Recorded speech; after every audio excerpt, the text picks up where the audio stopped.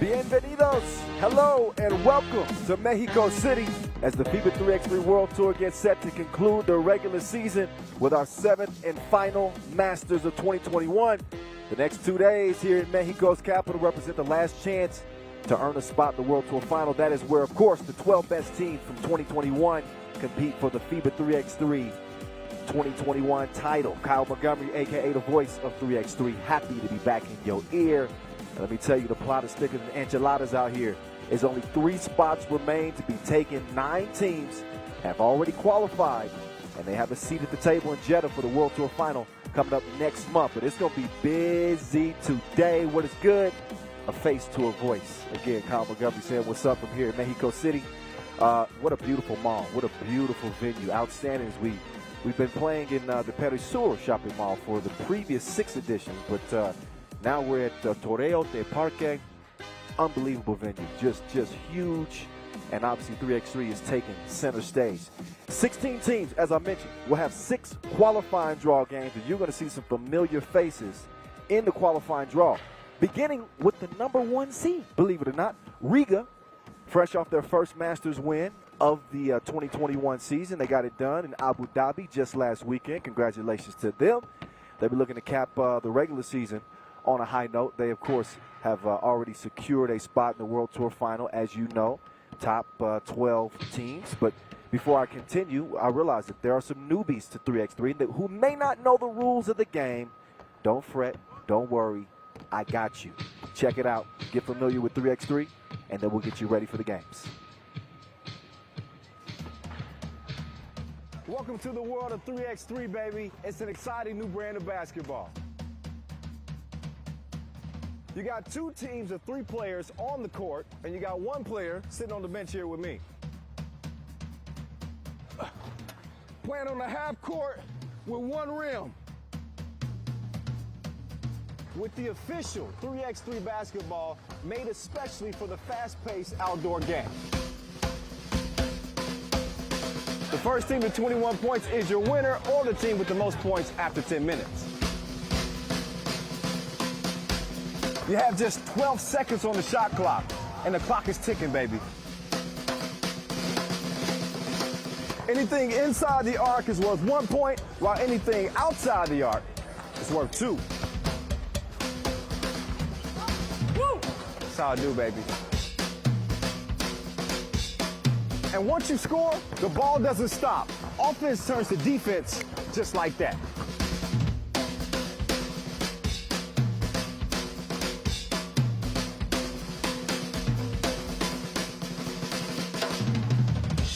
It's a 10-minute sprint.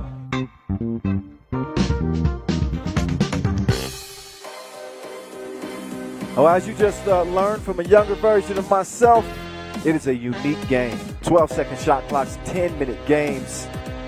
It is the year of the 21-point game, y'all. Yeah, first to 21 wins, as you know. Some additional rules that you may not know. 7 fouls puts you in the penalty. Anything inside the arc is worth 1 point. Anything outside the arc is worth 2. There are no coaches. Each team gets 1 timeout. And I think that's about it. Now that you've been briefed on the rules and you are comfortable with what you're going to see, we can get you closer, get you set up to what will be our first qualifying draw game. As we're going to look at Riga up first. But before we get there, how about we look at the World Tour schedule? Started way back in March. Remember that? Amsterdam Talent and Pro got the win there. Then we saw San Juan win it in Lausanne. Goup goes back-to-back.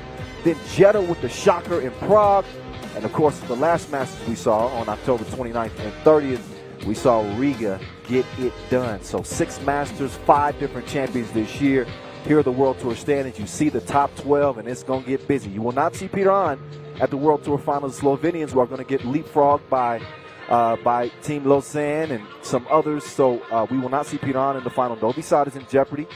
And who knows, San Juan may not make it as well. We'll get you more abreast on all the scenarios that it will take for teams to make that top 12. But you look at the previous winners of Mexico. How many classics have we had? I started back in 2015. As you look at the former winners here, you got Ljubljana in there, Novi Sad, 4-time winners. Riga, the defending Mexico City Masters champs. Think back to 2012 when it first began here in Mexico City. Wow, who knows what is in store for this edition. I know we got some ballers out here. We'll see two of them at least on this list. Ub is not participating. We won't see Antwerp, but we will see both of those Riga stars in action. Speaking of Riga stars, Batman, Carlos Las Manos. He's your World Tour top scorer. My guy's putting in almost 8 points per game. Norris Miezes is number 5 on that list. Also leads the league in key assists, does Norris Miezes, a.k.a. Robin. And here's your FIBA 3x3 World Tour rankings. As you see, Strahinja Stojic, shout out to Mr. Strange himself. He is the new world number 1. We will get to see his brother, Liman star, Mr. Robot, Stefan Stojic in action today. He kind of joked with me. He's like, I'm now being known as the brother of Strahinja. I don't even have my own identity. Anyway, shout out to the ladies, too. Outstanding women's series this year. Sandra Igueravide, not only the leader in points in terms of the ranking, but also MVP for Spain. Just unbelievable. Germany was great this year as well. Sonja Greinarker was one of the most dominant players that we saw. So shout out to the women's series. They're definitely looking forward to what they're going to bring in 2022, without a doubt. Hey, before we get going, some more housekeeping as we get a look at the qualifying draw A. This is qualifying draw A. Riga, Rio Preto out of Brazil, and Mayaguez out of Puerto Rico. So the winner of this qualifying draw is going to join Pool A with Russian squad Runa and Ulaanbaatar out of Mongolia. As far as your qualifying draw B, you will have third seed Šakiai Gulbelė, the Lithuanians. They're the favorites, as is Riga for qualifying draw A. But don't sleep on Omaha South. You got local squad Acapulco in that group as well. So, yeah, it's about to get tasty, like tortilla soup. Yeah. What I was saying earlier is we can't begin without thanking the companies that help make this event possible. So we want to, of course, show some love to our ball and apparel sponsor, Wilson, our official timekeeper, Tissot. Not to forget our official suppliers as well, Skeletal Sports, Indio. Much love to you. Notice we didn't show you any weather conditions for today. That's because they're pretty consistent inside of the mall. Normally we're playing outdoors, so the players are still kind of subject to the elements, but in a different way. No wind, no rain, none of that is of a concern. But the altitude here in Mexico City, we're talking about over 2,200 meters above sea level here. And if you talk to any player, they will tell you that it really has a different effect on their body. So, yeah, 2,240 meters. That's 7,350 feet above sea level here in Mexico City. So we'll see how the players, who's got the wind, who's got the lungs to get it done, who's got the skill first and foremost to come out of the qualifying draw. As, again, 3x3 is taking center stage here in Torreo, Parque Central. Don't be making fun of me in my Spanish, y'all. I travel all over the world, and I put in the effort.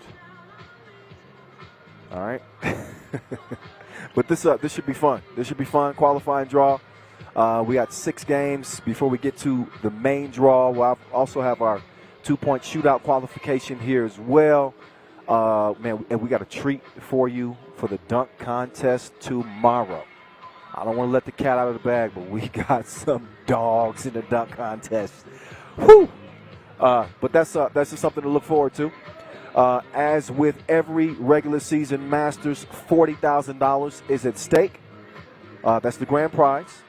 $30,000 to our runners-up, $20,000 to third place, $12,000 to fourth place, $8,000 to fifth place. And, of course, those coveted World Tour points. Obviously, the winner will get 100. So it's really wide open. Let's let you know the teams that have qualified to this point. As I mentioned, 9 of the 12 tickets to the World Tour Final are already pretty much locked up. The first 5, Ub, Riga, Liman, Amsterdam, Antwerp, they all have more than 100 points more than any team not currently ranked in the top 12. So they're good. You also got Princeton, Šakiai Gulbelė, Jeddah, San Juan PCI group. I said that San Juan was trying to hold on to their spot, but they actually have a really good chance of essentially just being locked in to the World Tour final. It would take some crazy circumstances for anything to change. But you look at Riga coming in to this qualifying draw. You don't see them in a qualifying draw very often, but they were not a direct qualifier. They finished second in the Perm Bayonard International Quest in Russia just a couple of weeks ago. That earned them a spot here in the qualifying draw. Ended up losing to Liman in the semifinals, but won the third place game against Moscow Inanimo. A few fans already checking in here early. So that describes why they are here.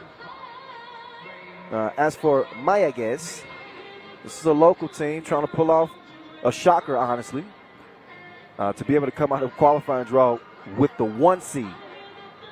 And a team that's riding the momentum after winning their first Masters. Carlos Lasmanis is playing like a madman. So Batman looks like he's fully focused. He and Mayaguez, that 1-2 combo in this Riga team is just, it's unreal. And they get a lot of the acclaim and a lot of the praise, but it is a balanced Riga team. Make no mistake about it. In fact, in the final in Abu Dhabi, each player had 5 or more points. So if that ain't balanced, I don't know what is. You feel? Hey, make sure you follow us on social media too before we get it going. At FIBA 3x3, that is the official account. Use the hashtag 3x3WT.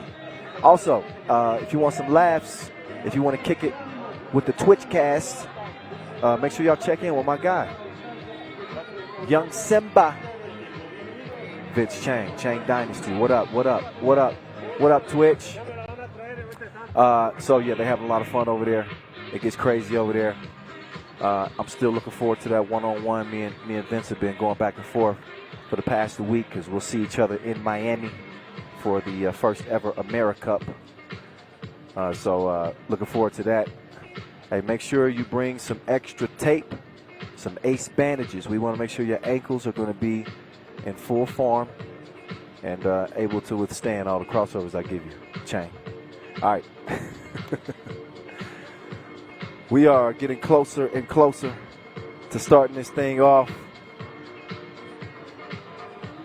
Fans are anxiously waiting, sitting on the edge of their seats for, again, what will be the very last regular season Masters here in Mexico City. Can you believe this is the 7th edition of the Mexico City Masters?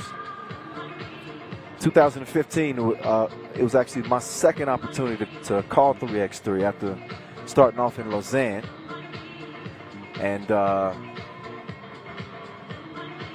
what an experience it was. It helped launch my 3x3 career, and now 6 years later, here I am on the heels of the Olympics and, you know, the bright future that's in front of us with 3x3. So Mexico City always has a special place in my heart. I've had some really unique experiences here, without a doubt. I mean that in a good way. 10 minutes on the game clock. The time for talk is nearly up as we get ready to do it for the last time this regular season. Big bags at stake as again we move closer to the World Tour final coming up December 17th and 18th in Jeddah. So that's when $60,000 will be at stake for the World Tour final winner. $42,000 for second place, $32,000 for third, $24,000 for fourth. These are some big bags. Big bags. Also, don't forget, you're thinking about the top 5 teams that are, you know, already locks for the World Tour final. Don't forget, the top 8 teams get bonus money at the end of the year. So if you finish number 1 in the standings, that's a $60,000 bonus. Number 2, that's a $48,000 bonus. 3, $38,000. Come in 4th, that's $30,000. 5th, $24,000. 6th, $18,000. 7th, $14,000. 8th place, $10,000 bonus. So we'll also be giving out player individual prizes at the end of the season. Number one individual ranking gets $10,000. Number one in player value, also another $10,000. Number two in player value, $5,000. The team with the TSO fastest game for the main draw of a World Tour event, they get $2,000. So look, there's some money being made around here in FIBA 3x3. It can be a lucrative endeavor for you, if you feel what I'm saying. So the field is set. We got our specially made FIBA 3x3 ball provided by Wilson, just waiting to be touched. Saying touch me, spin me, shoot me. Anything to shut the voice up so we can play.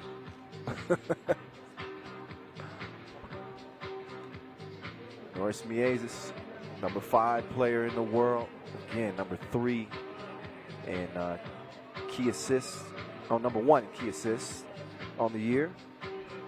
They also boast Batman, the top scorer, and also the top rebounder. Let me not sleep on Agnes Chavez. So that speaks again to that balance. They got somebody for everything: scoring, passing, defending, rebounding. Keep an eye on Liman in this Masters, as they are winless in terms of Masters this year, and really a perennial powerhouse in 3x3. But we have seen the parity of the game on full display in 2021. Again, with 5 Masters champs, Goup being the only repeat winner, but 5 Masters champs in 6 different competitions. And maybe a little bit of a shock for most to see Liman not in the winner's circle so far this year. They got one last opportunity in terms of the regular season. We will see them at the World Tour Final. Maybe they don't get it done here in Mexico City, and they save their best for last for Jeddah for the World Tour Final. We'll see. We'll see.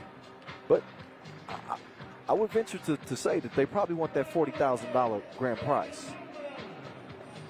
Anyway, I think it's about that time to get to it. I was running out of things to tell y'all about. Plenty to discuss, though. Plenty to discuss. And you can talk about these dudes all day. This is a legendary and iconic squad. All 4 members represented Latvia at the Tokyo Olympic Games here this year. And all have gold medals. So their names will be etched in 3x3's history books and Olympic history books forever. Carlos Lausanne donated his jersey to FIBA. So a really kind gesture by him, but man, wow.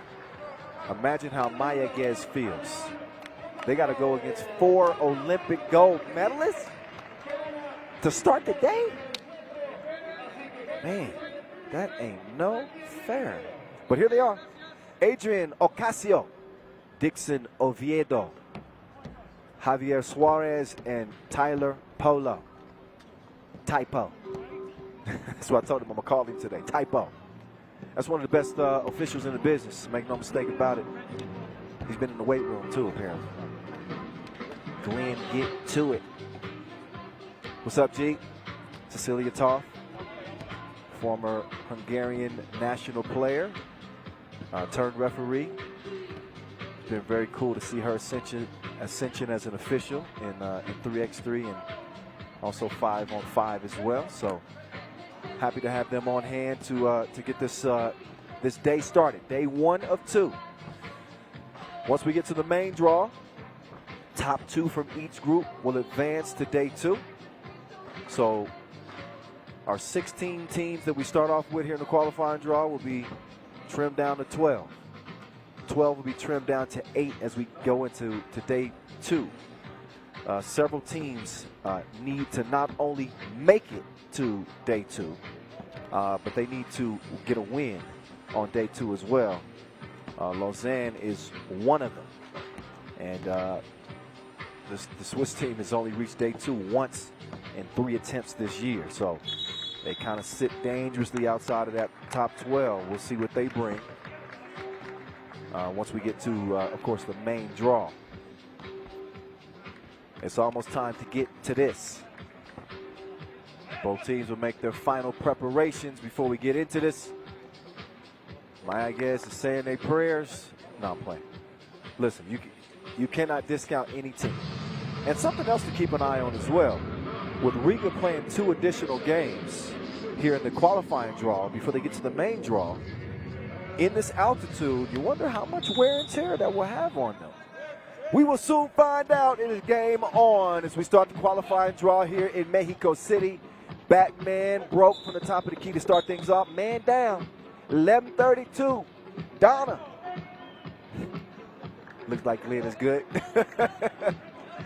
He and Batman took a little spill, but there we go. Looks like all is well as Riga will get back to it. Man, how good were they? How good was this Riga team in Abu Dhabi? They were a team on a mission. You hear what I'm saying? Carlos Lasmanis led the field and scored. He and Norris Mayaguez have always kind of been the glue that keeps this team together, the dynamic duo, and the reigning World Tour final champs. Lasmanis to Chavez, takes the rainbow. Splash. Riga on the board first. Mayaguez. They want to get some get back. Ocasio from the deep end. It's missed. Mayaguez got a good look, but couldn't make it. There's your league's leading rebounder, snatching the board, but he couldn't put the cookie in the cup. That'll be out of bounds. Over to Riga. Chavez, the Latvian flag bearer, will hold the rock to start the possession. Batman kicks it to the right. Krumens back. Good to see Riga back at full strength. First time we saw him at full strength was in Abu Dhabi. Krumens had been injured since the Olympic Games, and obviously his impact was felt. Big difference maker on this Riga squad, and I thought his absence was glaring. Mayaguez takes the handoff. He's going to set the screen. Lasmanis tried to get it back to him. Great defense there as the cookie's stolen by Suarez. No basket. Ball back over to Red as Mayaguez turned it over. One foul on Mayaguez. Chavez will start it just outside the free throw line. Krumens, no hesitation. It does not go down. Here come the fellas in the highlighter yellows. Oh, Suarez. No, sir.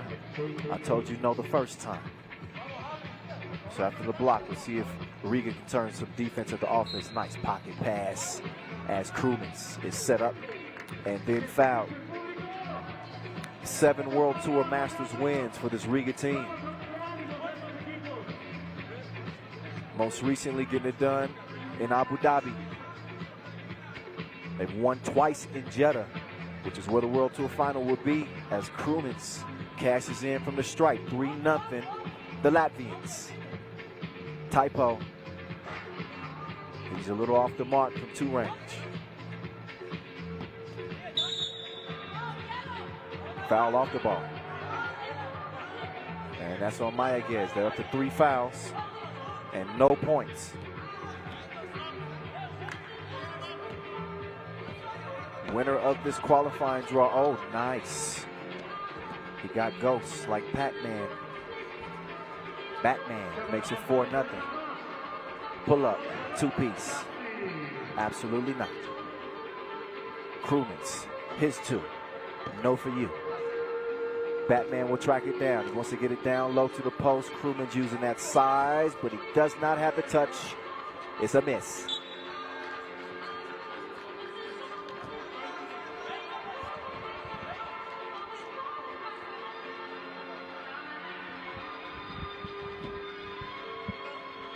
Did y'all just hear my Starbucks order?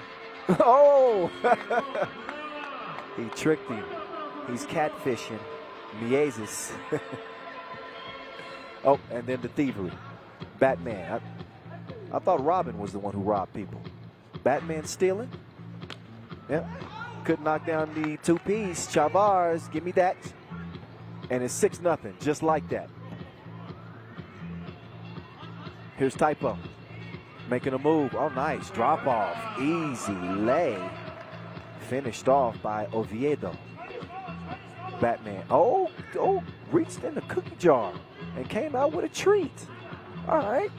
Then the 2 was let fly, but it was broke. Ocasio couldn't get it to go. Oh, Chavars ran into some tough defense. And then Batman with the foul himself.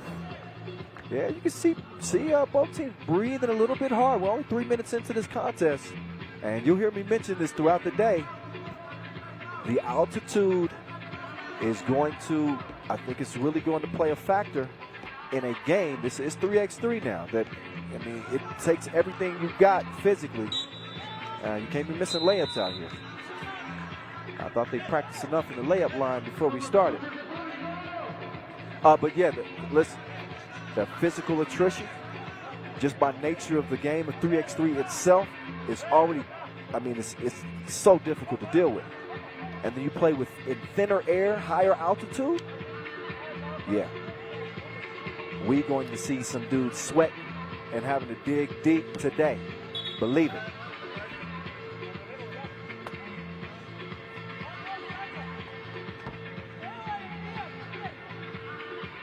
So just over 3 minutes in, we got a 6-1 game.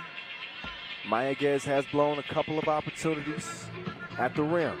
Can they make this a game against the Olympic gold medalist?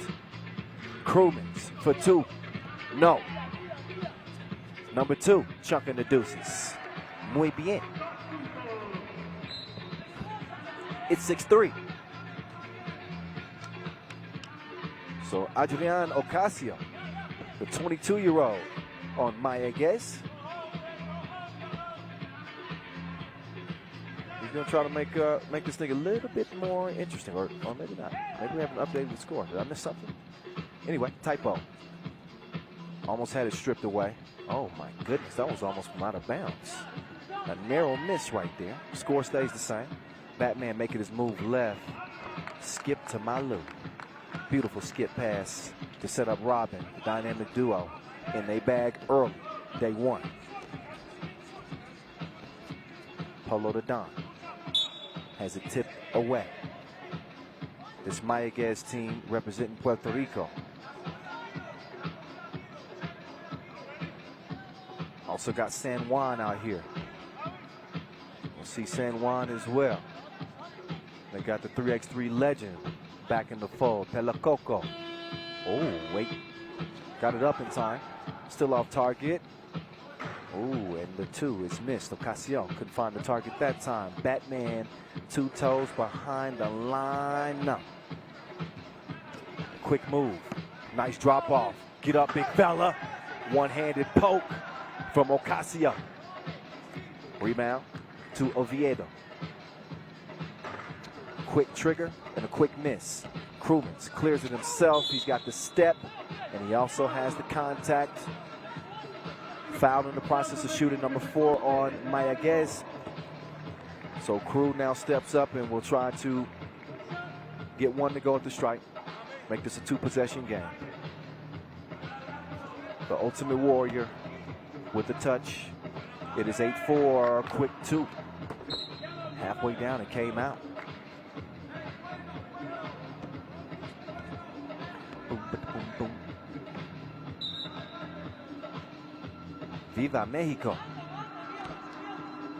It's going to be a party in here by day 2. I'm trying to tell you. Oh, nice action right here. Okay. Somebody's been in the lab. They've been getting some practice in. Nice 2-man game. So Suarez makes it a 3-point game. Batman chunks the deuces. Followed his shot. Has it poked away. That'll leave 2 seconds. All right, maybe not. They're going to get a fresh shot clock.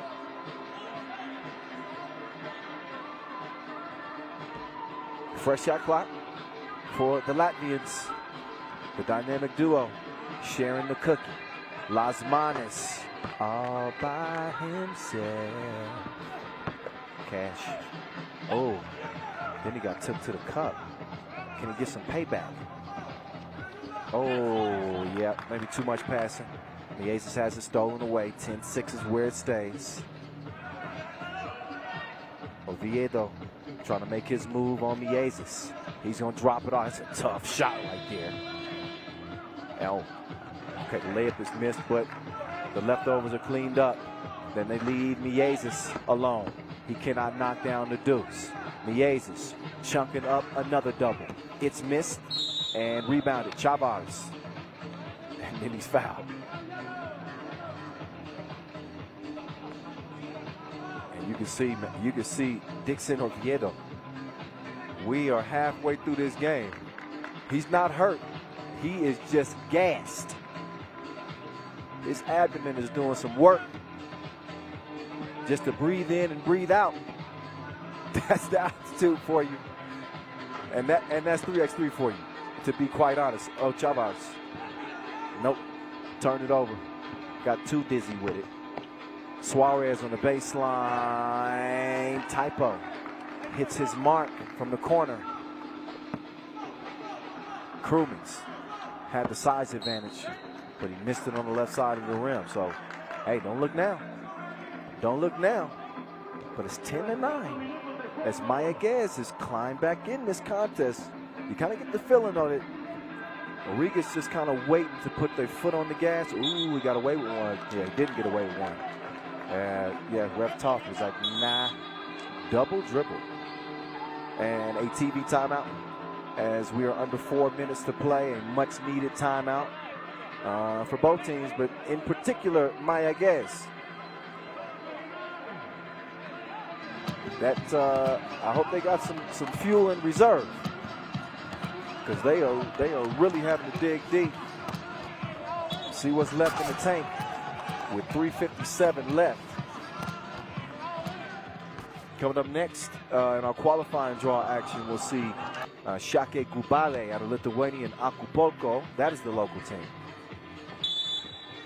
And again, Mayaguez is from Puerto Rico. Push on Riga. A second foul on the Latvians. Mayaguez defending. Ocasio thought about it. Ball's going to find its way back to him. He's still got 6 seconds to shoot. Long ball, too long. Chavez gives it up. He's going to screen away. That's going to give Batman the open lane. Oh, finished with the jelly. Lick your fingers. 11-9. Lasmanis, ooh, ran into a hard screen. Offensive foul is called because I don't believe the screener was set. 6 fouls on Mayaguez. That means no more to give. They trail it by 2.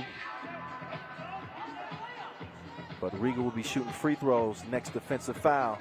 Batman trying to establish position. And then, look, that ain't fair. You know they're going to give it to Lasmanis. They got to. Yeah, no question. I mean, he's got Dixon Oviedo on him. He's the smallest player on Mayaguez's team. He stands 178. He weighs 180 kilos. Put him to bed.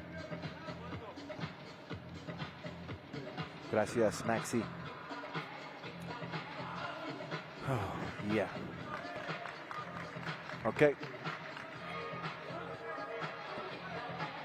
11-9 it stays. We'll see if Batman can make it count. Second time around. Basket counts. I believe there would have been a lane violation had it not went in, but basket counts. 12-9 is where we're at. Ocasio trying to get some freedom. Oh, pass just too long. That whole possession was a little bit discombobulated for Mayaguez. And again, as that fatigue starts to set in, those mental miscues also start to Batman bully ball. Oh, he missed the layup. Lasmanis is kicking himself. He knew he should have had that one. And Oviedo couldn't cash it in, but we got a whistle on the rebound attempt. That'll be foul number 8 on Mayaguez. 2 more free throws coming. for Riga. And this time, Edgar's crewman will do the honors. Crew. Ooh. Shot comes up abbreviated.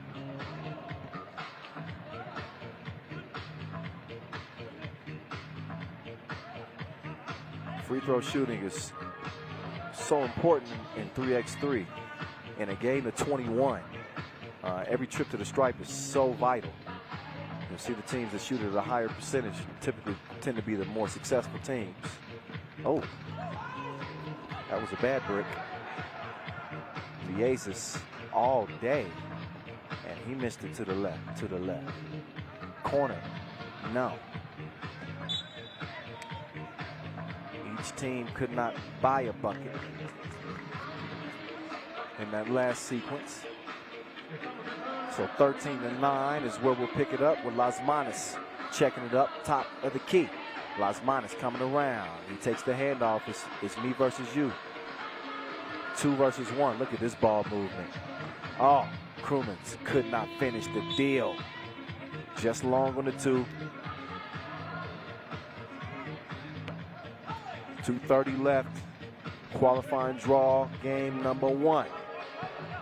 Again, 6 qualifying draw games, 2 qualifying draw pools. Pool A and Pool B. Of course, this is A. And Mayaguez with another miss from deep. But he stays on the move and missed the layup too. So Riga looking just a little bit out of sync. Mayaguez is going to track it down. Chavez down low. We've seen a lot of missed layups. He says, here, you take it. You take it. Got to get the lays to go. Ocasio going to the spin move. Couldn't get the hook to go.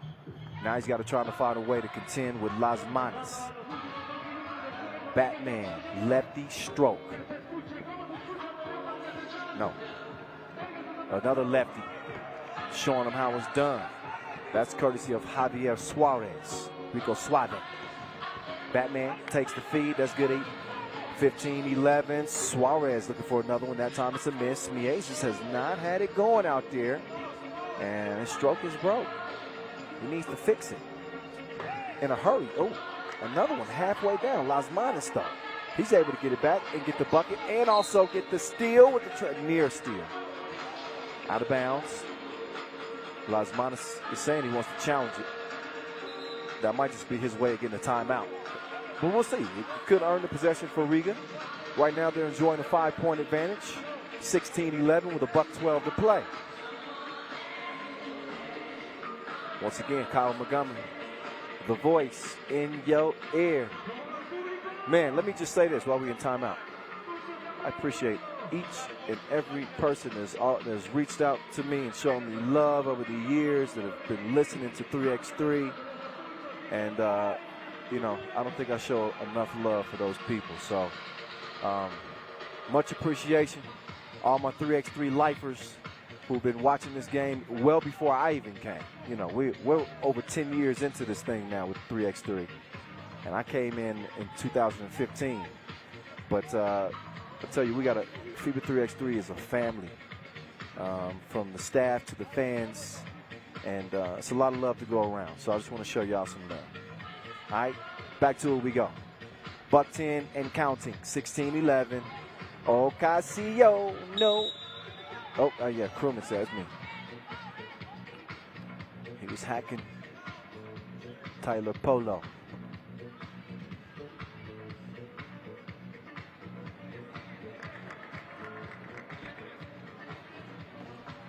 I might nickname him Big Chicken. Here's Big Chicken. Releasing the shot is missed. Robin to Batman. Oh, up fake. Oh, you got, yeah. This ain't rugby.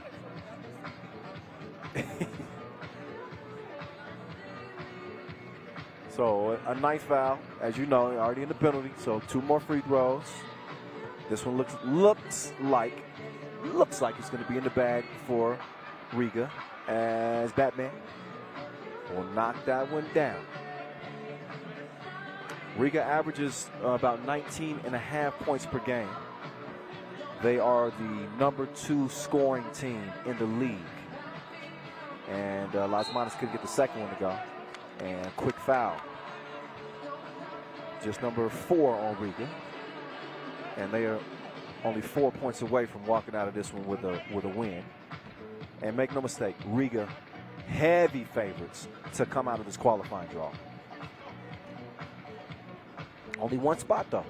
3 teams in each group in the qualifying draw. Only one team can make it to the main draw.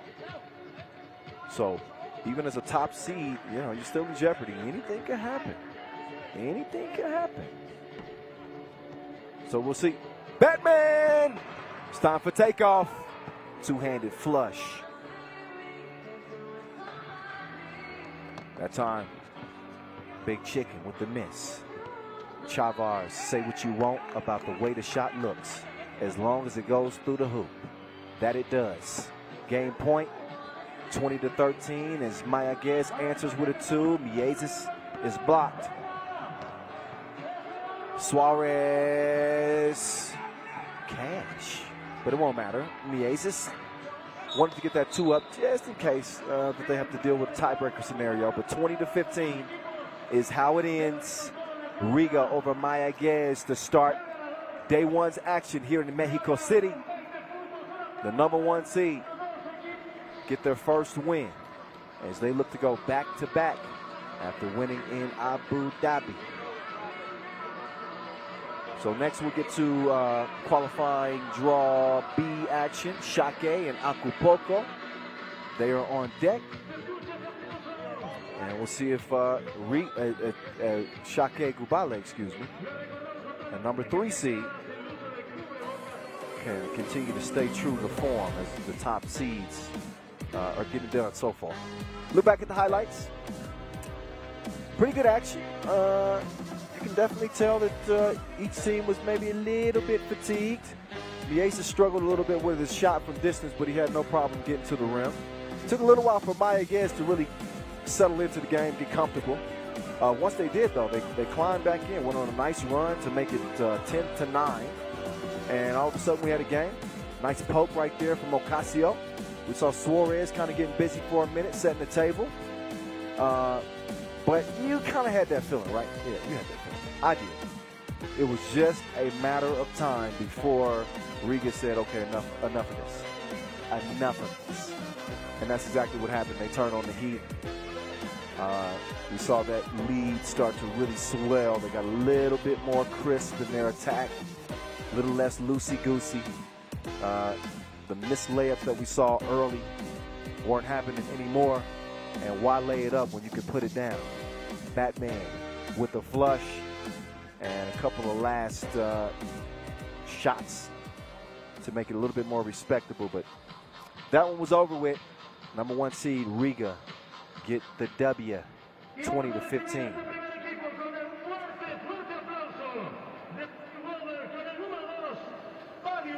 So again, up next, we get a look at Acapulco and Šakiai Gulbelė. Šakiai Gulbelė, as you know, this is a team that has really emerged in the past couple of years.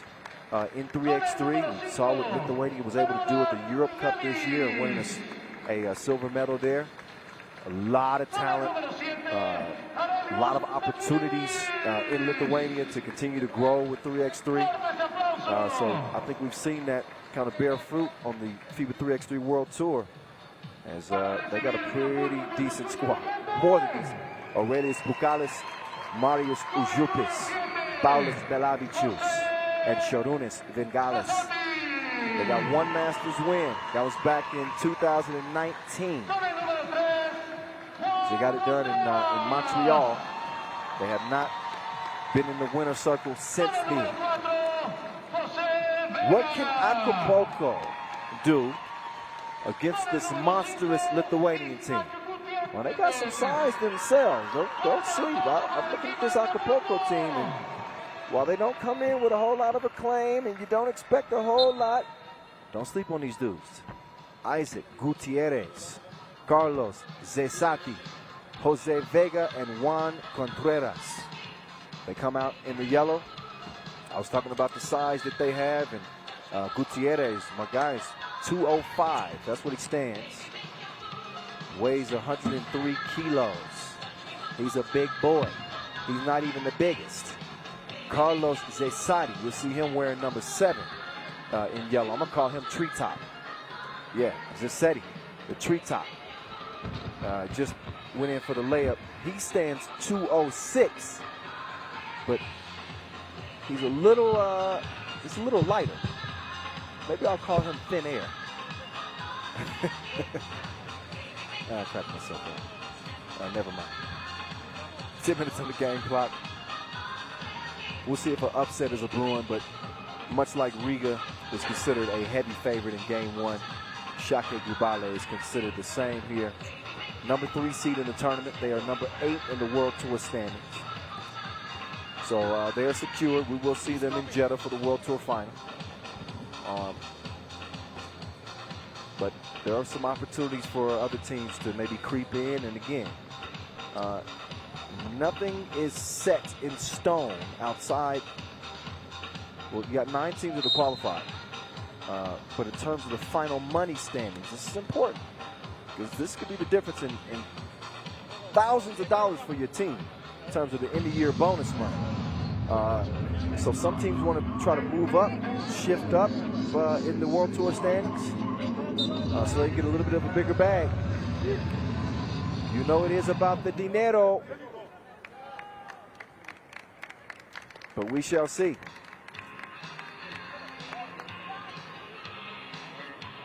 So Šakiai Gulbelė, they did not get a direct ticket here to Mexico City. They had to earn it. They qualified as they were runners-up in Russia at the Perm Quest. Oh my goodness, that's a man on a mission. You can say he's on a quest. Uzupis, I call him Uzi. My guy be shooting 2-0 to start things off.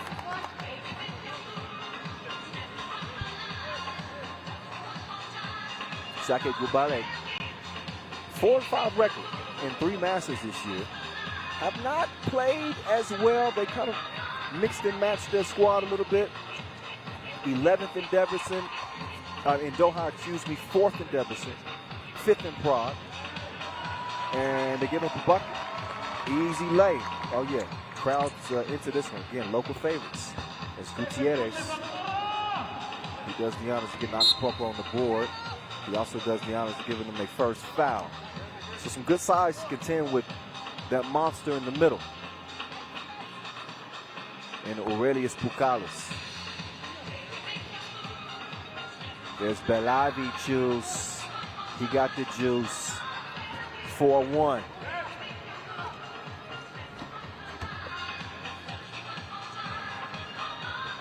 Acapulco, they coming out guns blazing too.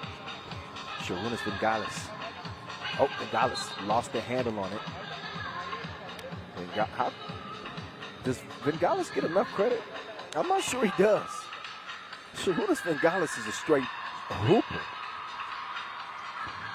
Saw what he was able to do at the Europe Cup. Meantime, you see the 2-piece top of the key. Acapulco, they right up in there, ain't they? Yeah, they are. Pucalis on the give and go.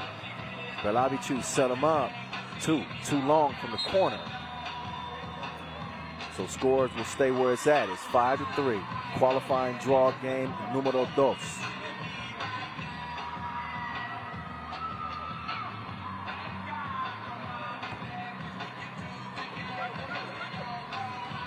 Oh, Belavichus down low. Pucalis, he's going to kick it out. Uzi. No. Missed his mark that time. Back to him, though. Uzi's going to hand it off. And Pucalis from top of the key. No, Uzi though, snatching the rebound.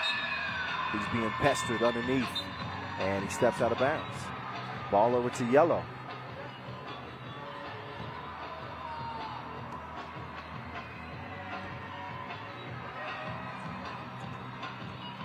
So here we go. Oh, that's a big man. See if Uzi can hold his own. He does. He's able to create the miss. Now Uzi trying to get it over to Pucalis. He's the centerpiece of this Lithuanian offense. One of the most dominant players in 3x3. Pucalis standing 205. He's 27 years old. ranked number 20 in the world, and a member of that 2021 silver medal squad at the Europe Cup, as was Vingalis. A couple of twos missed. As Belavicius wet from the left wing, it's 7-3. Belavicius also a Europe Cup medalist, but not in 2021. Took a bronze in 2019. He and Ujupas both. Oh, hand up. Threw the shot off. They can let that one go out of bounds, and that's a smart play. Just get a little extra breather.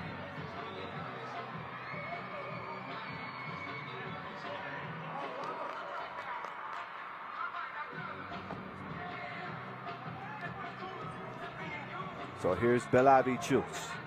Oh, dime time. Threaded the needle to Bukalis. Sets him up for the easy lay. Here we go. Treetops. Drops it like it's hot. It's 8-5 Acapulco. They ain't scared of nothing.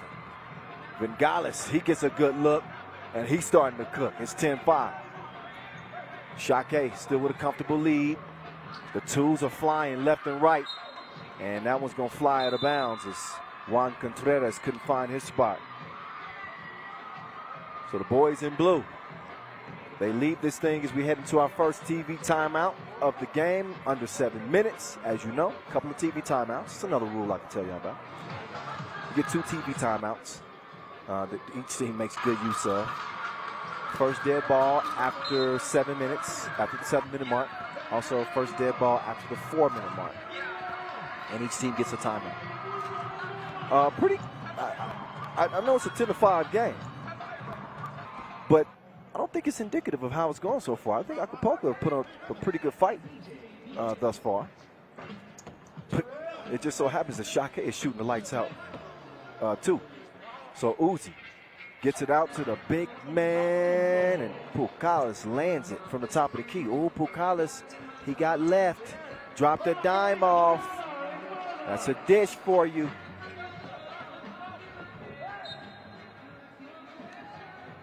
And a push on yellow. No push. I thought that was a whistle. Ball up top, tree top. Just missed it.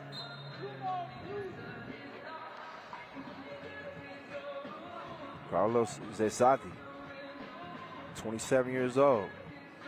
He can go. He's played a couple of World Tour games before. A couple of years back here in Mexico City. I like this game then. I like it now.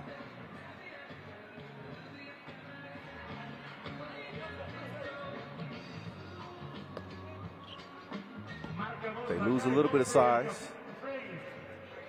This treetop is off. Look at that setup there from Bukalis. Great vision for a big man. Sees the court with great clarity. VVS. Oh, push. No push. 3 in the key. We let him get a little physical. Ref Najib, Ref Yasmina officiating this thing. Long time 3x3 refs. Take that back. Take that back. Good defense. Ball is kicked out.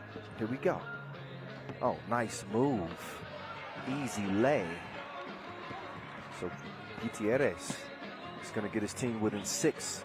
Bukalis looking for another 2-piece. He getting more twos than couples tonight. Belavicius, he chunks the deuces. Ooh, that was ugly. 15-7, it stays. Up fake, Gutierrez back rimmed it. Bukalis will kick it out to Belavicius. Belavicius, cross court to the left wing, Uzi. That time he fires a blank. Oh, hand. Oh, they let him shoot it. Just missed it. Dodged a couple bullets there. It's Belavicius. He's on the move. Pocket pass. Perfection. Triple P's. 16-7.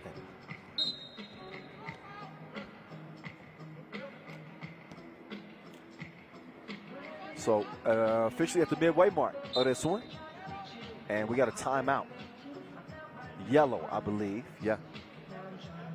And well, if they could have held off another minute or so, they would have got a TV timeout, but whatever. they get some extra rest here. And so they're going to need it. Because Šakiai is leading this thing by 9. And all of a sudden, what was looking like it could be a fairly close game is starting to turn into a blowout. Šakiai is the real deal, no GMO. Lithuanian 3x3 is amongst the best in the league, believe that. Treetop, he's back, and he's going to work. He's punched the clock. Oh, he's tripping in finesse. It don't make no sense. The big man showing the touch. He kind of looks like a mega-sized Bruno Mars. No, that's a stretch. He got luxurious curls, though. I'm just trying to find some parallels. Splashes the free throw. Oh, Uzi. Oh, my goodness. Shreds the threads. No rim needed. 18-9. Treat top. Let it go. FaceTime. 18-11. Vengales. Oh, my goodness. Each team is in fuego. But it's game point for Šakiai. Mayaguez will give it up. Uzi. No. Missed it front rim. They go back down low to Treetop. Oh, behind the back. Set up to the corner. Look, no. Oh, way to keep it alive. You got a layup right there. Hey, oh, no, you had a layup right there. You got to make it. That's okay. Gutierrez has got your back. But it's 20-12. Never mind. It's over with. It's 22-12. Ball game with 4:05 still left. Esteban. My goodness. Well, that won't qualify for a TSO fastest game because it's a qualifying draw, but that's got to be one of the quickest games of the year, right? Man. They were in a hurry. 10-point win for the Lithuanians as they start qualifying draw B action on a good foot. Vince Shane probably like that. The old James Brown. Get on the good foot. Yeah. Okay. Sometimes I get a little loosey-goosey. All right, let's get back to series and look back at the highlights. There's plenty of them. They would lighten it up. Both teams. I was really impressed with the 2-point shooting from the bigs in this one. We saw Treetop getting it going. The 2-point shooting from the entire Lithuanian team was lights out. From Mayaguez to Užupis to Bukalis. Vengales got some going as well.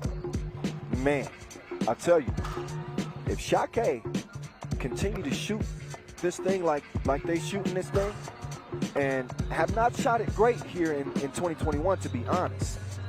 They're hovering around 28% from 2-point range. You want to shoot it typically a little bit better than that from distance. And they had it going in this one, didn't they? Yes, they did. Yes, indeed.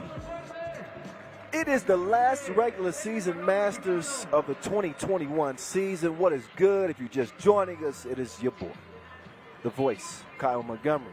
We got 2 qualifying draw games already in the books, and no big surprise. Riga, the #1 seed, they get a win to start the day. And then we just saw Šakiai Gulbelė do the same. We will see Šakiai and Omaha South in the next qualifying draw action. Of course, we saw Riga get it done over Puerto Rican team Mayaguez to start the day. It was Šakiai over Acapulco just a few moments ago. So now it is going to be Rio Preto and Mayaguez. And no disrespect, but neither one of these teams are expected to come out of this group. Obviously, with Riga already starting the day with a win over Mayaguez. A loss here to Rio Preto would most certainly put them out. And some familiar faces on this Rio Preto team. Representing Brazil. Some 3x3 legends. So here they are, representing in the yellow. Fabio Santos over there on the right. Darako Santos, long-time 3x3 hooper. And a fan favorite, I must say. So again, Fabio Santos, Felipe Franklin Santos, Luis Soriani, Rodrigo Del Arco, a.k.a. the Guinho, representing Rio Preto. Here comes Mayaguez again. White tops, yellow bottoms. They struggled with fatigue, I think. Certainly factored in against the Riga team that they were outmatched against. Let's be honest. You know, Riga's, the dudes are gold medalists. What do you want? Tyler Polo, Dixon Oviedo, Javier Suarez, and Adrian Ocasio. They'll get it going in the layup line. So Ref Najib and Ref Glenn will get it started. We'll dap it up and flip the coin. Call it heads or tails. Looks like Rio Preto won the coin flip. They'll start with it in the regulation. If the game happens to go to overtime, which it does occasionally, whichever team did not start regulation with the ball will automatically get the ball in OT. See what I'm sizzling? So I was mentioning, look, Rio Preto is as veteran of a team as you will find. Fabio Santos, 44, still hooping. You got the gray in the beard, still looks to be in good form.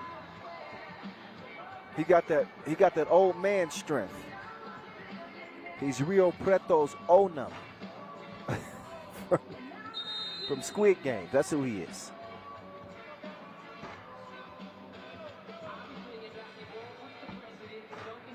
Also, Rodrigo Del Arco, we know him as Di Guino, 42 years old. Soriani, 32, and Felipe Franklin, he's the young gun. He's 23.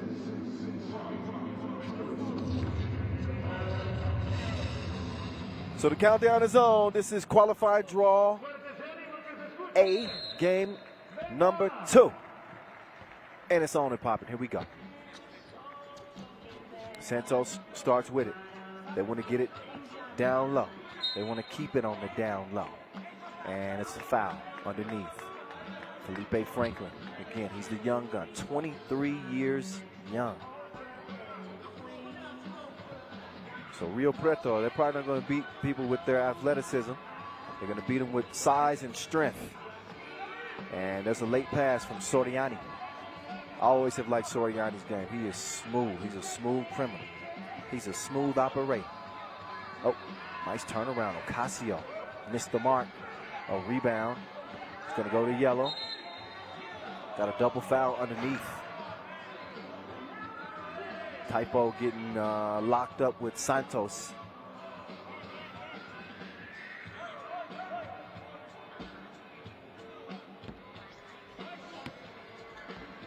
Soriani will come around. 3-man weave. They're trying to create a mismatch. 2 is let go. And too much sauce on it. Up fake. I like the matchup. The guard matchup. Ocasio. They double dared it. Oh, give me that. Man, that was a strong board. He went up high to clean the glass like a window washer. All right.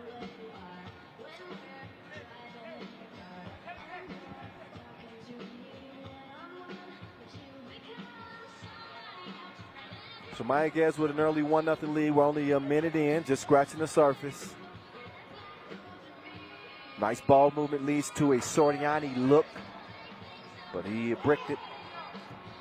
Suarez will pull up in Santos's face, but he couldn't make it count. Oh, no. A little bit of a miscue there. Out of bounds off of De Guinho.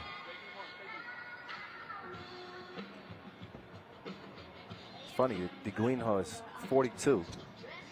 That dude looks like he's in a senior year of high school. Reverse layup is missed. It's gonna be white ball off yellow.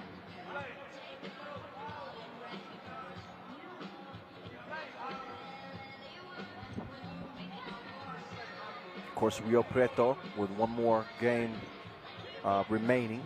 They'll play Riga. And if Rio Preto get a win here, that'll be a play-in game between them and Riga, because they would have both had beaten Mayaguez, but we're a minute and a half into this game. Mayaguez could very well win this one. And then if Rio Preto could somehow pull off a miracle and beat Riga, we go to a three-way tie scenario. And yeah, but who knows? Santos! The Silver Bull. It's going to draw the foul. Santos. He's going to crack open a few cold ones at the end of the tournament. Kick his feet up. Have some, tell some stories to his grandkids. Tell them about the old days. I'm just playing. I'm just playing, Fabio. Oh, nice. Nice setup. Oh, little sauce. Oh, too saucy. He's traveling.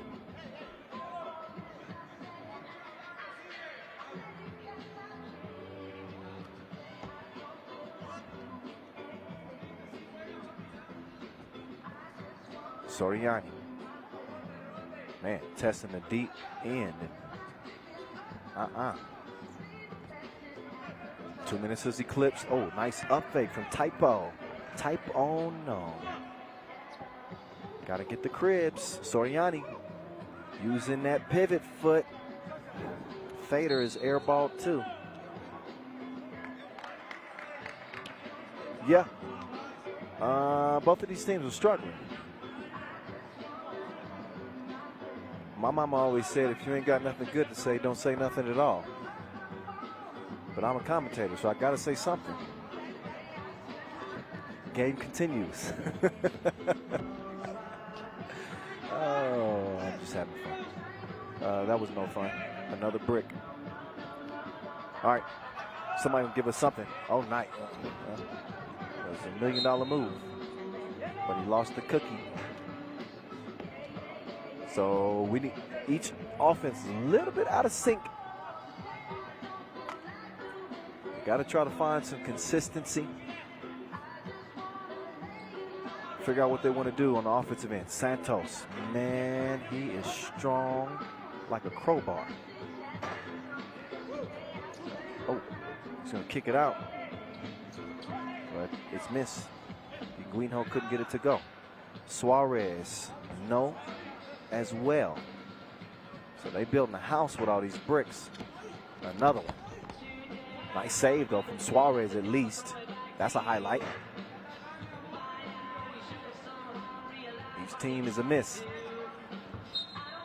They couldn't throw it in the ocean right now.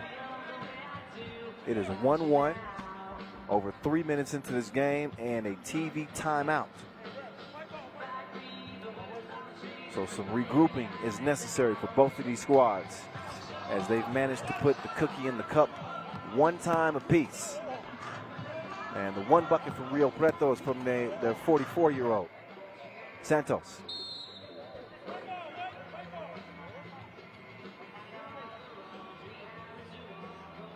So Mayaguez, they are a team that can warm up as the game goes, I guess you could say.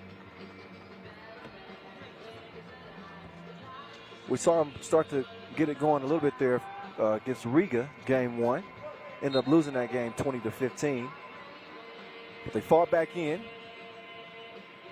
And they did it with the 2-ball. Casio can knock it down, as can Suarez. They just have not done it to this point in the game. Soriani coming around. He's going to set a screen. Here's Felipe. Quick move, but he's denied at the rim. Ocasio. Nope. A shot comes up short. Foul on White. They're up to 4. It's still 1-1.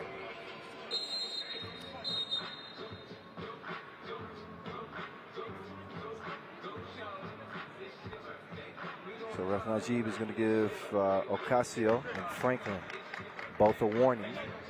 I think they started to get up in each other's grill a little bit.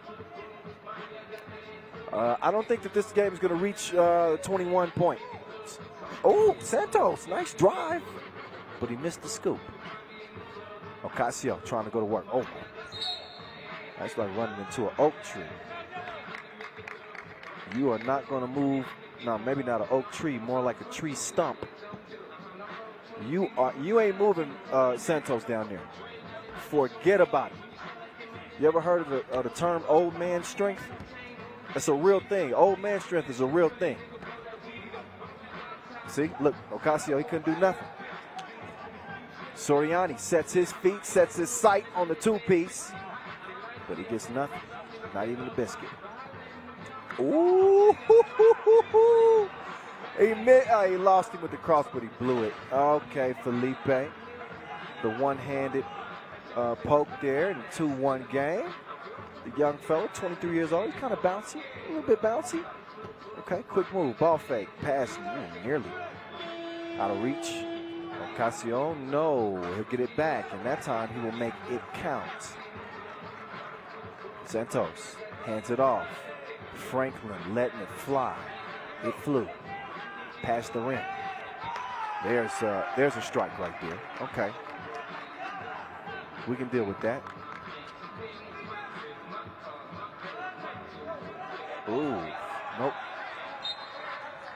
Felipe hearing the air ball chants from the crowd.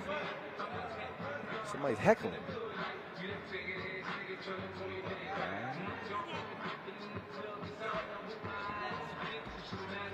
It is 4-2, an absolute thriller. I'm just playing. It is a close game. 6 points combined. Just under 5 minutes to play. Rio Preto with a foul to give. Mayaguez with 2 to give. Ocasio. The right occasion it is to go to the hole. So Mayaguez out to a 3-point lead.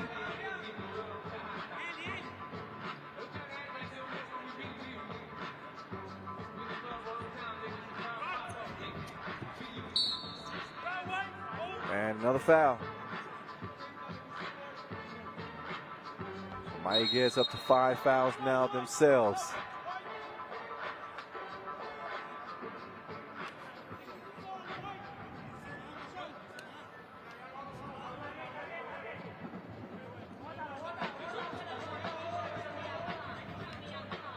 Six fouls. Oh, and a technical.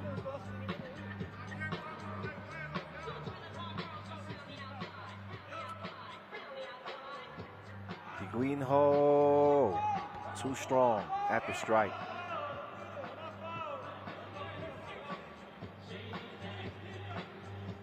Possession over to Rio Preto 2. Soriani waiting for the screen. Oh, nice cross. Oh, but he couldn't finish at the rim. It's cleared. Ocasio. Look at the defense here. Greenho. The defense was there, but Ocasio uses that size to get past him and get to the rim. Felipe flicks the wrist, but it's a miss. Then Greenho, thievery. He's going to give the young gun another opportunity, and he still cannot find his target. 6-2, Mayaguez with this 4-point advantage, looking for some more. Ocasio, mid-range game, not happening. Long ball, bottoms up. 2-piece, no biscuit. Oviedo gives his team a 5-point advantage for now. And a TV timeout on the floor. Mayaguez leading 8-3. This is qualifying draw A action. Third qualifying draw game of 6. That is before we get to the main draw. 18 games today, y'all. So buckle in. We got 18 of them.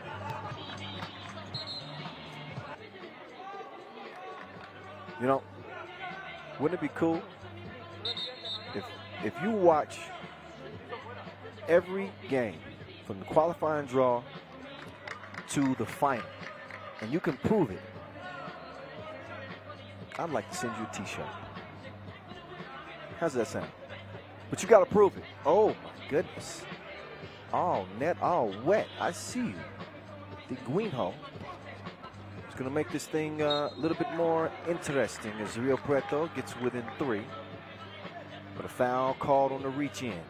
That wasn't the process of the shot. So Adriano Ocasio,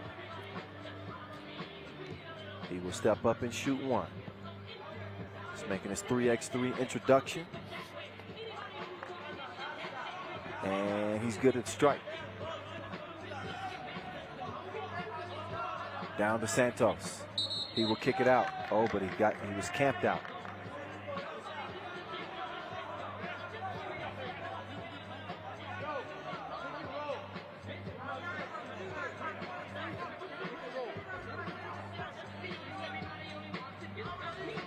Guinho defending at the top of the key. Ocasio, he wants somebody to come around.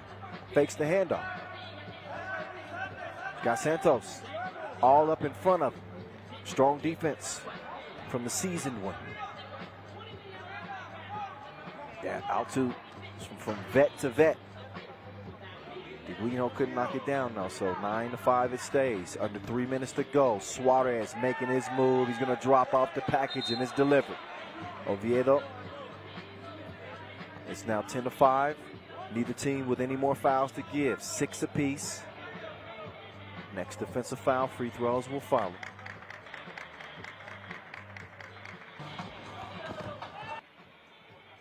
Got the 1 seed and the 3 seed competing here in the qualifying draw. Oh, Santos showing the touch from the deep end.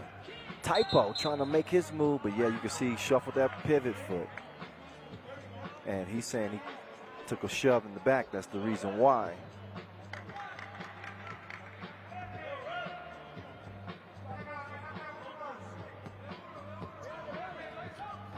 Soriani on the move. Oh, some extra hang time. He misses, but Franklin is there to clean it up. Franklin will come away with the rock too as well. He gives it to Soriani. Will hand it off. But the Guinho off target.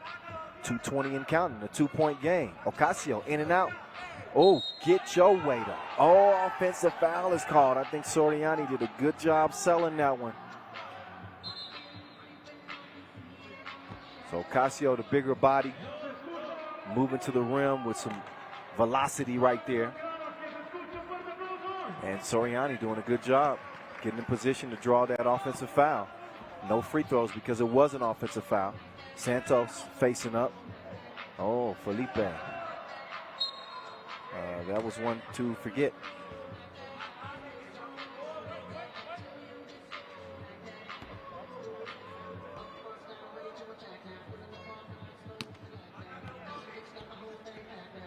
Little versus little. And he gets big. There's a good bucket on the inside from Oviedo. Now Oviedo, can he prevent a two-make? Yes, he can. Hand up. And the Guinho will step out and get a breather. Under 2 to play. Mayaguez holding on to a 3-point advantage. It'll be Rio Preto and Riga in the final qualifying draw A game. So we'll get to qualifying draw B game number 2 coming up next.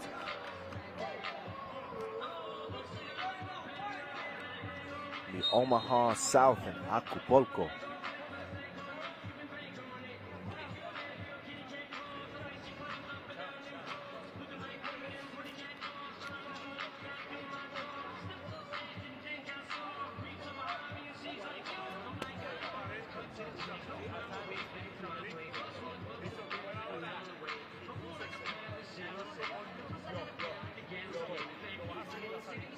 11-8. Last breather for both of these teams. It's the final stretch right here. Mayaguez trying to bounce back after that opening loss to Riga. They're going to put the pressure on Rio Preto if they can hold on and pull this out.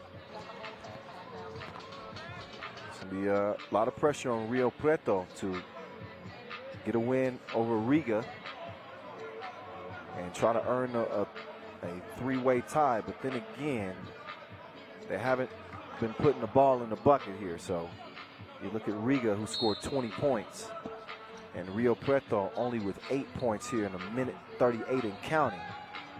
They're not putting themselves in a very good position. That would mean that, you know, as the scenarios start to play out, still this game is undecided, but that would mean that Rio Preto would not only need to win against Riga, they would have to hold Riga to like less than 10 points. That's quick math for you. You do the math and tell me what you think the chances are of that. I'm just saying. We still got to see how the rest of this one plays out. This ain't over with by a long stretch. 11-8, look, beautiful. That is just textbook ball movement. Leads to the easy lay from Soriani. That is some beautiful 3x3 there from Rio Preto. They make it a one-possession game. Ocasio got to a spot, but he couldn't knock it down. To the corner they go. Felipe, he will swing it out. Di Guinho, no. Nice strong rebound from the young gun. Soriani, he'll reset. Top of the key. Franklin, long ball on point like infrared. Oh, nice move. Kick it. Typo. Swish it. Two-piece, no biscuit. And Mayaguez is back out front. 13-11. Now, well, it took a while, but now we got a game. The last 35 seconds. This should be exciting. Ocasio making his move. Oh, he couldn't score it on Soriani. Franklin drives it. Oh, bad pass and a missed opportunity there for Rio Preto, who trailed it by 2. That would have been a wide open look from 2 range. Instead, it's turned over. Mayaguez will take over the ball with 24 seconds left in this contest. Take a look at that last 2-point hit.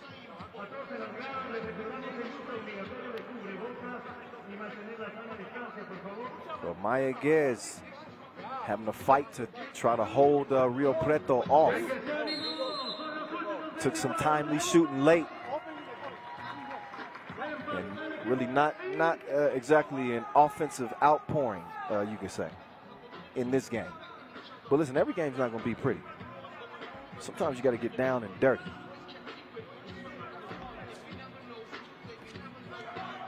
Ocasio pulls up mid-range. Thought he should attack the rim there. Uh-oh. They're going to leave it up to Santos. 2-ball corner. Oh, my goodness. He airmailed it.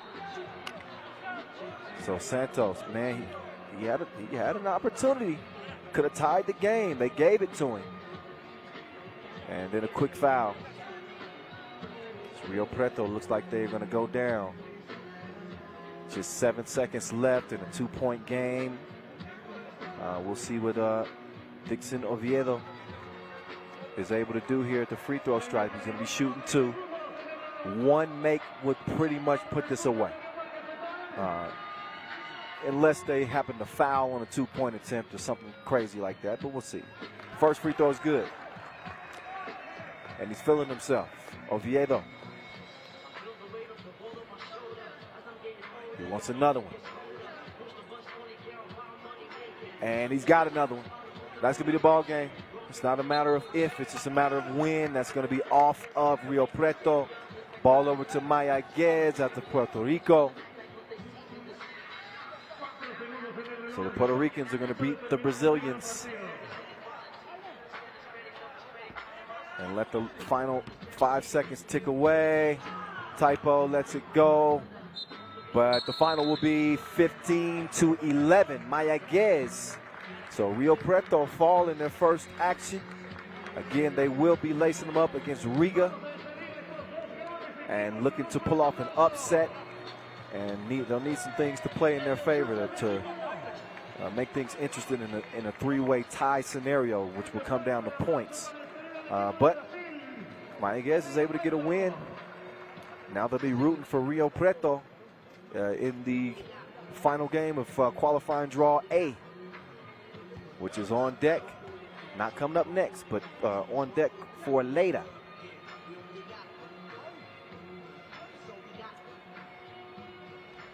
Up next, Team Omaha South and Acapulco. Look back at the highlights in this one, let's be honest. There wasn't that many of them early. It was a rough start for both teams, but you knew that it was going to intensify as we got to the latter portions of the game, especially in a close contest. Started to sweat there towards the end. Preto, they had a chance. You think back to the two-point attempt from Santos in the corner. Just missed it. Preto missed out on a chance here to get a win. Credit Mayaguez for stringing together some good offensive and defensive possessions. We saw him get some good looks from two and make them count there late. And as a result, they come out winners.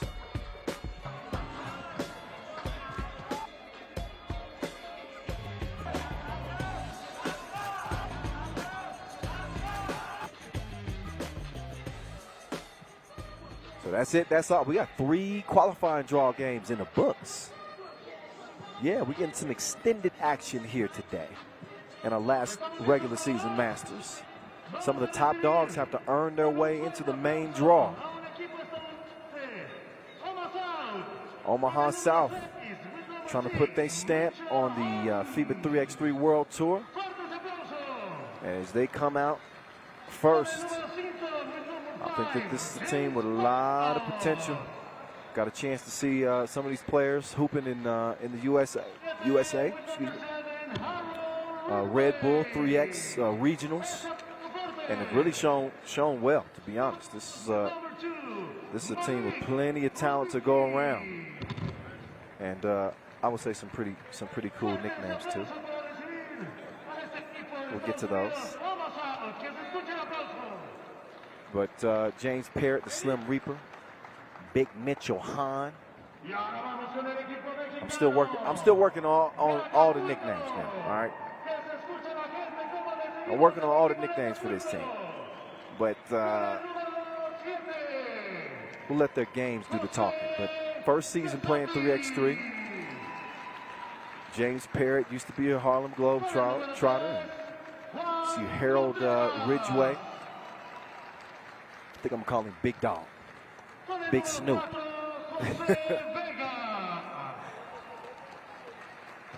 Meantime, out comes Acapulco again.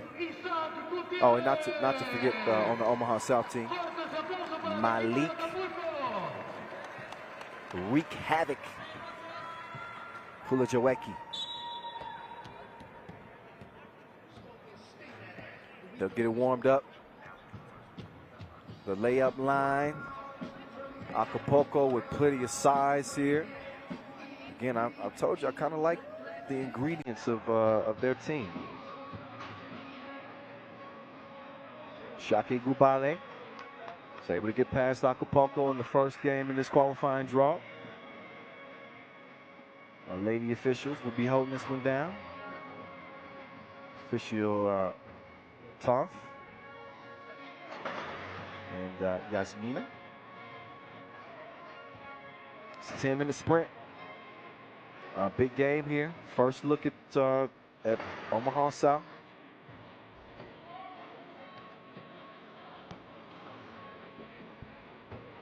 Saw these guys most recently at the Red Bull Midwest Regional in Minneapolis, at least a couple of them. Saw the Slim Reaper. Saw Big Dog hooping out there, as well as Malik.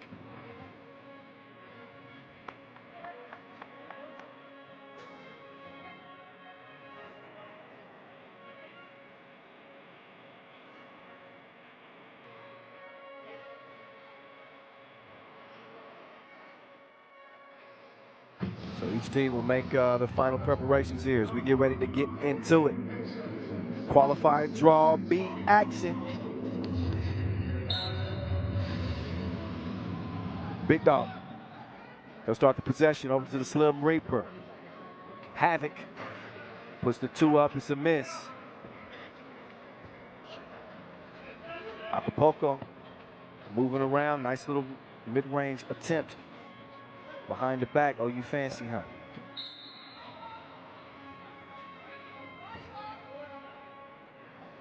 So you have an Omaha South team and an Omaha team. Both qualified through the Red Bull 3x South Regional. That was in Charlotte last month. So they represent some of the best of the U.S. as the Slim Reaper strokes the 2. Omaha South on board first. Nice drive. But you know what they say, you can have $1 million move and a 5-cent finish. Good D at the rim.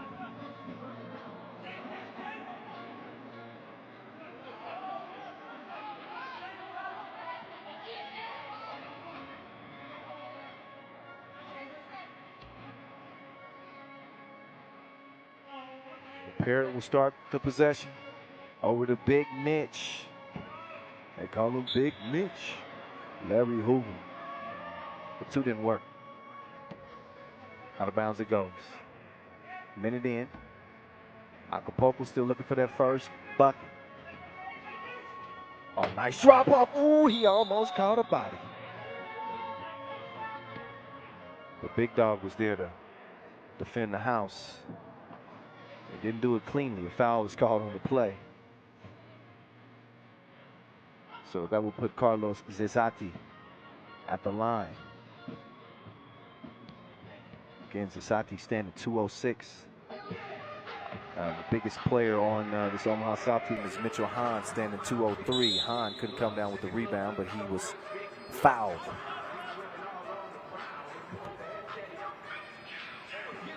Each one of these players on this Omaha South team have had an opportunity to play hero. Again, they've been plenty active in the United States, playing in the Hoop It Up tournament.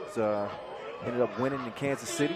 Hahn was the one that got it done with the game winner there. KC, my hometown, by the way.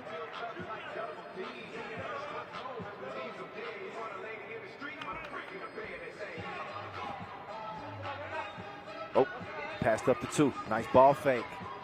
Gutierrez missed it. Rebound to the Slim Reaper.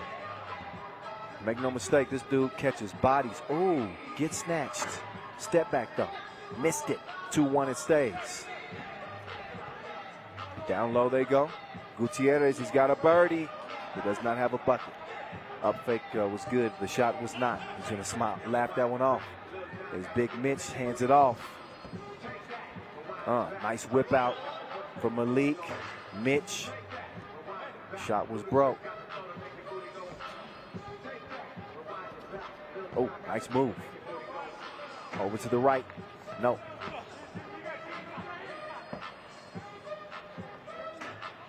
Missed it at the rim. So out comes Omaha South.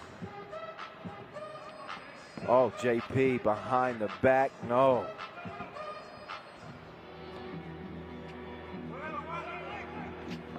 Good defense there. Ulaanbaatar hands it over to Slim Reaper. He's going to bury you from long range. 4-1.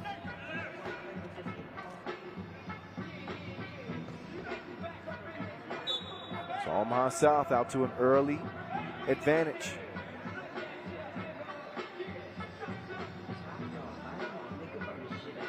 Again, we're able to finish runners-up in Charlotte, North Carolina. Good to see Red Bull, USA Basketball creating some direct qualifiers from the United States to get on the FIBA 3x3 World Tour. So you'll start to see more American talent funnel into 3x3. Certainly, hopefully, more and more as for years to come. The American Cup is obviously a big indicator of what's to come in the United States in terms of 3x3. Oh, nice move, but it's swatted away. Slim Reaper Out to Havoc. Havoc down to Big Dog. Big Dog ain't started to bark yet.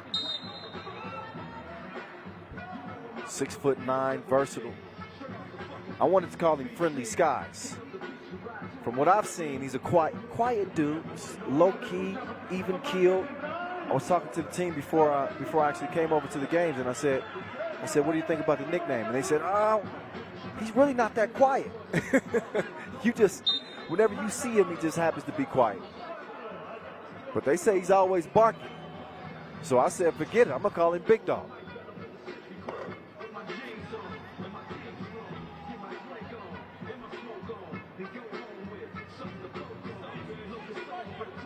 We're gonna call him Slim Doggy Dog. There we go. I like that better.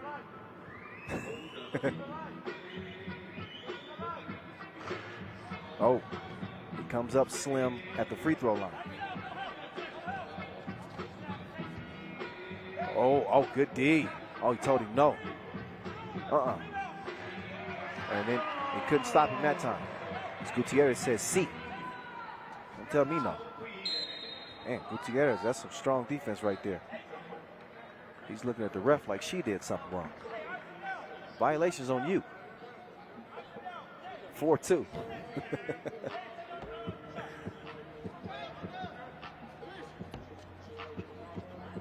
Omaha South moving the ball around. Big Mitch with a big gun.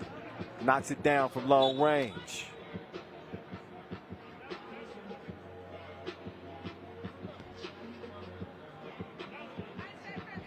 Also, you notice on this Omaha team, they're wearing temporary tattoos.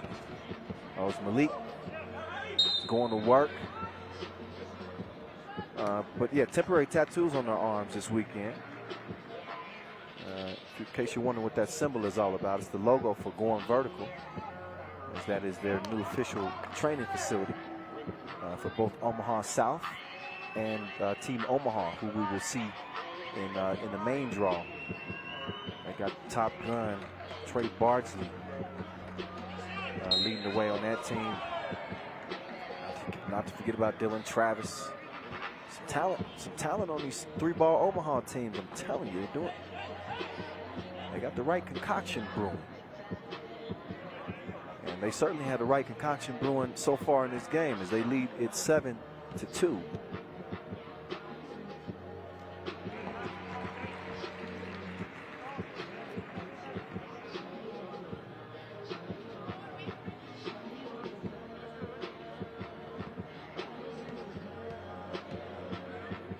Make that 7-4. The Treetop is able to connect at the line. Big Mitch. A little heat check for him as he missed it. And Slim Reaper couldn't track it down.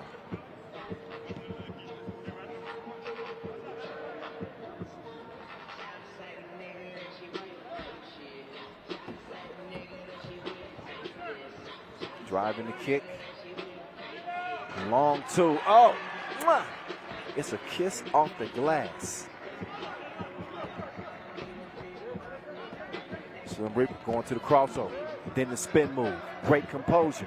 Left it short though. Long rebound to the corner. Down low they go.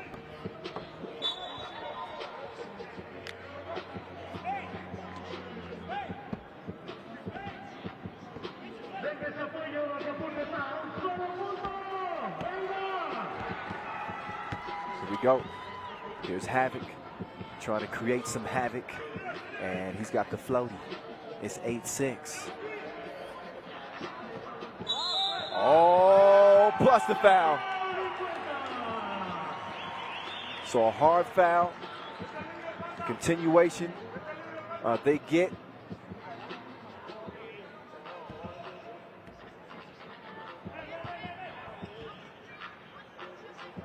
Shooting two. That was an unsportsmanlike foul call. So a three-point play opportunity here. I believe that was called an unsportsmanlike foul. That looked to be the signal to me. So that is a technical.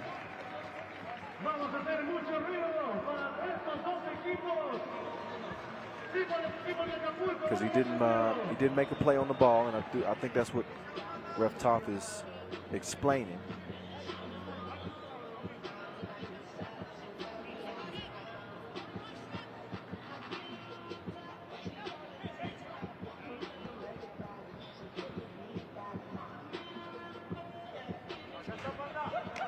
Rebound to Big Mitch. Quick kick out to Malik. Front rimmed it. Slim doggy dog. It's a bucket. 9-7. Oh, yep. Got to wait to slap fives until after the game. And Mitch called for the foul.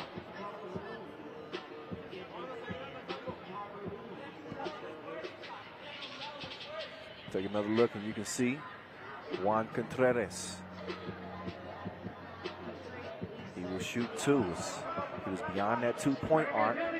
Acapulco not making the best of their opportunities. Ridgeway is out. He'll get a breather. James Parrott is in with Malik Halajeweki and Mitchell Hahn. Mitch with the miss. Couldn't track down the rebound. And nobody's home. At least in this, look at the hang time. I thought the air was thinner in Mexico City. Still leads to a bucket. Slim Reaper. Oh, yeah, two-piece, no biscuit. 11-8. Omaha South in the driver's seat. Oh, nice spin move. He gets some freedom, but he does not get the make. Havoc with the rock over to the Slim Reaper. Oh, halfway down. That was going to be nasty. A rare miss. So maybe a little bit of overkill from the Slim Reaper.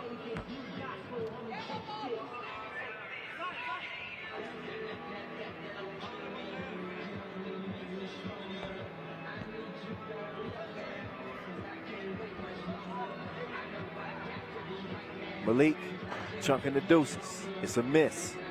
11-8 it stays. Here comes Treetop attacking the rim. Get your weight up. Need some protein bars. Slim Reaper this time doing his dance. Left it a little bit too long, but the rebound finds its way back to him. The ball likes him.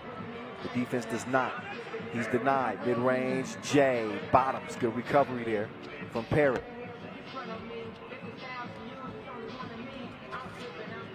Oh, pull up. They're just going to give him that. The bigs battle for the board. Treetop. Oh, FaceTime. This ain't no video chat either. You're going to have to sign that one. 12-11. We got a game right now, huh? 3:29. Qualifying draw, B action. Game number 2. First look at Omaha South. We saw Acapulco come up short against Šakiai Gulbelė. Just did not have enough firepower to deal with them. Now this Omaha South team trying to become the second American team to have a spot in the main draw.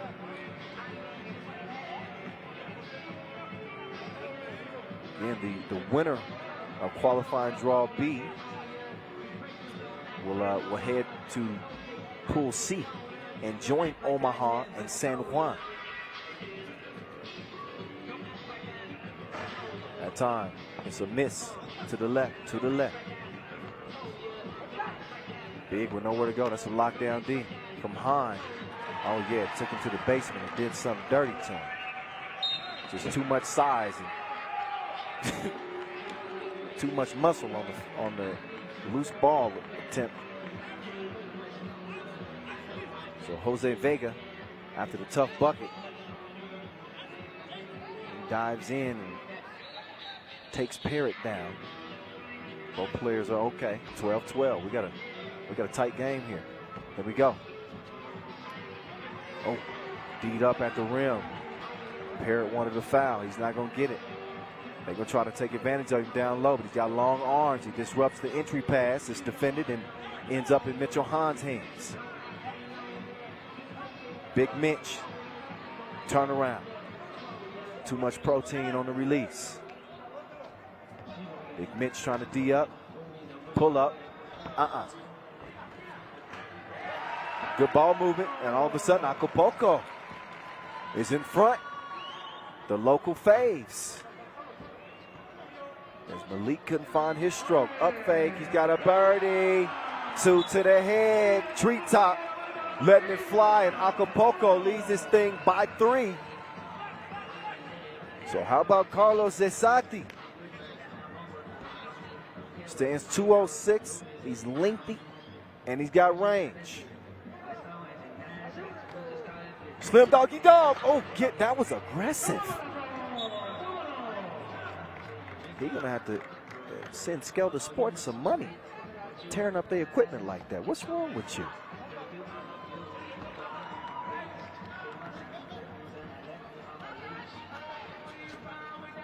Oh, quick kick. Oh, look. Hand down, man down. You better listen to Mark Jackson. It's 17-13. Acapulco. Omaha South, we got to get something going. That's a smart play there. As Parrott was able to get the defender off his feet, drew the foul, shooting the 2.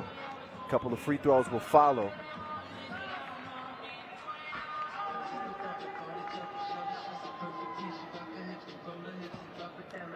So Parrott used to be a Harlem Globetrotter, went by torch. I've seen him routinely scorch defenders. So a fitting nickname in his Harlem Globetrotter days. And he's going to calmly knock down a couple of free throws to make this a 2-point game. We'll see if Omaha South can D up. I like the momentum that Acapulco is playing with right now. This is a team you can tell that can sense an opportunity here, as they made things very difficult on this Omaha South team, and taking advantage of some of the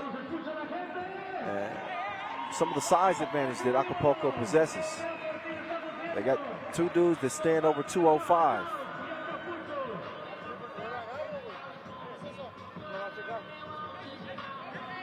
So their game plan is to bruise them on the inside.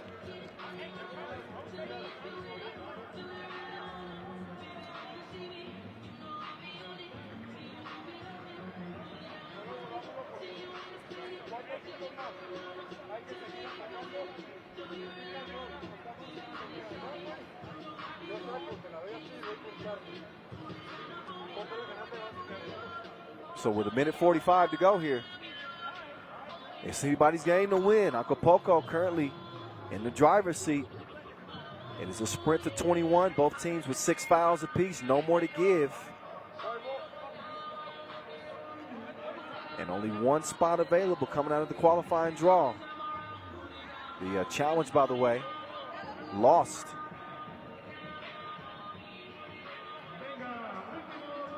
So ball will stay with Omaha South, as Big Mitch will open the possession. Over to Havoc.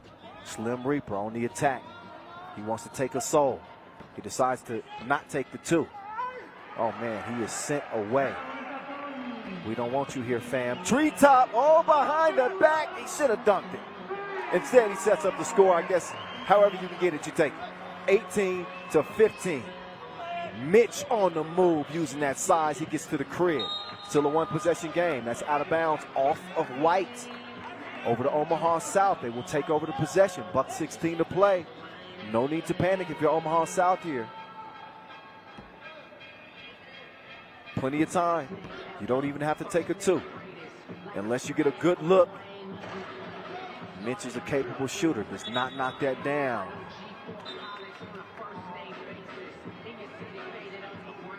He's helped to his feet by Ref Toth.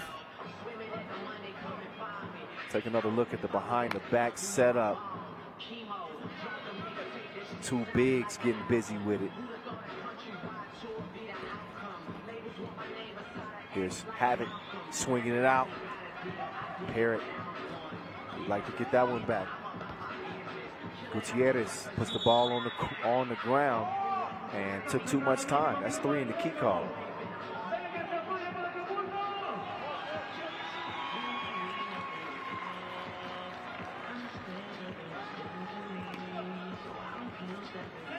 Mitch Hahn, big versus big.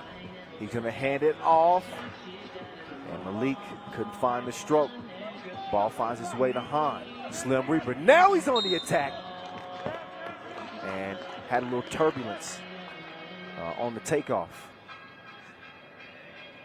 But look, I have seen this dude absolutely destroy people at the rim. Hence the nickname Slim Reaper. So he got a forearm to the chest. And instead of trying to bang out, he's going to head to the stripe and shoot two. He's got a huge free throw attempt here. So James Parrott, if he connects here, will be all even at 18. And oh no, oh. He has some cocoa butter on his fingers or something. Because that one slips and airballs it out of bounds. 30 ticks to go though. Nice pocket pass. They set it up down low. Oh, he's a bruiser. Good defense there. And Malik, and dude could have played for LSU. Got a look from LSU football and held his own down low. Big Mitch with a big bucket. It's all tied, 18 apiece. 10 seconds to go. Game clock and shot clock match.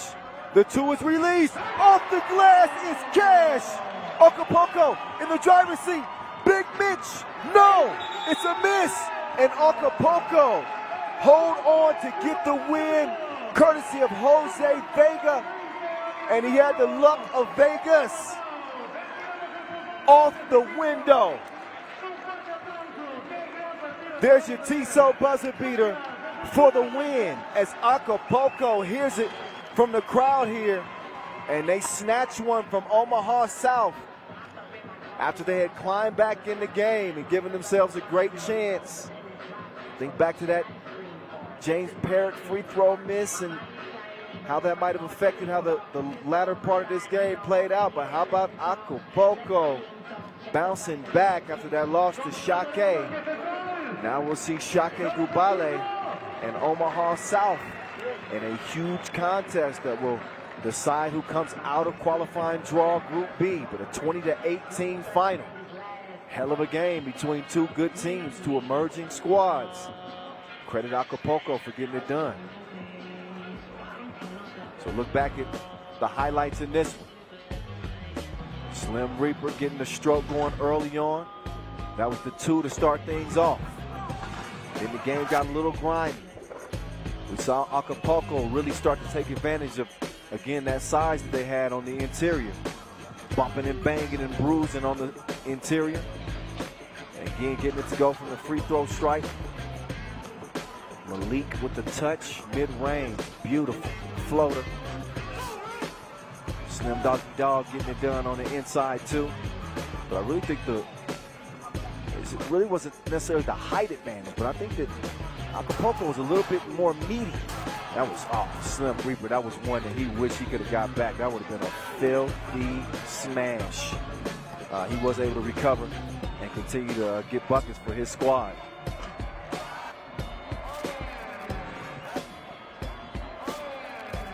But not enough buckets. They needed to holler at Colonel Sanders. Carlos Zesati was in his bag.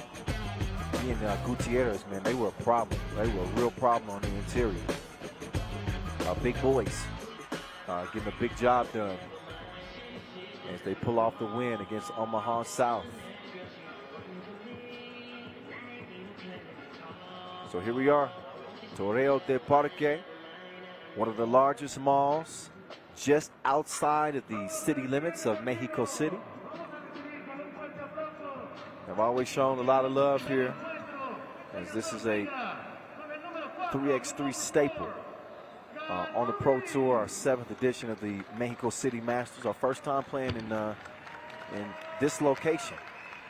As we get to our final qualifying draw A action, right here, right now. Riga looking to cap this qualifying draw with a win that will secure their spot in the main draw and land them in Group A. That's the goal for now. They also want to kind of preserve themselves too, because once you get to the main draw, the competition gets a little bit stiffer. So again, the winner of qualifying draw A will join Pool A with Runa out of Russia and Ulaanbaatar out of Mongolia. Out come Rio Preto. They are heavy underdogs in this one, to say the least. But I am saying that they have a chance. That's right. Anytime you step between the lines, you got a chance. Even if you got two guys who are plus 40. A unique combination of veterans and youth. Fabio Santos, Del Arco, Greenholm, when he goes by. I like Felipe and I like Soriani as well.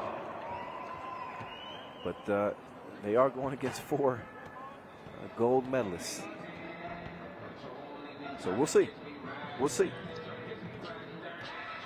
Yasmina Uris and Glenn Tuitt ready to get to it. They are official. They don't even need a whistle. Okay, maybe they do need a whistle.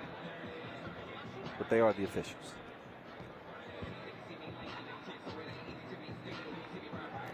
So they get it warmed up. You look at this matchup, you're probably wondering, as I am, how is Rio Preto going to defend this Riga team? And pick your poison squad with exquisite, elite ball movement. Guys that can create off the dribble, Mayaguez and Las Manos. I mean, who are better than that dynamic duo? Crewmans is not going to be pushed around down low. He and Santos will likely battle. Chavars as well. So look, this is a very difficult assignment for the Brazilians. So Rio Preto looking to pull off the upset. Mayaguez hoping that Rio Preto does so that they can have an opportunity to at least potentially make their way in by a 3-way tie. But if I was them, I wouldn't hold my breath. We'll see. Maybe Rio Preto will prove me wrong. Riga will start with the rock. Robin, step back, halfway down, but these goals ain't loyal. Santos. Oh, they just moved out his way. That's a big body coming through the lane. Mayaguez left him, but couldn't finish with the crib. Las Manos will give it up, and Mayaguez is fouled. See him limping a little bit, holding that left calf. And Mayaguez has been one of the Riga players that have been able to avoid injury for the most part. And Mayaguez, no problema. At the free throw line, it's good money. 1-1. Soriani will come around. He's got the step. He's got Las Manos in pursuit. They'll kick it out as Felipe will regain his balance. But the shot was off balance.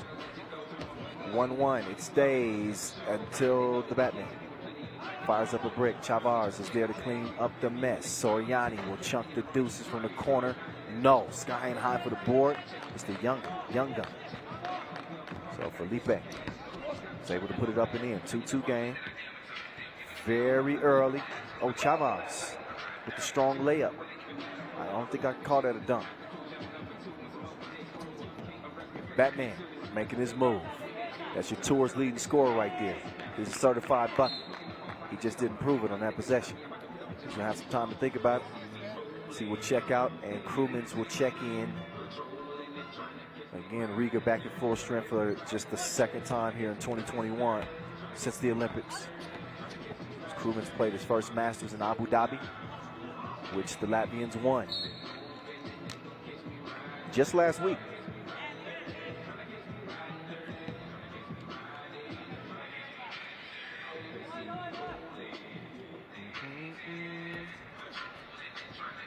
The green hole, nope. Stroke was off target as Chavars will hand it to Las Manos, he gets a couple of screens. Oh, one of them was not legitimate. Krugman's called for the offensive foul on the screen. Foul number 1 on Riga. They lead it by 1. Feels a little bit like their earlier game against Mayaguez. You just kind of got the feeling that Riga was going to turn it up when necessary. A few teams have that ability to where they can kind of press that button and kind of take it to the next level. Riga is one of those teams. I don't want to say that they're playing with their food right now. They hadn't started eating yet. See, that pass off the mark. Yates is kind of messing around with it. Can't play around with Rio Preto too long, though. Las Manos turns around. Little cash.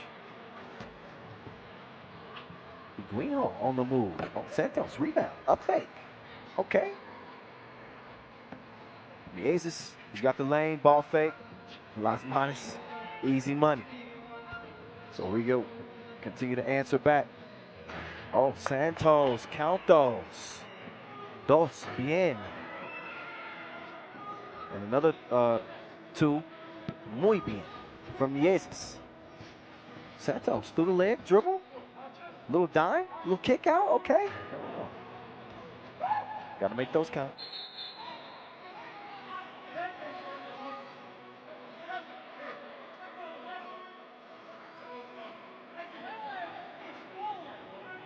Almost 3 minutes in, and a 7-5 game.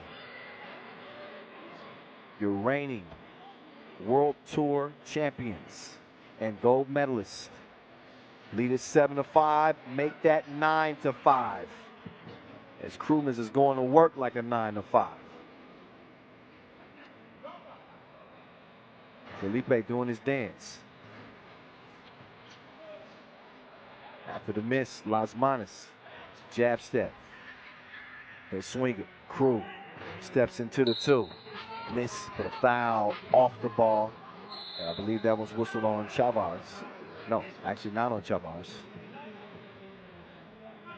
That whistled on Del Arco. Foul number 3 on Rio Preto. And our first timeout. Gotta stop that game clock. Looks like it's still ticking. But they'll get a break. Krugman's with the hustle there. And that looked like they went off the foot of Felipe.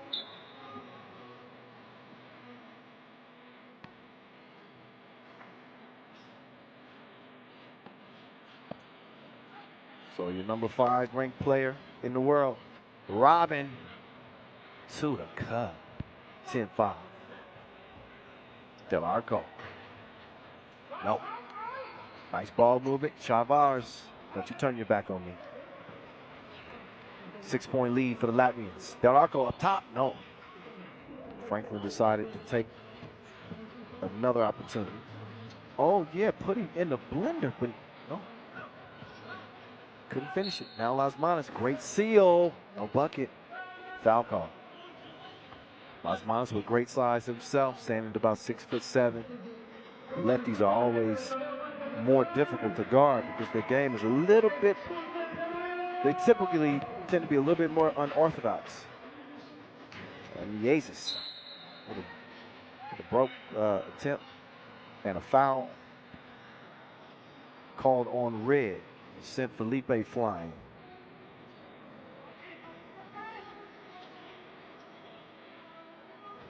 Oh, Santos' pass is stolen. Krug quick to the corner, up fake, and he throws it away. Sordiani, he'll take the screen. He's had some space, decides to give it up to Franklin. Franklin, jab step, got the defense off balance, but he left it. Kevin Hart. Short. Krugman's drive and kick. Chavez sets his toes behind the line, and he doubles down. 13-5. Santos, that's a big body on the move. 3 in the key is called. That one called on Franklin. He got caught napping in the paint. Ball back over to Las Manos and company. As that lead is now up to 8. And I hate to say I told you so, but I told you so. Riga was just kind of waiting to put their foot on the gas a little bit. There's Las Manos As easy as 1, 2, 3, ABC. 14-5.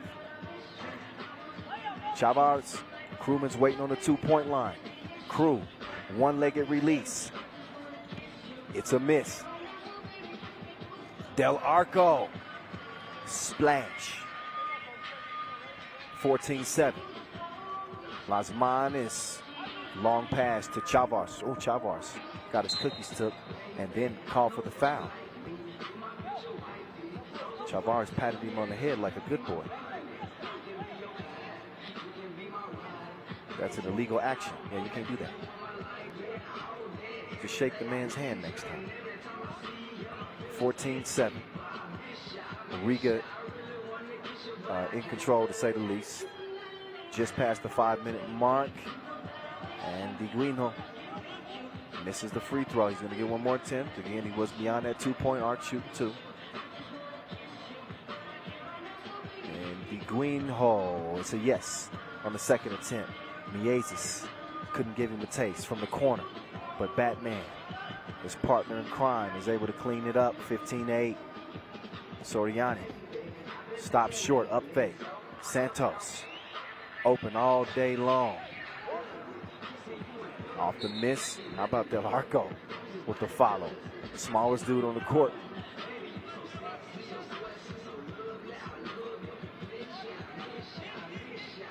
So 6-point lead for Riga, and all they need is 6 to put this one away. Mayaguez to Chavez. I like your cut, G.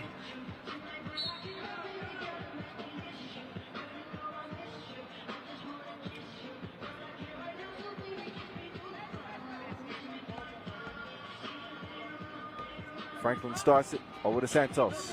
Soriani left wide open. Missed it. Batman will take over. Batman, oh, he shifted. Behind the back. Spin move. Oh, D'd him up. Soriani put him on punishment. I'll tell you when you can leave your room.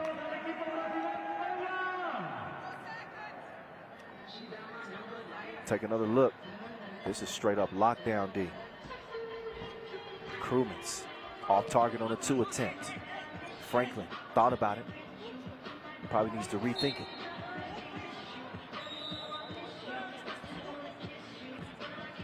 Riga will take over after the air ball, and after a break,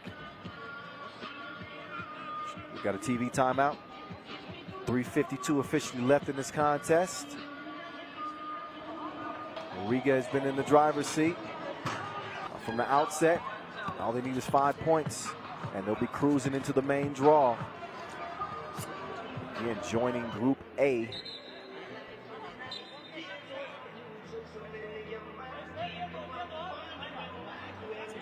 Group A that features Ulaanbaatar and Runa. Chavez hands it off. Mayaguez. Nice lay. 8-point lead as Soriani streaks to the rim. He's got a crib as well. Crewman's swiped away.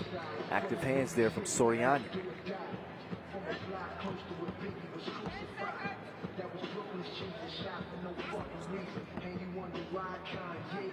Well, Batman. This dude averages 8 points per game. Just to put that in context for you in 3x3, this is a game to 21 points.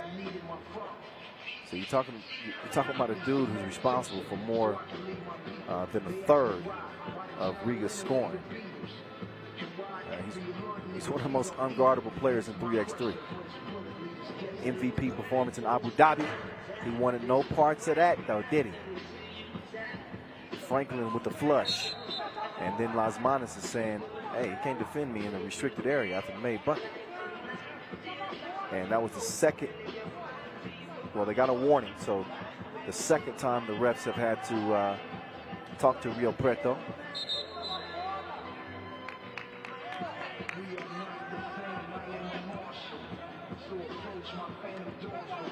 Okay, wait a minute. Maybe the call has been changed. I think it was changed to a 3-second call instead. I'm trying to get some clarity myself.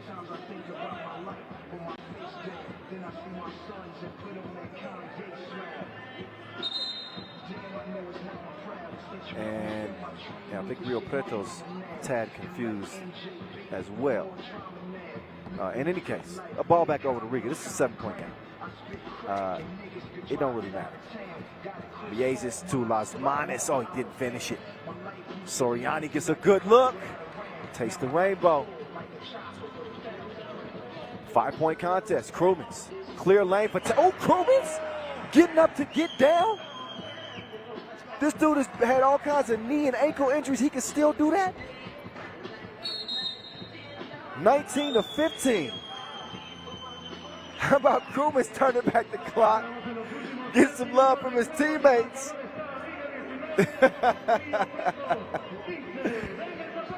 Edgar's Krumins with the punch.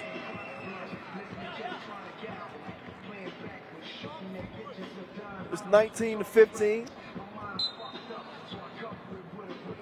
Riga to put this away with a 2-ball. Got to have the ball to do that. They turn that one over. And Rio Preto, they'll be giving a layup. Oh, no. Soriani. He needs some milk. Batman to Robin. Robin to Chavez. Chavez saves it. Gets the shot up in time. Cash money. Game point. Riga. Soriani. He's got the green light.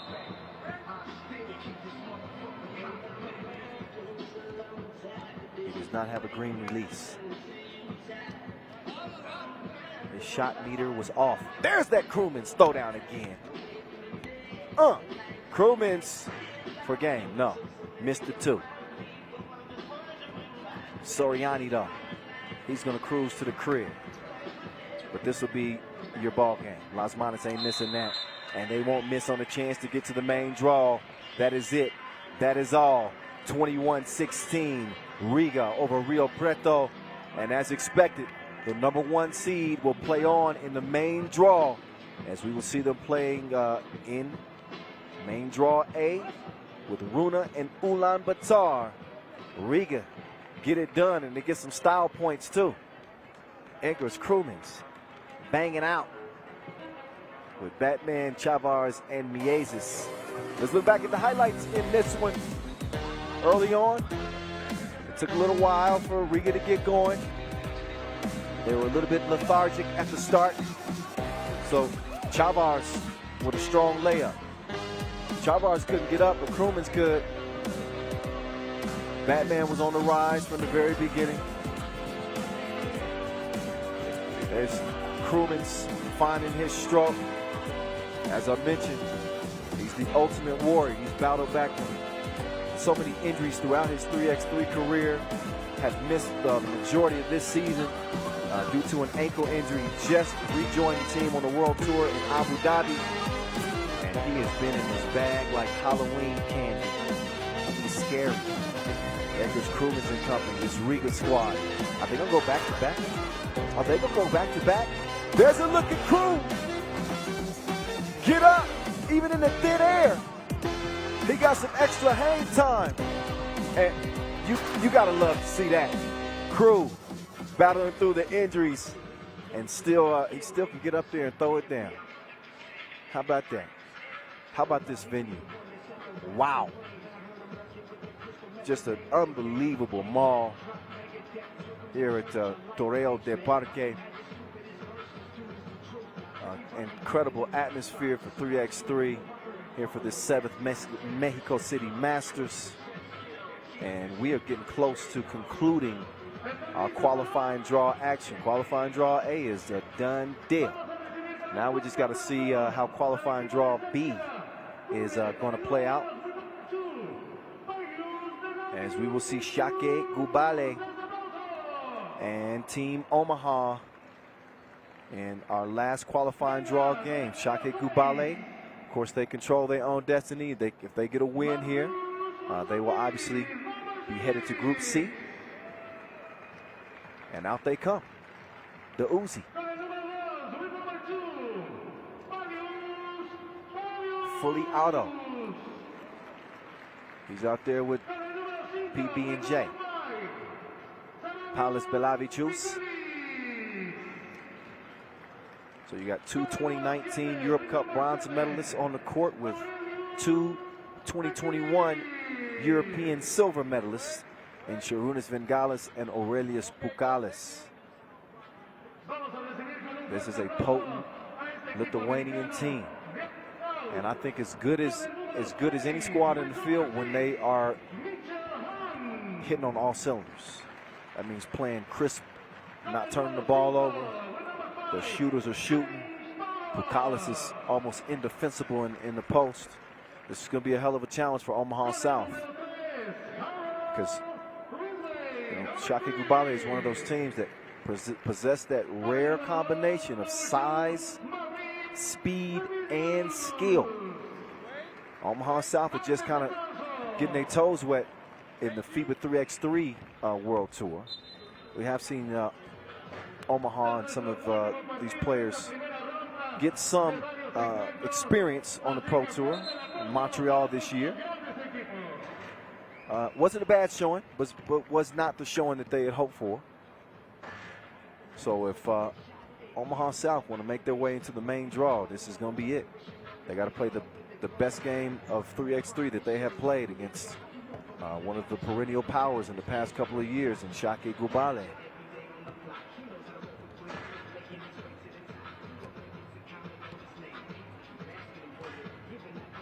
So they'll get it warmed up for a bit.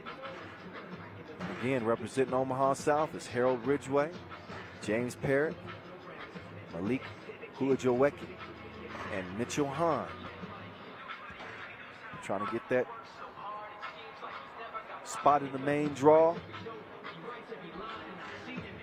Have to bring the calculators out to be able to accurately explain to you the tiebreaker scenario. I do know that total points will be the deciding factor should Omaha South come out with a win. So that whistle is an indicator that it is time to get to it. We'll find out real fast what Omaha South is made of.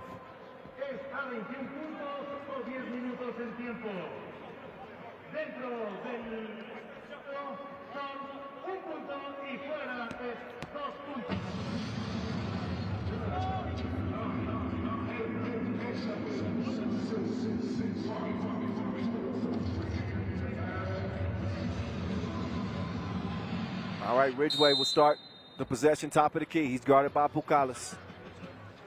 They give it up. Havoc, step back, short on the release. Ojupis, Belavicius to Pukalis. Good defense there. Parrott was able to use those long arms to poke that one away. 10 seconds left on the shot clock here. So not quite a full 12 for Šakiai Gulbelė, but enough for them to get to work. They like starting from that left elbow. I like the defense I'm seeing here from Omaha South. They're really playing the passing lanes. They got some great length too. Slim doggy dog.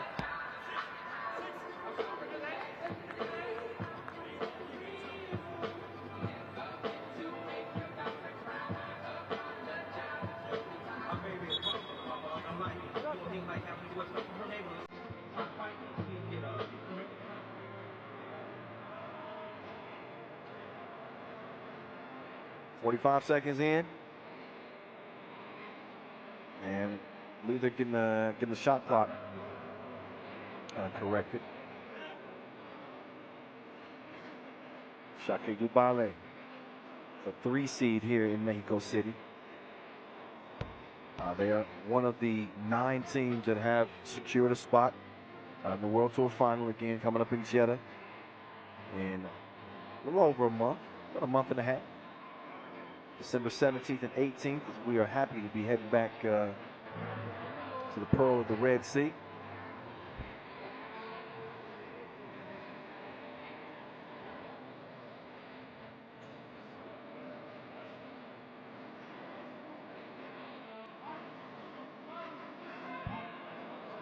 More and more fans have begun to pour into the venue.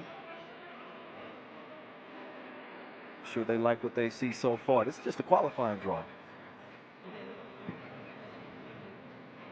We have seen some premier teams in this qualifying draw. You're looking at one in blue right now. You just saw Riga do their thing to earn their way into the main draw.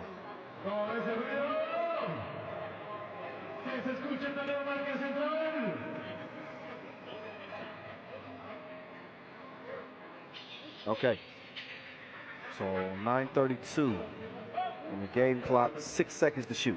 As we get back to it, Bukalis to Uzi. Uzi, oh, put one between his eyes. Sign that for me. Šakiai start off with the deuce. Oh, Slim Reaper. He just got discombobulated right there. Forgot that he didn't have a dribble. Got whistle for the travel. Uzi working from that left elbow. He's got Belavichus coming around. Faker. Nice ball fake. Leads to the lay. Slim Reaper. Taking him out deep. Two was too long. Gonzalez. That's nice two-man game right there. Good contest at the rim. Parrott. Now let's see if he can hold his own. Uzi's got a size advantage here. And we put him on his bucket list. Havoc. Oh, nobody home. Nobody home. I like Malik's game, though. I call him Havoc because he's always wreaking havoc, whether it be on the defensive end or the offensive end. I mean, he's got his fingerprints on everything and every game that he plays in. He's getting a rest right now. And we'll see. Oh, Bukalis, good move. Decide to give it up, and it's the right decision. No rim needed. Nothing but net. Oh, speaking of nets, that's JP from distance. Bukalis, look at the patience. Doesn't pay off, though. Bukalis missed the crib.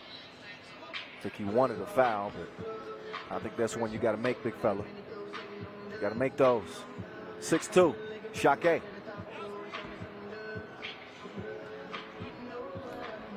Belavichus comes around. Off the miss, it goes back down to Belavichus. Uzi. Nope.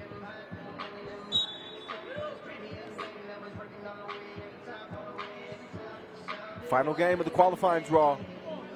Our main draw will be set once this one is done. The Lithuanians up by 4. Gonzalez, man, he barely set his feet. Look at the flick of the wrist. Swish.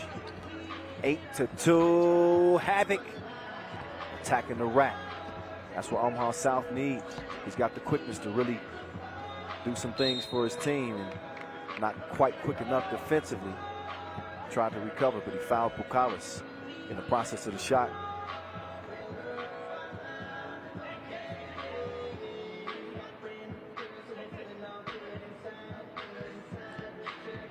So Bukalis has become one of the more accomplished Lithuanian 3x3 players in a short time. He cannot make the free throw. He didn't forget to flush. Get him some wet wipes. 8-4. Bukalis. No. Uzi will get it over to Gonzalez. Gonzalez with a quick move, baseline. Too much float on the float E. Mitch will give it up. Have it. Oh, have that. Take that. He went Diddy on him. 8-6. Gonzalez stops short. He's got Bukalis, great position. Ain't nothing you can do with that. Ain't nothing you can do with that. He's just too big.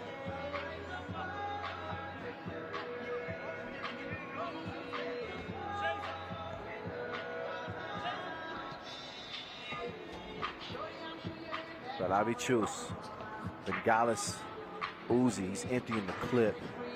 He is emptying the clip. Anybody in front of him is getting sprayed right now. 10-6. 2-possession lead for Šakiai Gulbelė.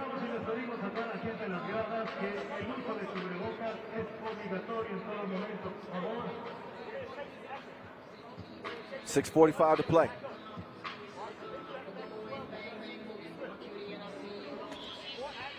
Obviously, you don't need me to tell you that this game is still very much in reach. We got plenty of action to go. 6:45 to play and only a 2-possession contest. Šakai's been a little bit more crisp. I think they do have a distinct advantage down low with Pukalis. Malik, ball fake. Faded, tough shot. And he said, I got fouled. I can take him off the to-do list. He just did him up. Oh, Mayaguez. Easy like Sunday morning. Took him for a cruise to the crib. Ooh, nice crossover. But they're running out of time. Havoc. The runner. Man, he's got great touch on that runner. Gonzalez lost it. What a hustle. Parrott goes down to get it, but he couldn't keep it in play.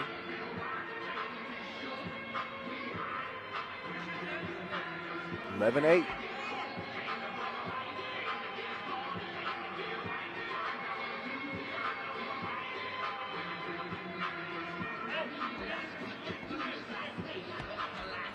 Mayaguez pocket pass, and the big man with a big smash. Pukalis putting it down with authority. Oh, dime time. That was a no look worthy of a second look. Šakiai is in their bag now. Malik gave it up. Good hands though. Mitch tracks it down. Oh, stayed inbounds and gave him 2 to the face. They need Big Mitch to turn into Money Mitch. But Mayaguez is going to poke that one away. Šakiai still maintaining a 3-point advantage. 13-10. Omaha South, though, right in this thing. Big Mitch will take it out. He's got Pukalis defending.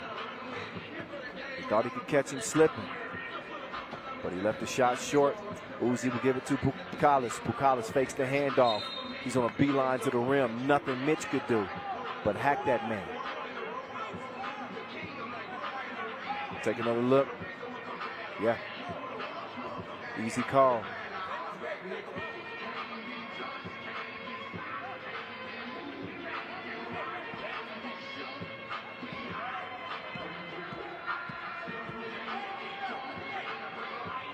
Pukalis makes good at the strike. Parrott a little bit too strong on the 2 release. Look at the ball movement here. Look at the ball movement here. Good defense, though, to break things up at the rim. And Omaha South is a little too anxious. Mitch and Malik were not on the same page. 5 minutes to play and a 4-point lead for Šakiai. Pretty cleanly played game. Only 4 fouls combined between the two. There's that off-the-ball movement. It's one of the pillars of the good teams in 3x3. Give the passer a moving target. And Šakiai does a great job of doing just that. Meantime, Mitch is going to air mail that one. Express delivery.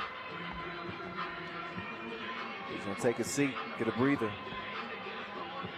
As Mayaguez will start the possession. Pukalis hands it over to Uzi. Gives him some space, and he gives him a taste. Double dip.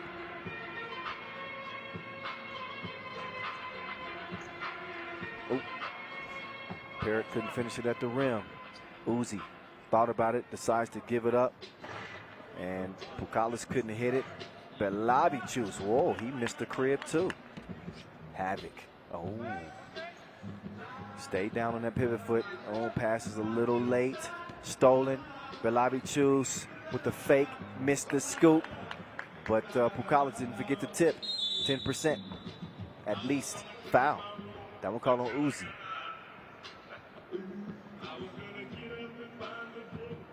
So Malik. He will shoot 2.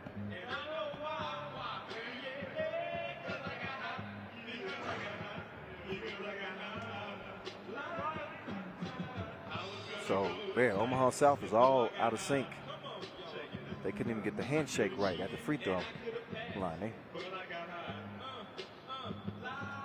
There we go. Second one's good, but it's a 7-point lead for Šakiai Gulbelė. They are comfy. Bukalis, can he track it down? He does. Got to get a shot up. Bengalis does. It's a miss though. Malik will come away with it, and a quick foul. Uzi. Timeout on the floor. TV timeout, that is. 3:41 left. 7-point lead for the Lithuanians. This Omaha South's chances to get into the main draw are looking more bleak by the minute. They're not playing. These are not. This isn't an average 3x3 team. This is Šakiai Gulbelė. These are World Tour Masters champions. So they know how to get it done. And you knew it would take the very best that, oh, there we go. There he is, the Slim Reaper. Bang outs on the baseline. They needed a little bit more of that.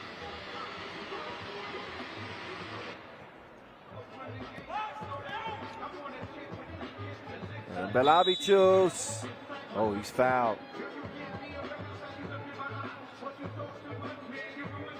Parrott saying, you kicked me, man. You kicked your leg out. I'm gonna give you. I'm gonna dap you up, but.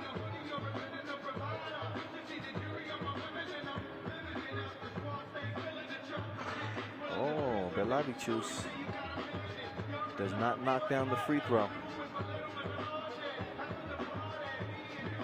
But nothing, no imminent worries right now. As he will make it 19-12. Omaha South is going to need a flurry of twos to get back in this one. Nope. Big Mitch has not been knocking them down from deep. There's Uzi. He misses his mark too. Parrott follows the miss. Quickly out to Malik. It's a miss for him. Han, no. Tip out. Slim Reaper. He's going to take the layup this time. Oh, Belavichus mixed him up, kicked it to Bengalis. That would have been game, but he's too long, and that's out of bounds off blue.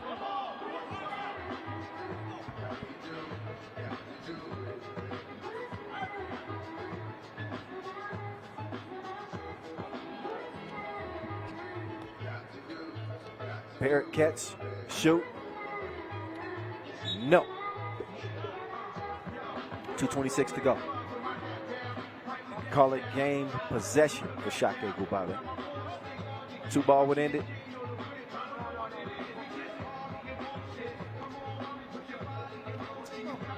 Nice hezzy from Bengalis. Uzi wants to put it away. Oh, travel.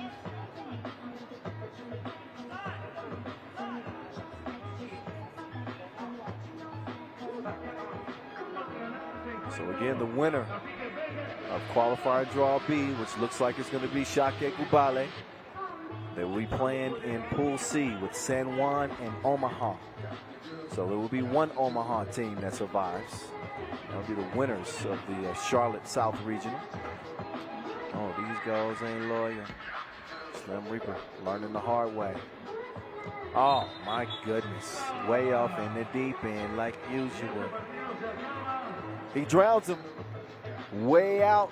Belavichus puts the finishing touches on a dominant performance for Šakiai Gulbelė as they will breeze out of qualifying draw Group B and land a spot in Pool C. That is where our 12 squads will compete in the main draw, as the preliminary action is now out of the way. We can get to the main draw with the top two from each group. We'll move on to play tomorrow. Here's a look at how it went down. Šakiai Gulbelė. Pretty evident. You look at a team, a 3x3 squad that's experienced, and a 3x3 team that is new to the Pro Tour, while the talent is there. Talent is there for Omaha South. Look at James Parrott, a few looks at that, run that back. Nice double pump throwdown.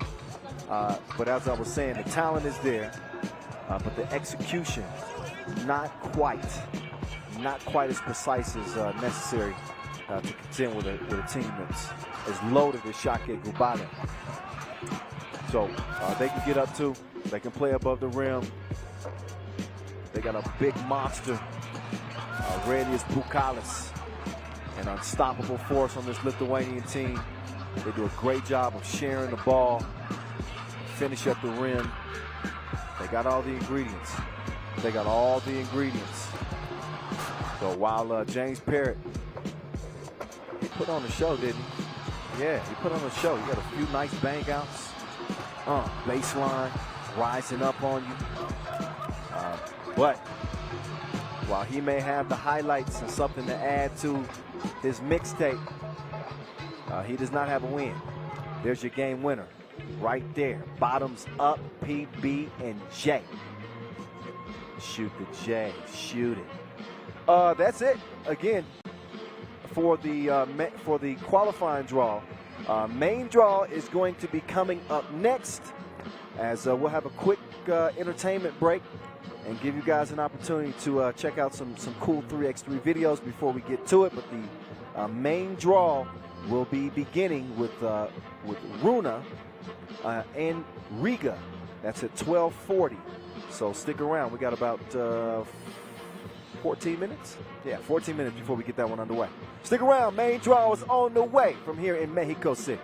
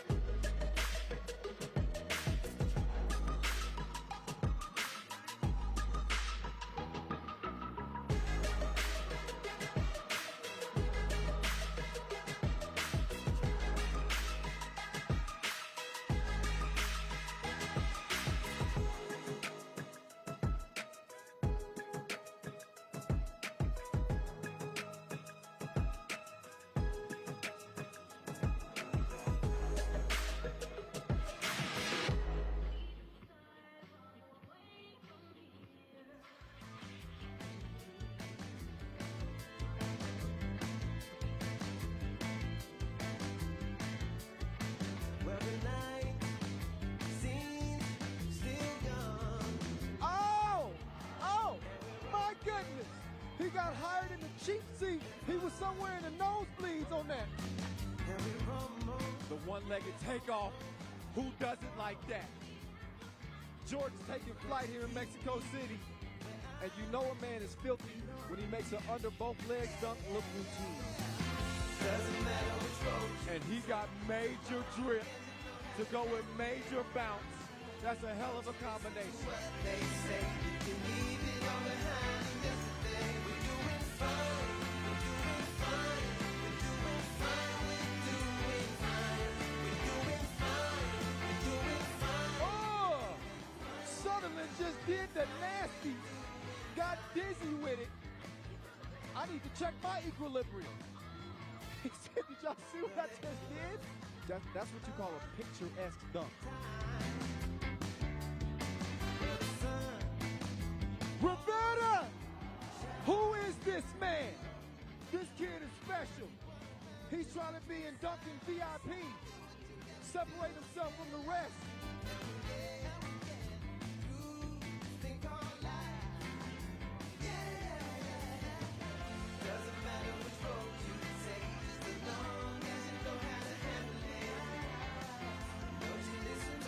Graceful, emphatic, all in the same dunk.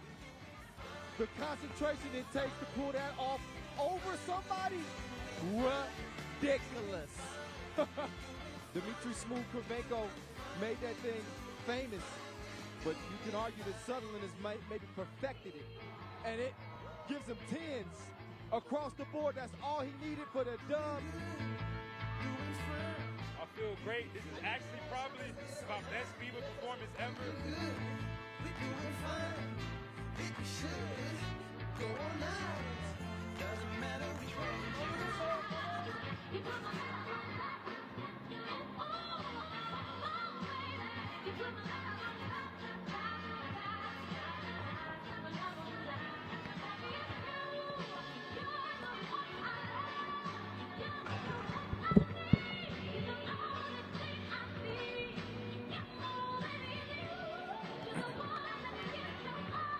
All right, all right, all right.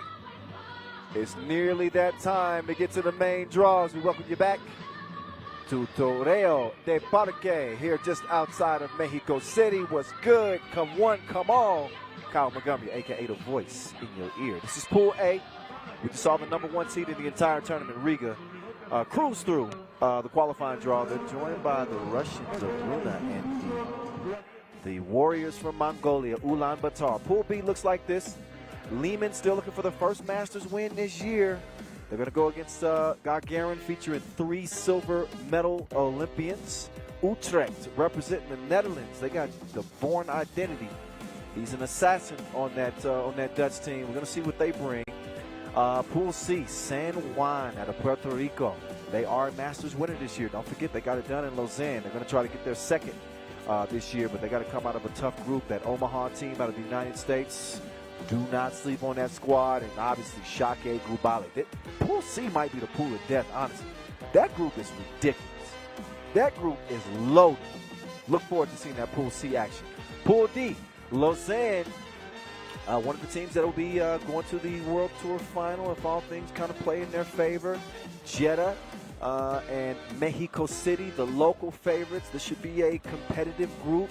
Lausanne are looking to finish at least top 6 to make it to that World Tour final. As again, 9 spots are locked in, 3 slots still available as the 12 best teams in the world will get a chance to compete for $60,000 grand prize at the World Tour final. That's in Jeddah, December 17th and 18th. This again is our last regular season Masters. Man, 2021's been #1, it has been eventful. #2, it has been iconic, historic. 2021 is the year of the 21-point game. Shout out to that fan. Hello. Hello. Hello to our DJ as well. I need to introduce myself so I can know her name and give her a shout out. But yeah, 2021, obviously, we had the Olympics postponed because of the pandemic from 2020. It went down in July of this year, and it went down in a major way. If you If you missed 3x3's debut in the Olympic Games this year, man, did you miss out. What a display of 3x3 action. And obviously the team that you see joking around with the ball right now. This 3x3's version of hacky sack, what are they doing? It's a different kind of World Cup team. But that team right there in the red, they won gold in Tokyo. And they're coming off their first Masters win of 2021. Managed to get in 7 regular season Masters this year. And it will conclude with the final in Jeddah again next month. So Riga over there playing hot potato, getting real loose before this game. As they'll go toe-to-toe with Runa out of Russia. We saw Runa compete in that Perm Quest a few weeks back.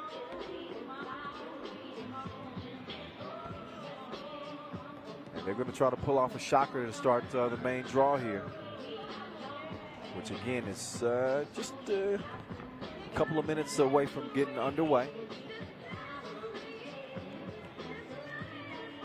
And something to keep an eye on again with Riga having to play those 2 extended games in the qualifying draw in combination with playing at a higher altitude here in Mexico City. We're going to see if it factors in.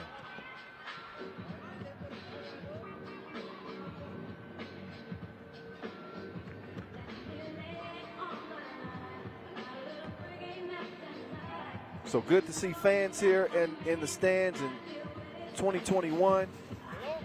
And at one point in time, it looked bleak. We weren't sure if we were going to be able to get back to any semblance of normalcy in 3x3 and in sports in general. You know, after the pandemic really took over the globe, so happy and really so honored to still be able to do this job that I love, calling 3x3 with actual real fans, not cardboard people. Fans of all ages, as a matter of fact, young and old, enjoying 3x3. So we are here for it. We are here for it, ladies and gents. I want to show some love to our ball and apparel sponsor, Wilson, our official timekeeper, Tissot, a couple of our official suppliers as well, Skelder Sports, as our goal is now being set up. Looks like it's good to go, as well as Inleo. That's the flow we play on. So a little rule reminder in case you missed it at the top of the show. It is a 10-minute sprint to 21. First team to 21 wins it, or the team that has the most points after 10 minutes expires. Anything inside the arc is worth 1. Anything outside the arc is worth 2. You compare it to traditional 5-on-5. Anything outside the arc is usually worth 3. And anything inside the arc is worth 2. Not the same with 3x3. 12-second shot clocks. The game is in overdrive. It's quick, it's epic, it's Olympic, and it's about to go down. Game 1 of the main draw.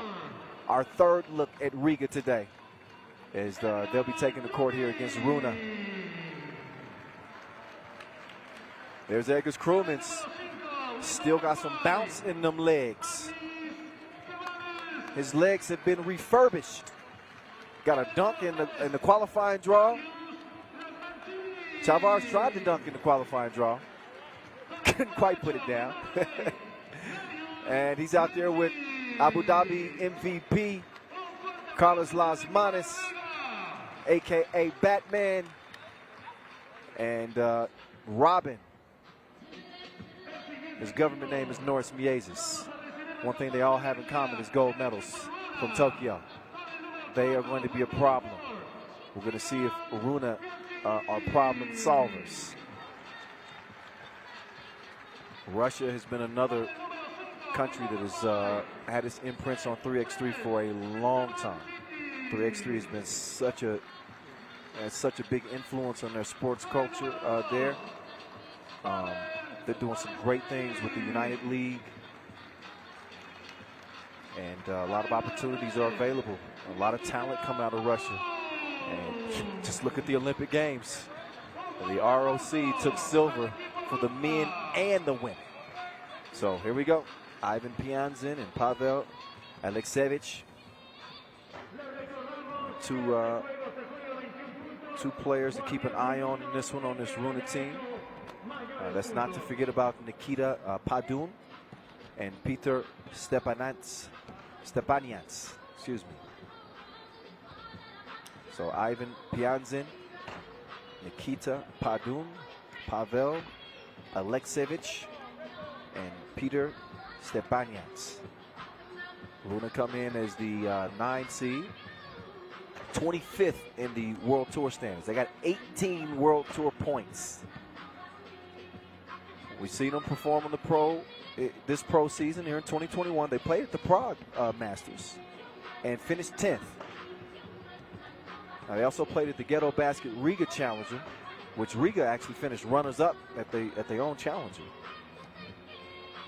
And that's where these teams last met head-to-head. They're 1-1. So Runa was able to actually beat Riga at the Ghetto Basket pool phase, but Riga got some get back in Prague this year in pool play. So look, Runa can hang their hat on the fact that they know how to beat this Riga team because they've done it before. They got youth on their side for certain. Pianzin 22, Padun is 22, Aleksevich is 26, and Stepanians is 24. So a youthful team. There's Aleksevich. Stands 187. He's ranked number 10 out of Russia. As you can see, he's got some bounce. He can get up. Good length. Some good size on this Runa team. But can they outsmart this Latvian team, who not only possess some of the athletic attributes, but their 3x3 acumen is way up there. They just have a sense for the game. They know where their teammates are going to be before they even get there. Those are the marks of a team that's got, all the chemistry that you could ask for. They got the chemistry, but will they have the right concoction that will lead to a win? All right. Are you ready? We got 5 seconds, and this one is going to be on and popping from here in Mexico City. The main draw is underway. Riga starts with it as Chavars will patiently open the possession. He's got Batman on the move with some good defense there to throw the shot off. Rebound. Pianzin gets it to the top of the key. The 2 from Padun is missed. Chavars quickly out. He releases. That 2 is good in the hood, G. Count those, plus the foul. That was off the ball. So, possession also. Yeah, you can see, Las Manos just thrown away. So, possession over to Riga as well as Batman will come around. He's getting some tough defense. Oh, that was in the process of the shot. So, Aleksevich got caught reaching in the cookie jar. Who, me? Yeah, you.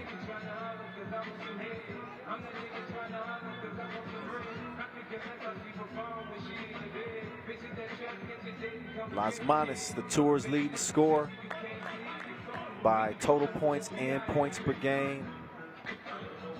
He does not put another drop in the bucket, but the lethal lefty is going to cash in. It's 3-0 Riga. They won't be taking this Runa team lightly again. Runa with 1 victory over Riga, but let's keep it a buck. Riga was not at full strength. This is just the second Masters all season long that we've seen Riga at full strength.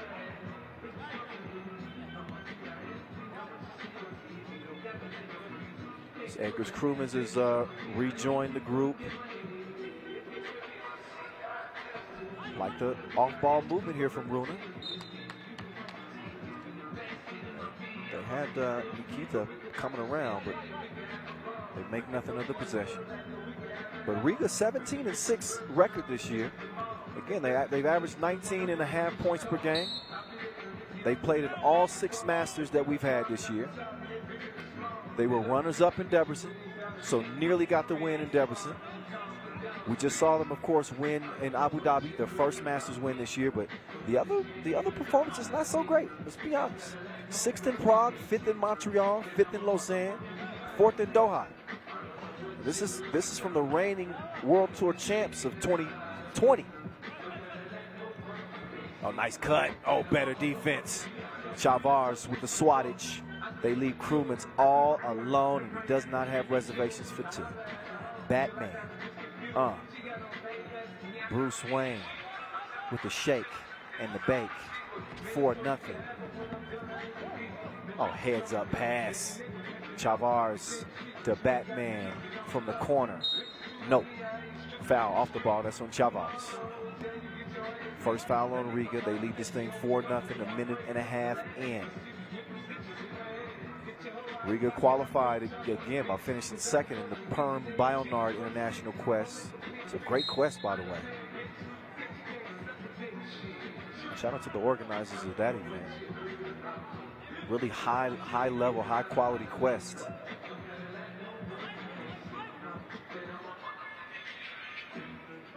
Riga don't have to worry about Goup, the #1 ranked team in the World Tour standings. Riga's #2 right now, in line to get, I believe, $48,000 of bonus money if they indeed end up finishing #2 in the World Tour standings. As you know, top 12 make it to the final. Top 8 get bonus money. Mayaguez, I got places to go and buckets to get. Get out of my way. 5-0. The Latvians, 2 minutes in. Oh, that's nice ball movement. Ooh, nice double pump there. Okay. So they keep the pot done. He's going to get it done. Krumens drops it. Oh, Mayaguez. What was that? They dodge a bullet from 2 range. Long rebound. Pianzin. He'll get it over. Pot done. Driving through traffic. And he gets a traffic jam. Little fender bender. As Krumens hacks him. That man ain't no firewall. 4-point lead. Make that a 3-point lead. Free throw is good. As Chavars will clear it himself. He's waiting for Mayaguez to come around. Here's Robin. Robin sets his feet, but the stroke is broke. Rebound goes to White. They want to get it down low. Pianzin, he's got some size here. He does not have the ball anymore. He just threw it to his imaginary friend. Mayaguez recovers, and he chunks the deuces. 7-2. Ooh, nice crossover. Can you finish it, though? Yes, sir. Count that. Double dip. 7-4 as Runa is hanging in there. Quick foul, though. Runa's 4th, so their fouls and their points are identical. Riga with 3 fouls. Can understand how, Runa wants to set a tone and, not allow Riga to get into their offensive sets very easily. But you can't be too physical. Otherwise, those fouls start to rack up. And this is a very capable free throw shooting team for Riga. Oh, off the miss. Krumens. Oh, yeah, he was able to draw the foul. So he'll shoot 2 after a TV timeout. It is Riga in front.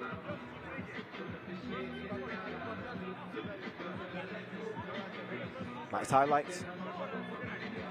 Right out of the gates here. Again, Runa not unfamiliar with this Latvian team. I think this is one of those situations, though, where they gotta put together maybe their best game. Riga is really in a groove right now, coming off that Abu Dhabi Masters win at full strength. We saw how easily they were able to come out of the qualifying draw without any issues. And now here they are looking strong with a 3-point advantage, and Edgar's Krumens at the free throw line. Crew.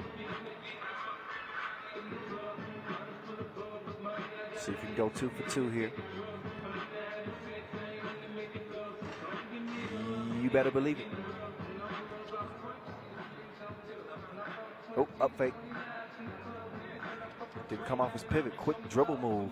Nice handoff. He's walking.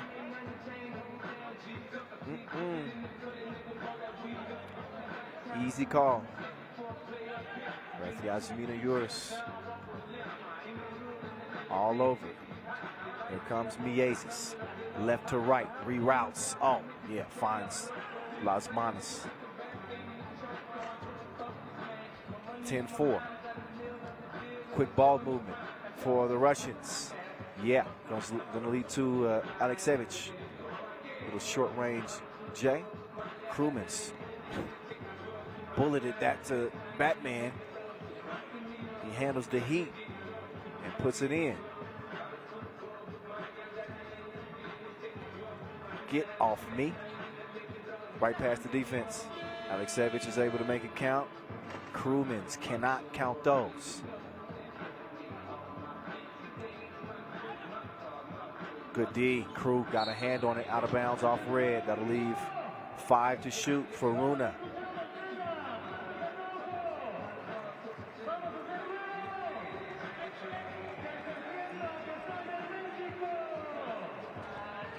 Pull up. Oh, couldn't put it in the face. Couldn't get the putback either. Pianzin, he's arguing that he was fouled. Pianzin, that's a big dude right there. Stands 208, 103 kilos. You don't want to get in a bar fight with that dude. The odds are not in your favor.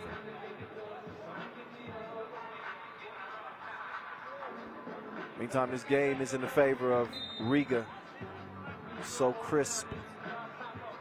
And how they handle business in between the lines in 3x3. 11-6 game. They allow the game to come to them. And they let the ball do the work. Do work. Batman with the lay. It's a dozen to a half dozen. Mayaguez, Robin with the thievery.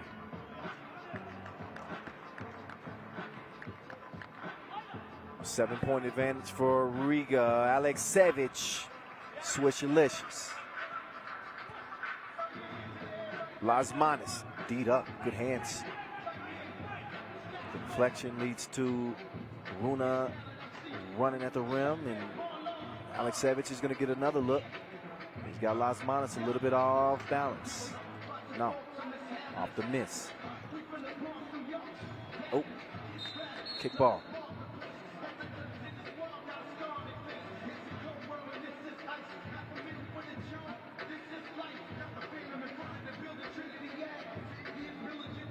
Under 5 minutes to play. Riga very much looking like the #1 seed. Oh, blow by. The lay is missed. Gotta have those. There's Mayaguez. Left him in the dust again.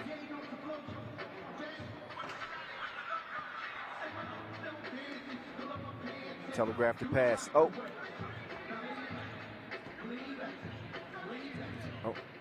Here's Mayaguez. Lean back. Lean back. He needed some space in the relationship. 16-8's the result after the two-piece from Mayaguez.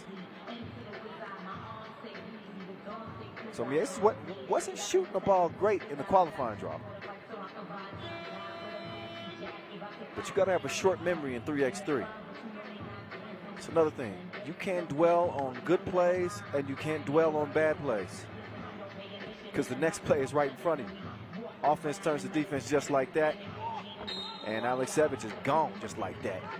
He's really putting some pressure on the interior Riga defense. That first step he's got, he's a problem for Krumens or Chavars if he gets them in a mismatch on a perimeter. Mayaguez and Las Manas tend to do a little bit better job defensively against him, but yet still he's at the free throw line. He's going to knock it down. And even with all that said, it's still a 7-point game. Batman, yeah, no choice but to hack him.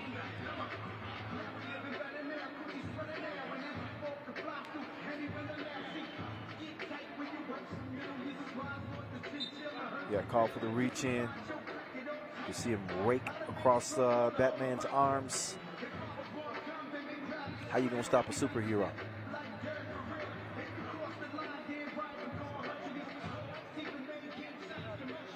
So, TV timeout. Just under 4 minutes to play. Runa with no more fouls to give. Riga with 1 to give. As they're moving closer to that 21-point destination.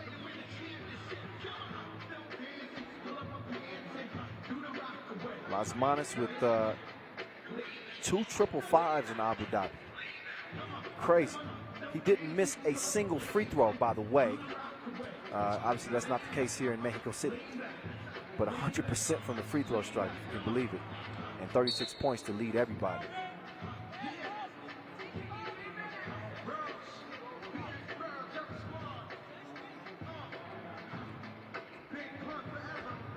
Do the rock.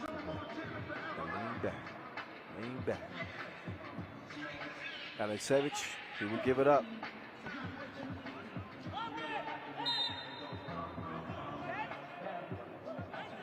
White ball. I believe that's the call. Oh no, red ball. Take another look. You decide for yourself. Yeah, that's right. That's the right call. Yep. 16-9. Las Manas and company on the attack. Drops it off to Chavars, but he blew the crib. Oh. The loft. They're lucky that didn't go out of bounds. Oh. Kind of got a stroke of luck right there. Way to battle down there, big boy. So Pianzin's able to put it in. Mayaguez is going to the spin move. Stolen away. On come Runa. The Russian attack comes up short. They fire a blank from long range. Las Manas, he's got the lane. He fades, misses. Rebound to Runa. Under 3 to play. 6-point advantage still for Riga. Nothing Las Manas can do down there. That is goal. I thought it was baby food. Maybe it's not that easy. Pianzin missed the layup. And now Las Manas is going to show him how you do that. See, you use the backboard. Little touch. And it goes in. Good defense here from Runa. There's still a 3-possession game. Oh, man. Missed the lefty lay. Las Manas going back to work. Poked away. So he's going to take it right at the chest of Stepanians. So we got a timeout on the floor.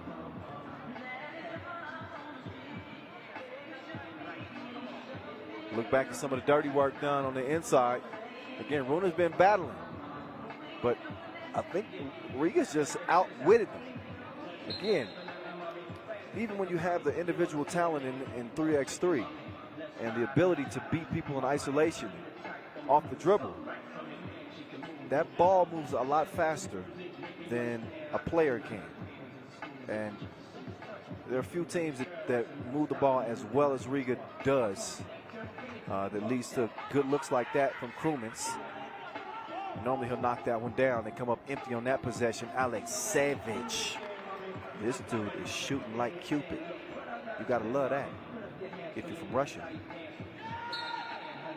That pass just off the mark. 17-13 as Runa ain't done yet. Not yet. Game 1 of the main draw. We'll see if Riga can continue to keep the winning ways going. Oh, Aleksevich was just long on that one. But you can tell he's feeling it. He ain't no joke either. Pavel Aleksevich, 26 years old. He's put on a pretty good performance here for Runa. And there's a big reason why they're not completely out of this game.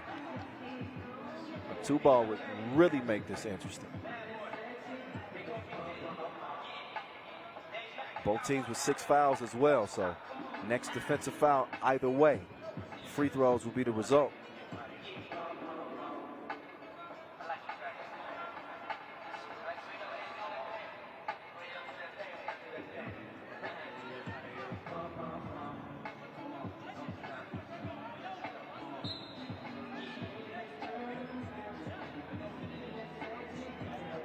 Minute 49 to go. Riga take over at the top of the key. Krumens. Las Manos hands it off. Three-man weave. That is a beautiful ball movement. Teamwork making the dream work for the Olympians. Nice pass. Batman took some contact. Couldn't get the layup to go. Still a 5-point advantage. That one way off target. And again, Riga averaging about 19.5 points per game. Top 3 scoring team in the league this year. They've got 18 now. Las Manos coming around. He's held up though, Aleksevich. Didn't like the call. Won't change anything. The league's leading scorer will have a chance to go back up to the line. Yeah, you can definitely see. Doing the do-si-do.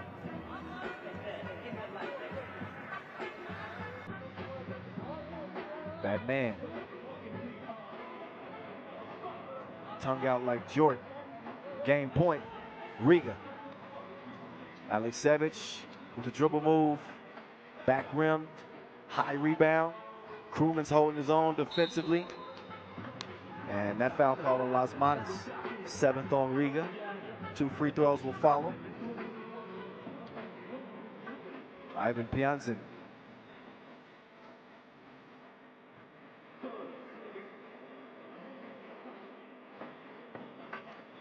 Family touch from the free throw line.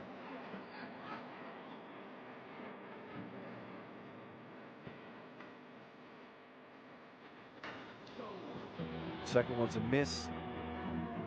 That's a jump ball. That's going to be Red Rock. Good job from Chavars to get in there and mix it up. Earn the possession for Riga. And all they need is one.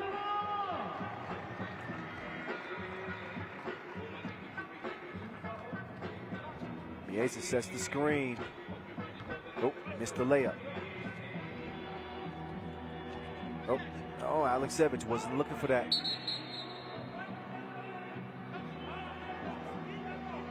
Out of bounds off White. So good hustle.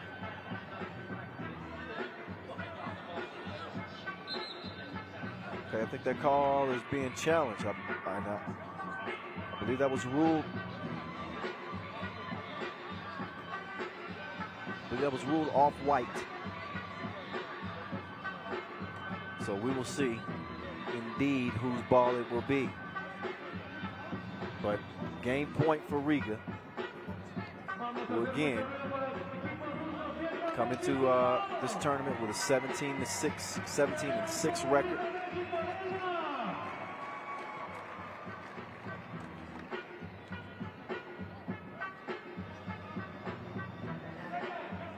Number 2 in the tour standings.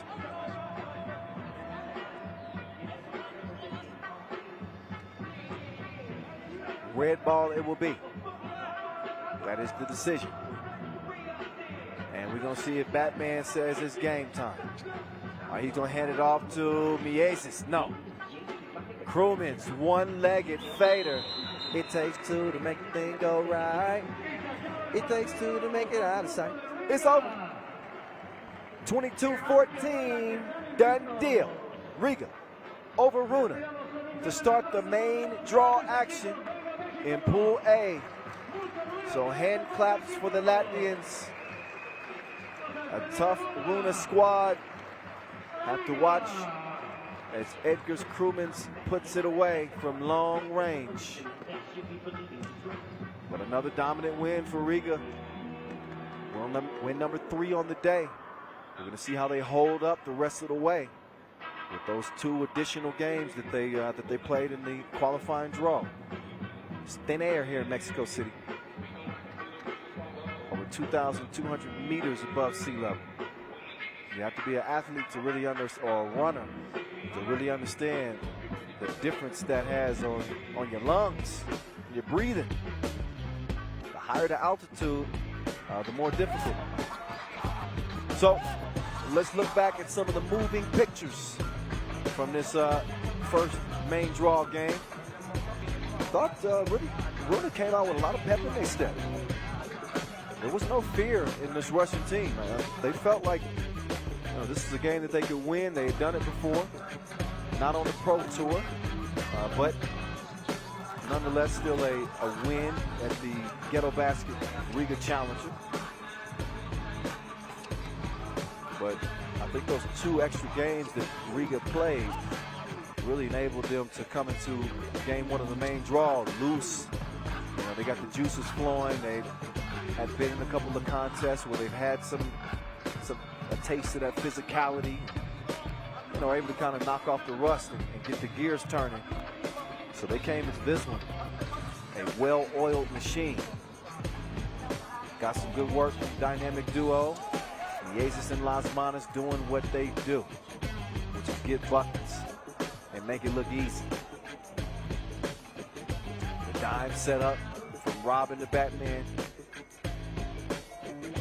Sidekick setting up the superhero. It goes both ways. So Lausanne streaks in and Krumens delivers the final shot. Riga in the winner's circle to start the main draw. Now as we get set for our second game,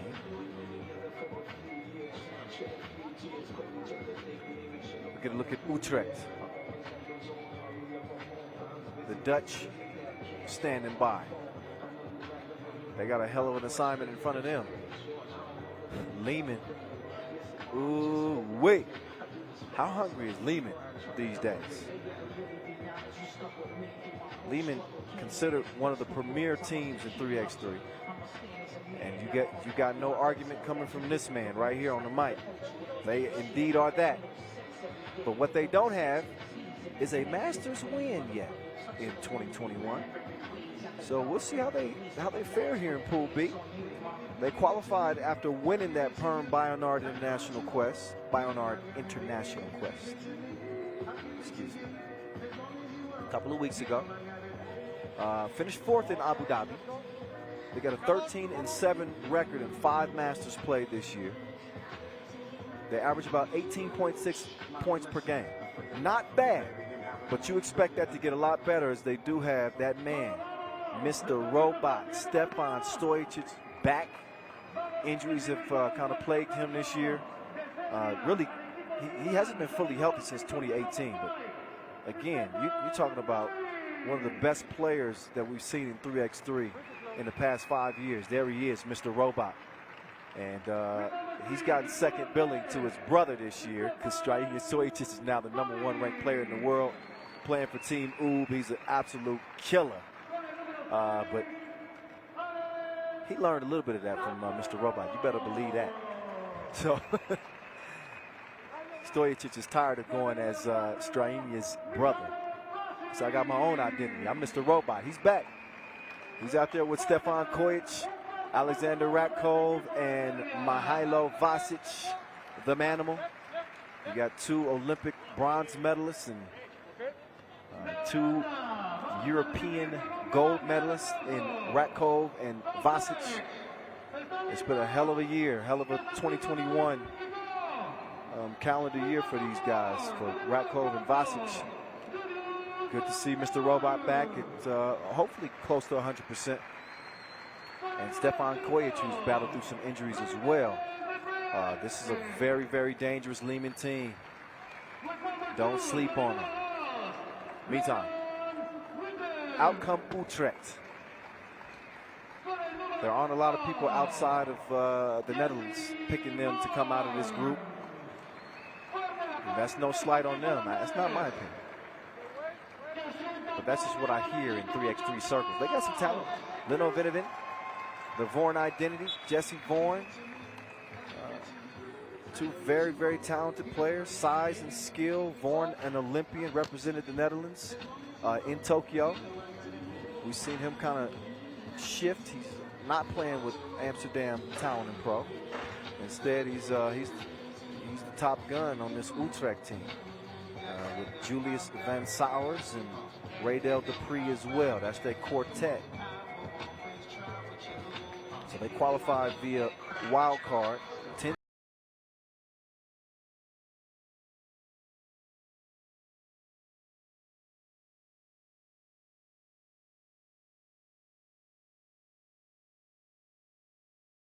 Lovasic, we call him the Manimal. He's half man, half animal. He stays in beast mode. One of the best rebounders in the game. Physical player. He's always going to make it difficult on the interior. Meantime, Jesse Vaughn, he likes to hold things down beyond that two-point arc. He is a hired gun, believe me. If that dude gets cooking, I mean, he could really cook your chances of getting a win. He is that dynamic offensively. He can shoot it that well. Like Dupree's activity on the glass, athletic, not the most capable shooter from distance. I'm just gonna keep it a buck. And also JVS, Julius Van Sowers, he likes to play above the rim as well. So Utrecht, the underdogs, as they will lace them up here against Liman. Again, a team that has already locked down a spot in the World Tour final. Coming up next month in Jeddah. They don't have much to worry about. They want to get to that bag, though. You better believe it. $40,000 grand prize.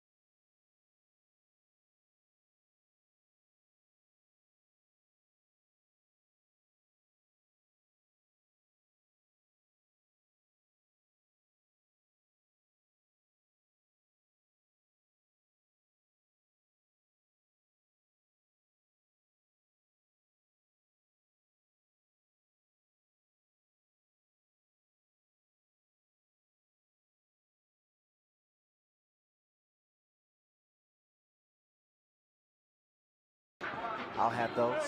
you have this. Van Sowers, put him on the bucket list. Vaughan, oh, gets in there, way to mix it up. Gets the steal for Utrecht. Leno, down low, and there he goes. Back to work like Monday morning. Julius Van Sowers, 1-point lead for Utrecht. Maybe they heard me talking. Maybe they heard me saying that they're a big underdog. So far, so good for Utrecht. We are 2 minutes in. Cool your jets, right? Bump on the drive. I was saying that Liman averaged 18.6 points per game, but they are also one of the stingiest defensive teams in the league, too. They give up just under 16 points per game. That's good for 5th in the league. Mr. Robot, automatic. Don't let him get in his algorithm. It's 5-4, Vaughan. What was that? It slipped. 5-1 it stays. Liman, the second winningest team on the tour outside of Novi Sad, and their 20-plus Masters win. Oh, devastating jab step. The man was feasting. He just made a meal out of Vaughan. But for Liman, here's their body of work. 2nd place in Prague, 5th in Debrecen, 4th in Lausanne, 3rd in Doha. No wins, not in 2021, but they've got 8 Masters wins altogether, which again put them 2nd behind Novi Sad. Speaking of Novi Sad, let me quickly mention this. Novi Sad is in jeopardy of being bounced out of the top 12. They're sitting idle, and they're watching the action, hoping that one of the teams outside the top 12 does not pass them. Speaking of pass, there's Radko getting past the D like a checkpoint.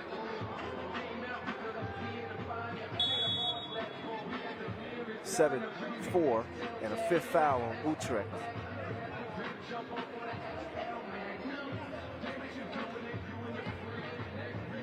It was moving on that screen. TV timeout as well, under 7 minutes to play. But interesting, I was mentioning Novi Sad. They were 4-time World Tour winners. Not out yet, but they're at the mercy of Lausanne Sport and Gagarin. If they both make it to the top 6, Novi Sad's going to miss their first World Tour final since the first edition back in 2012. We're already not going to see Piran in the World Tour final. Rakov, get out of my way. He clears some space with the grown man move. Nearly came up with the steal. Van Sowers is going to kick it out. It's the late show. Leno could not knock it down. What a pass. Look at the touch. Man, you got to appreciate the small things in 3x3. Vaughan skips it down low. JVS back out to the Vaughan identity. The assassin misses his mark as Leno will recover and score, but you can see that Liman are arguing that wasn't cleared. Didn't touch any rim, I don't think. So Revtov is going to take a closer look at it, see exactly what the determination should be. We know that Leno made the shot, but as you can see, Mr. Robot's standing up off the bench with his hands in there, like, wait, you can't continue that possession.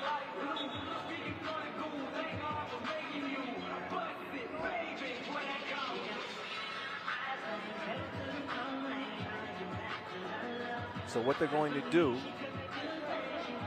okay, it was a shot clock issue. So they're going to give Utrecht actually 3 seconds. Leno creates some space. Yeah, thank you very much. It's 9-5. Radko to the cup. 10-5. Leno, long range, out of his range. Off the iron. Radko, man, keeps attacking the rim. He missed that layup that time, but look, he's got spirit fingers. active hands in the passing lane, but 3 in the key is called on Utrecht. And you can thank Rakov for deflecting that ball, and that costed him an extra second or so. 10-5, Liman.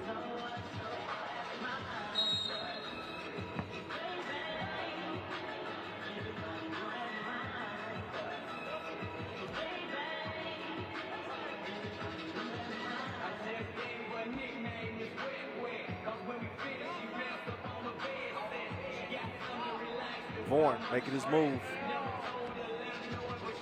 Dupree, drop step, oh, fillet. Beautiful touch on the finish there.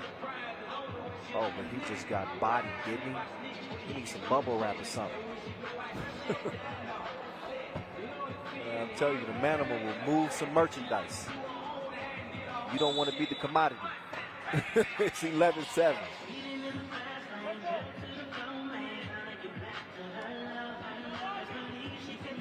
It is a 3x3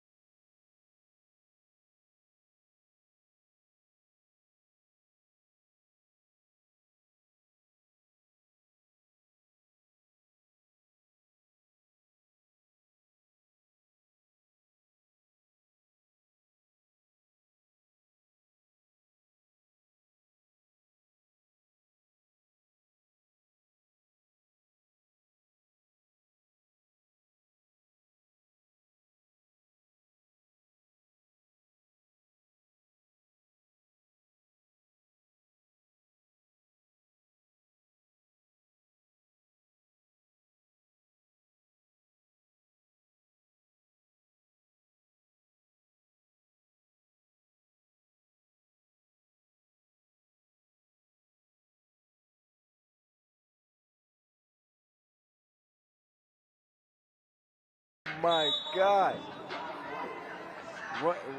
You got to run that back.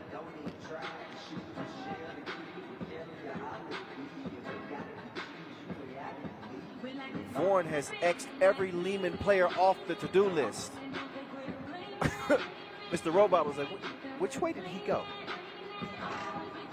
I ain't over there. Free throw is missed.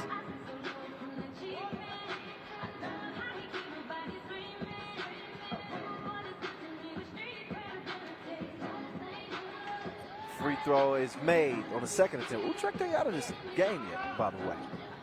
Very competitive, 17-13. What a pocket pass. A dime delivery from Kojic to the man. Leno, unselfish pass. Great look right there. Great look to set up JVS. Oh, look at that pass. What composure. Kojic left his feet and still put it on the money. 19-15, Liman.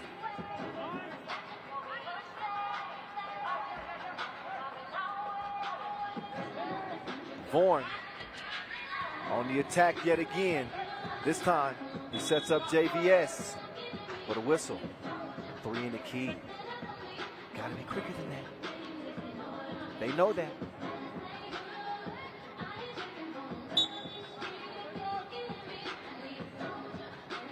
So Liman's last Masters win came in 2020. Where they won the Debrecen Masters and the Europe Masters. They have been winless. Take another look as the Juan identity has been out here killing people. He's been shooting like he got a scope, and he's been crossing people like the X Games. He's taking his game to the next level. Oh, there we go. There's that action.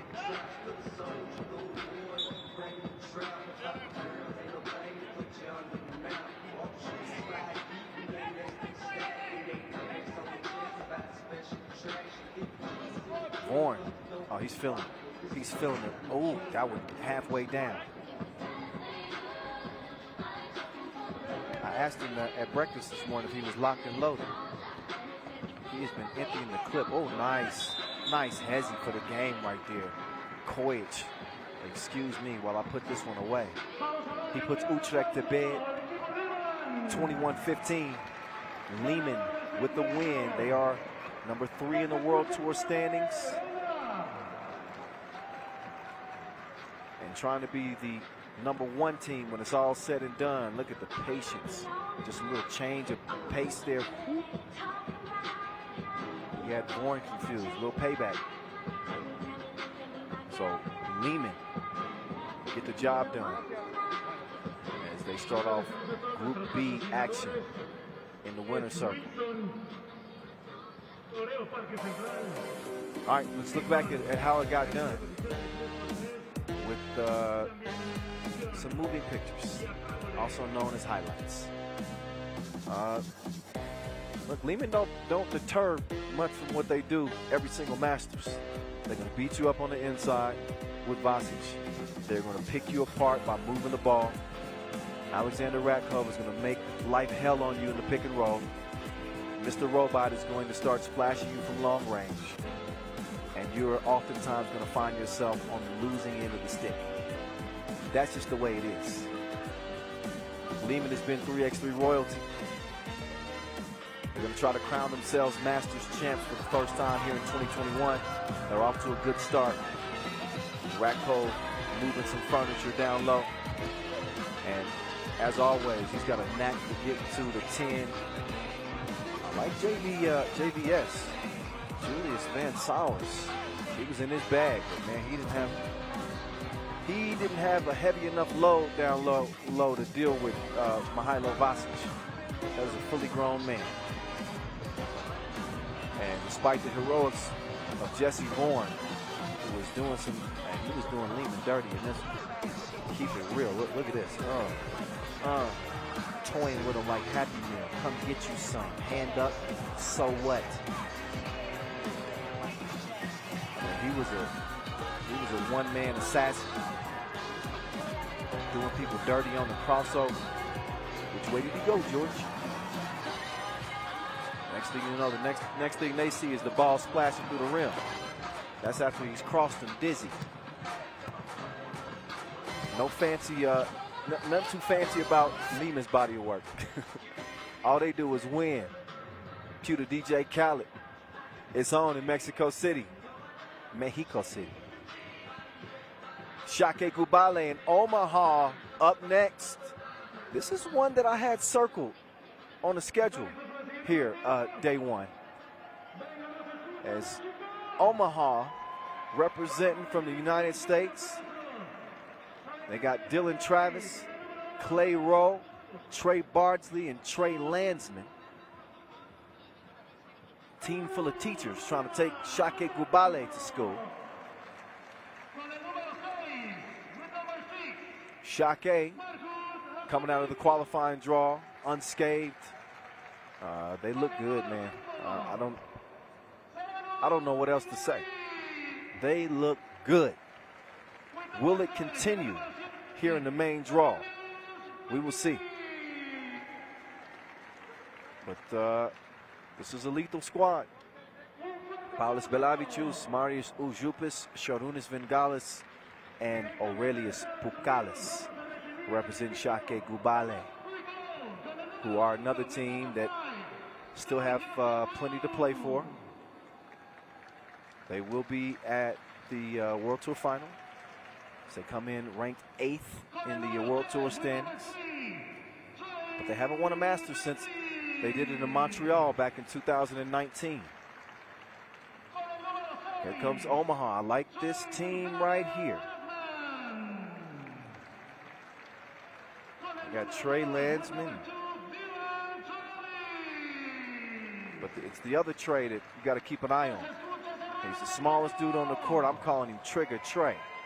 I called him Top Gun for a while. He is the Top Gun, but we can call him Trigger Trey.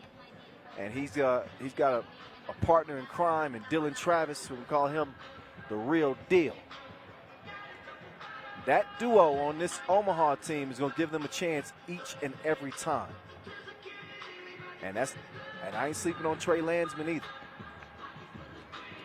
But these are the two most potent offensive players representing on this Omaha team, and really trying to breathe some new blood into American 3x3. You know, these teams have really shown well. You look at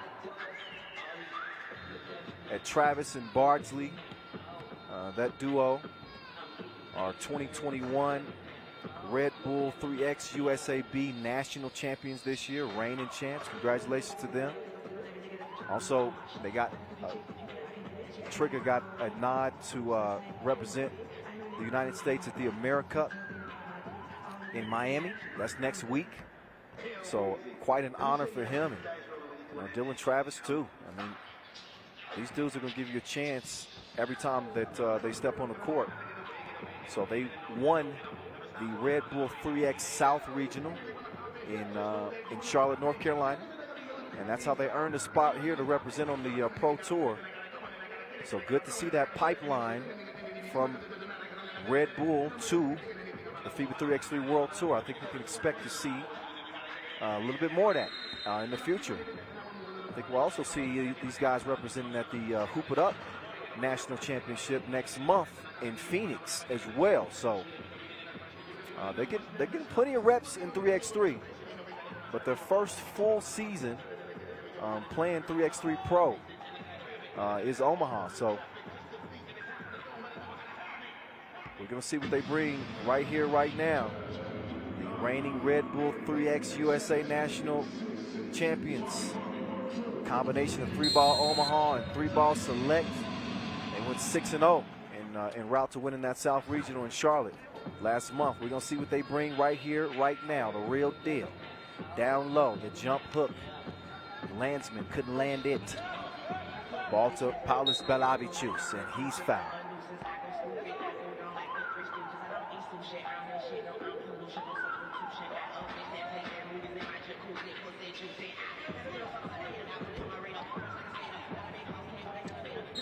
Down low, And trigger.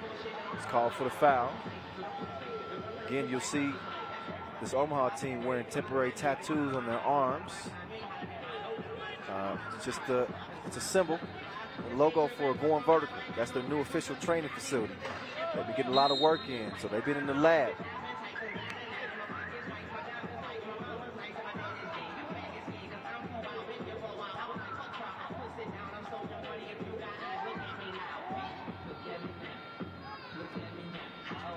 So Aurelius Pucalis starting from that left elbow. Oh my goodness. A delectable dime. Oh. That dude is a visionary. Meantime, the real deal. All net, all wet. Tell him, keep an eye on the bucket, bros.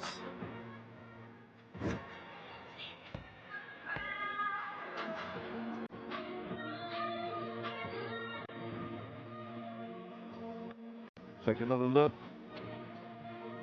3 fouls on Omaha. Trigger Trey. Chunks the deuces. But the stroke was broke that time. I think on my podcast, the Voice on 3x3 podcast, which you can find on all of your favorite podcast platforms, by the way. Shout out to my partner in crime, Dave B. I called Trey Bartley 3x3's version of Steph Curry. Okay, that's high praise, right? But he's a hell of a shooter. I mean, who else can you compare him to? See, look at him. He's on target like infrared. You cannot give him a look, or he's gonna bury you.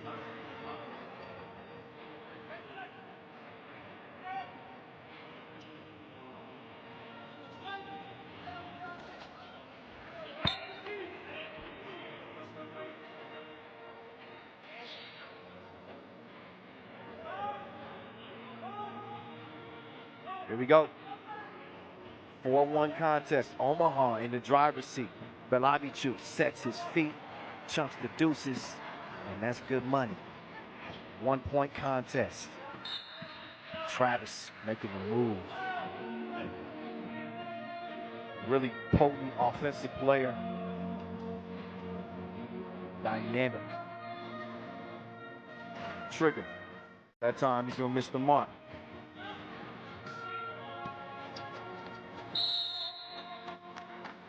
Foul off the ball.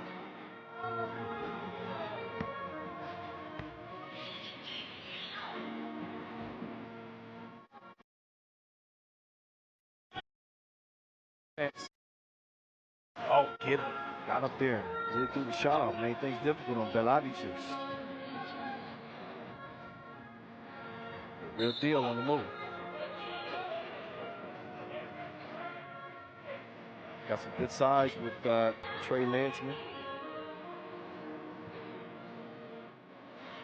Play well, getting a breather. But you got 3 teachers on the court right now. They like to spread the knowledge. Spread the ball a little bit more, they're gonna get some better looks. Some good defense though, initially at least. Gonzalez is whistled for a 3rd foul. And another foul, back to back, that one on Pucalis. So now they're up to 4 fouls.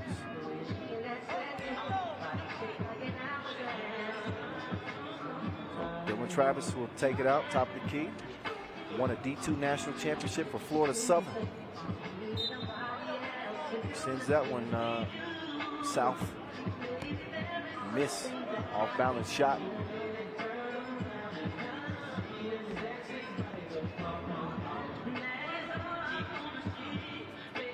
Here's Uzi. He's going to kick it to Pucalis. He's a capable shooter. But that time, he bricks it. Gonzalez, he lets one fly. So no go for him. Stays a 1-point game. 7.5 to play. Just scratching the surface. Landsman on the move like the lease is up. Gets to his spot, draws the foul.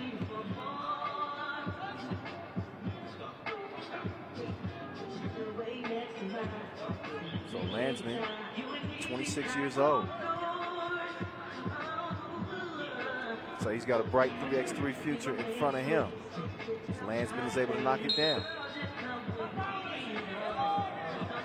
Omaha just leading by 2. The fouls starting to accumulate, really for both teams now.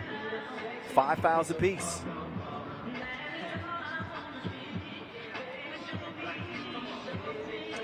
Mayaguez, drive, kick, Bucalis in the face. You have to watch that off. Trigger Trey. It's a misfire. He's going to have to reload. The other half of the dynamic duo, Dylan Travis. He is a certified bucket. Somebody tell Colonel Sanders. A couple of National Players of the Year, though, on the court right now, as they'll both get a rest.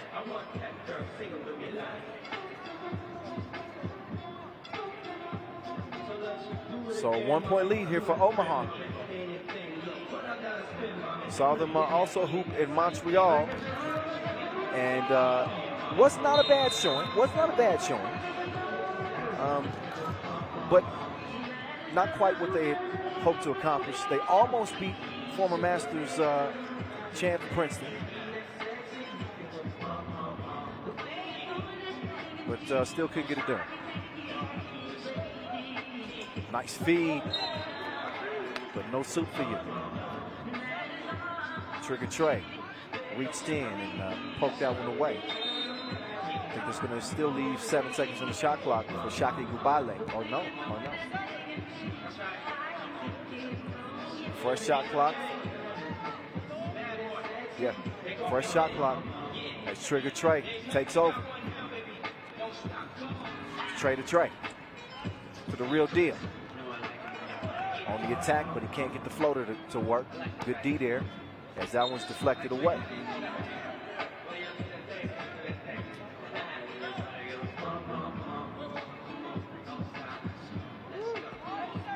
So we'll see Bardsley and Travis both selected for the USA AmeriCup squad next week. They get a chance to represent their country. Right now, they're just trying to represent here in Mexico City. Trying to put a stamp on FIBA's Pro Tour. Count those, 2 to the head, the real deal. It's going to give Omaha a 3-point advantage. Bucalis, nice kick out, finds the open shooter, and he's a loose gunman. Bengalis cans it, makes it a 1-point contest. Travis getting it down low, nice move. I see you.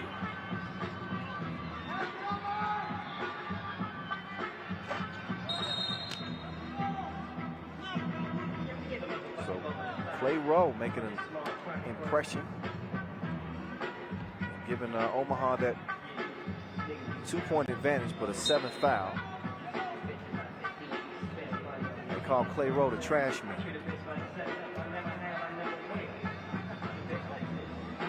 Cleans things up.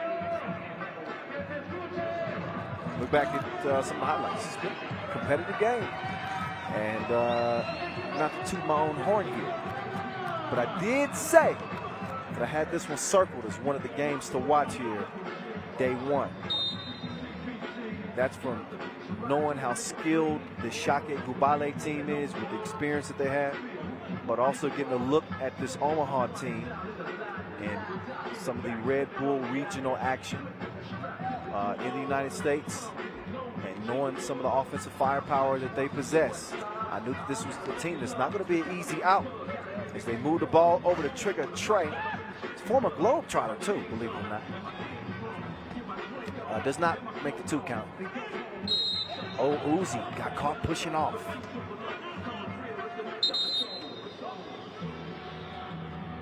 And a warning. Ref Najib says, stop all that talking. Stop all that capping. So the Bucket Bros start the possession. They get it down to Landsman. Trey off the mark. Mayaguez. Look at the flick of the wrist. 9-9. Trigger Trey looks off the defense, and that one ricochets off the 10. D-Trav, no. That ball is stolen. Bengalis will give it up to get it back. He and Pukalis working a two-man game. Bengalis down low. Mouse in the house. Barbecue chicken. Can lick his fingers now. That was an easy meal for Pukalis. And is that a quick foul whistle? Another warning on Omaha for talking. I think they were out of warnings. So instead they get hit with a technical. They had already been warned.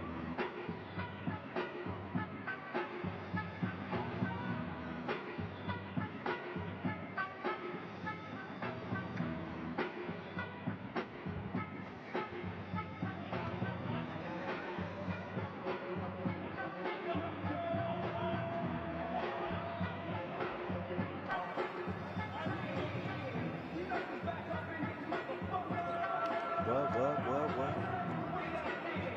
10-9. Midway point. Had to get the foul corrected. That's 8 on Omaha.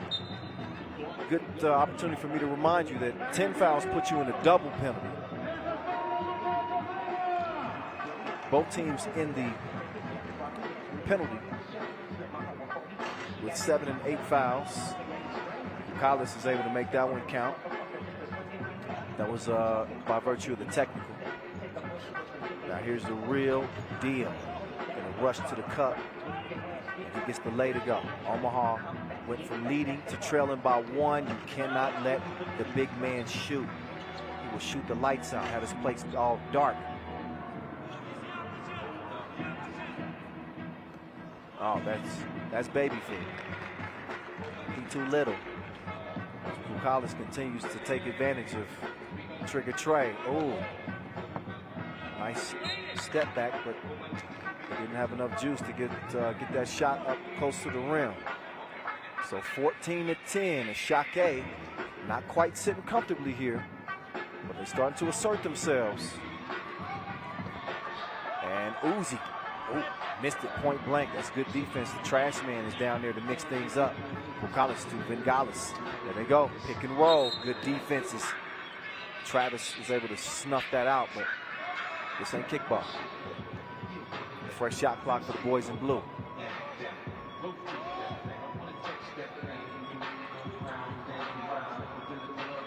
Uzi fires another one. It's a miss. The trash man there to clean things up. Throws it away though. Belavicius trying to turn that defense into offense. He gets it down to Uzi.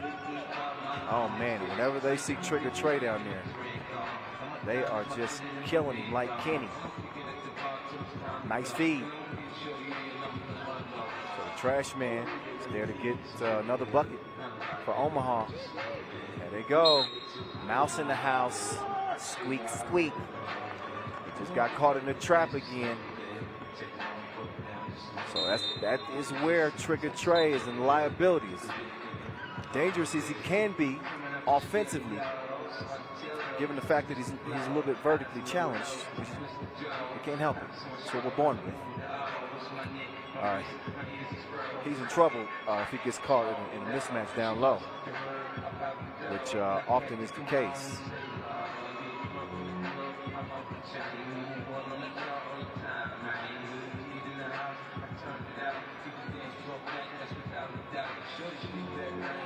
So a 15-11 contest.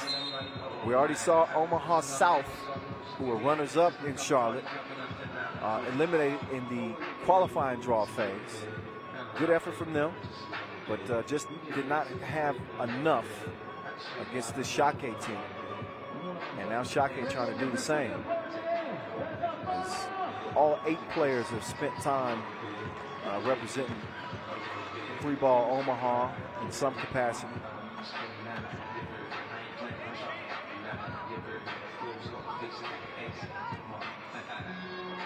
Uzi misses his mark at the free throw line. One more defensive foul on Omaha. They will be in the double penalty. Let's see if Uzi can connect on the second of 2 attempts. No, broke. Goose egg. Trigger Trey.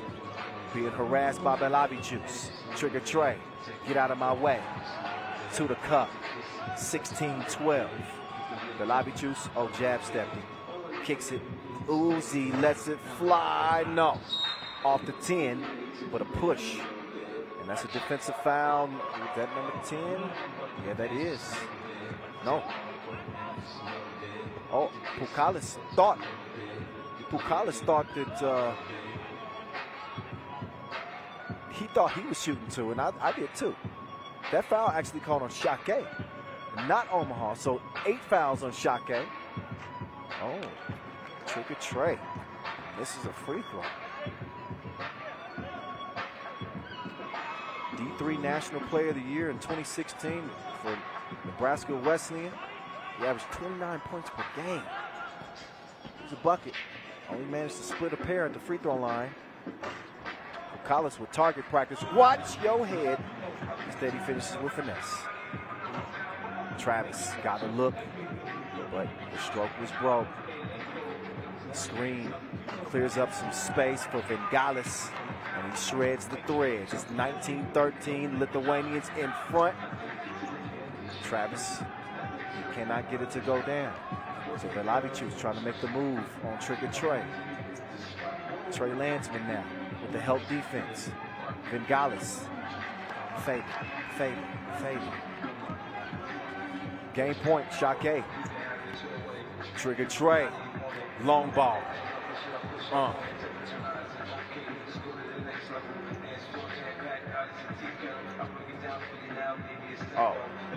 they can't leave Mayaguez like that.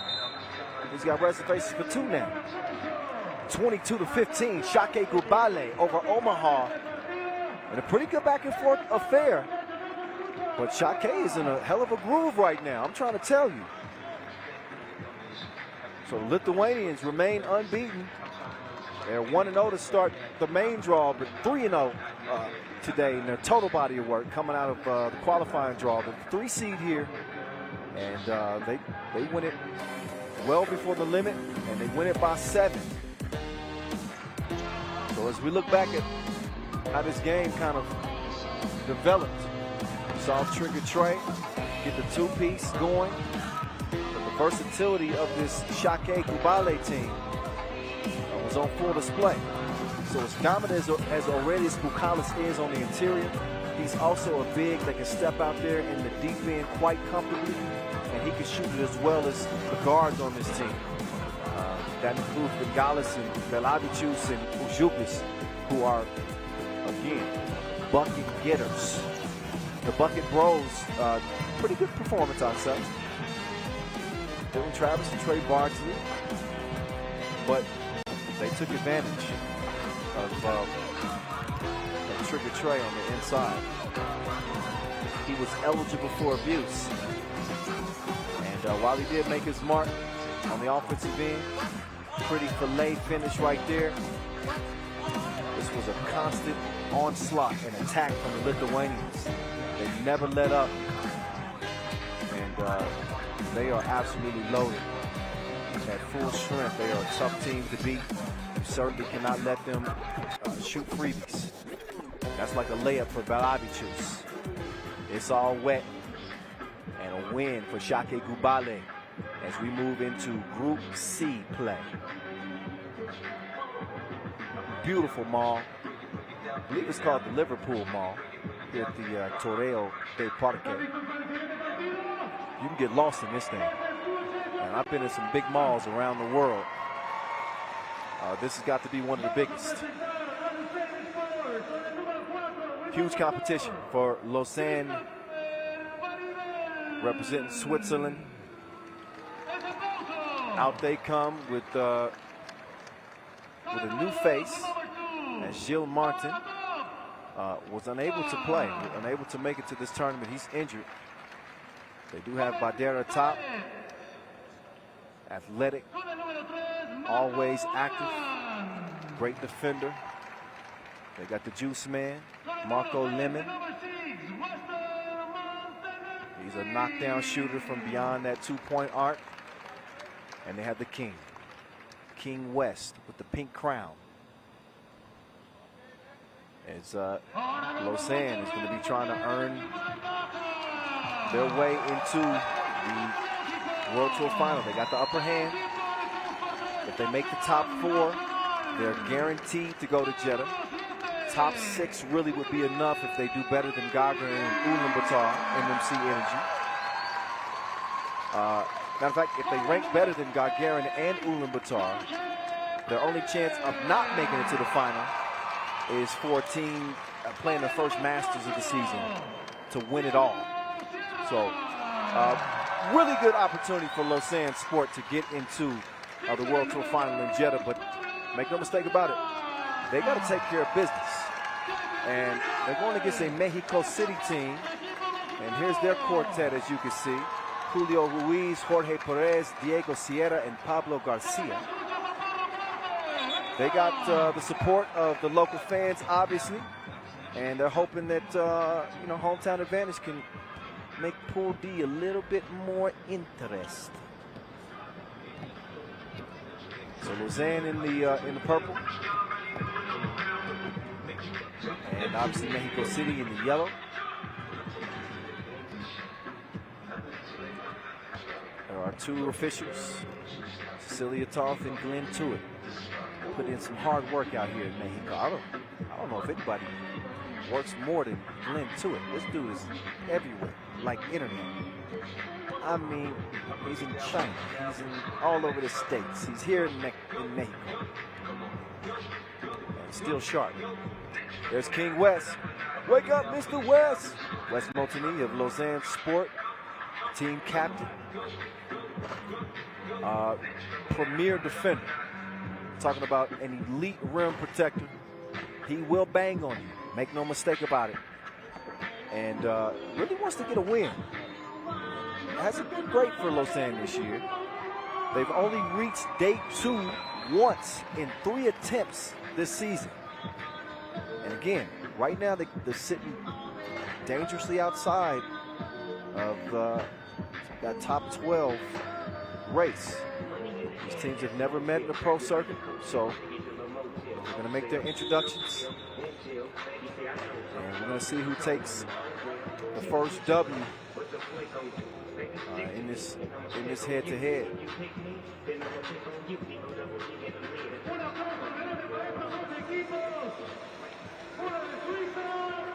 Not to forget the 4th member of this Lausanne Sport team. It's a new addition this year, but he's got 3x3 experience, and that is Christophe Varidel.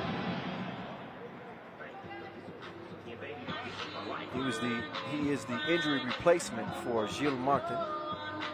Shout out to my guy Gilles. Appreciate you, man. And that's number 1. Number 2, get better soon. Lausanne Sport has been a little bit snake bitten in terms of the injuries, and even King West is ill. Was a little bit sick last night. Got a little bit of a bug, but he's fighting through it and playing. Oh my goodness. Wobbly wobbly, drop it like it's hot. See the arc on that floater? That was crazy.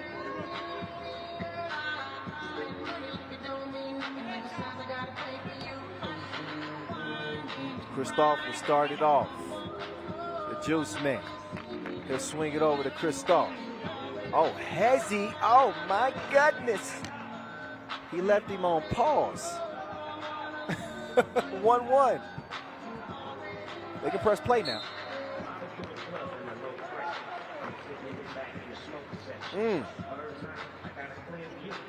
So he already got some mixtape material. He told me he hadn't played in quite some time. Christophe Varidel. I can't tell. I can't tell. Anytime at the free throw strike. That one's a miss. Oh, nice passing here from Mexico City. Foul called, though, on the shot attempt. So that'll put Julio Ruiz on the line.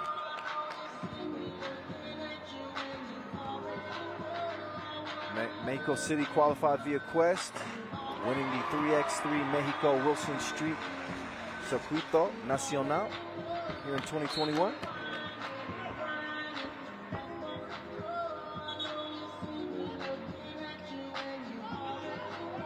Clock is still running, so we're gonna have to correct that. The score is correct. 2-1, Mexico City.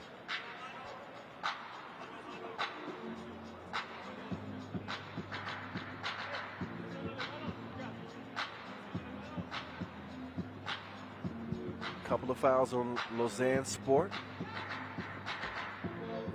Just over 40 ticks into our first Pool D game.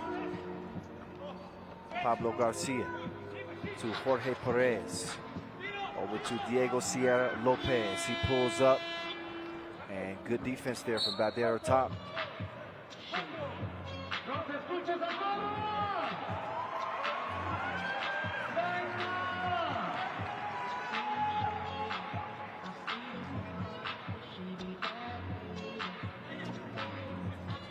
So top will start the possession. Nice ball movement as Liman slips free and King West finds it. Crossover, strong drive, better defense. The Juice Man wasn't having it. Liman down the top. Badera has it tipped away. He wants the ball back. West gets it back to give it up. Sharon is caring, but no basket. Shot clock violation.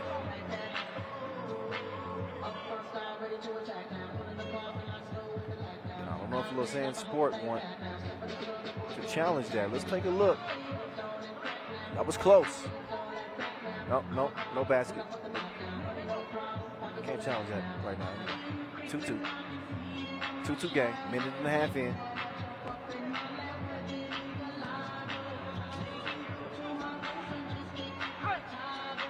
Oh, drive in the lane.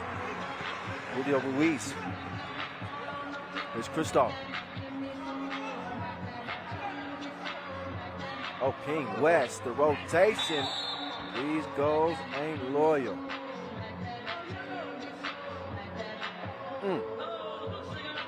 Came out, so the scores will stay where they at.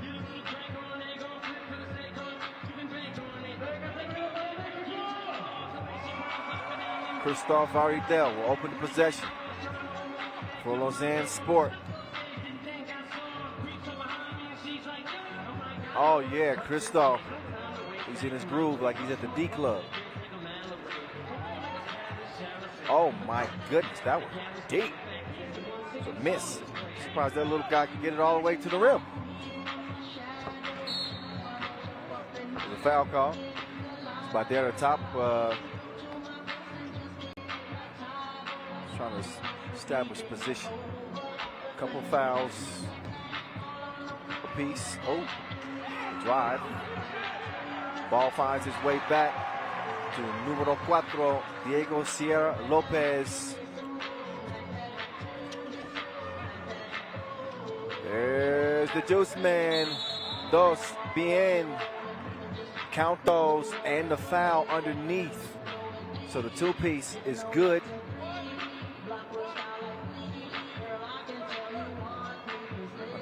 And that foul called on yellow. Look again.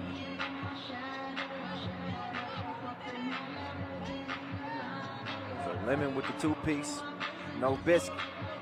Lausanne leading by 2. Not a bad start. Catch, shoot, quick trigger. But he couldn't squeeze it. There's Pablo.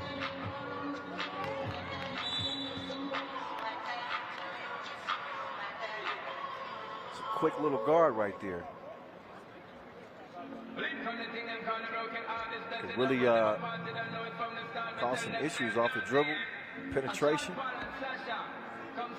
See if Christoph can stay in front of him. They double. Down low. Lemon with the defense. Quick turnaround. Oh, halfway down, but he rattled out. Perez. Oh, bully ball. There's a campaign against that.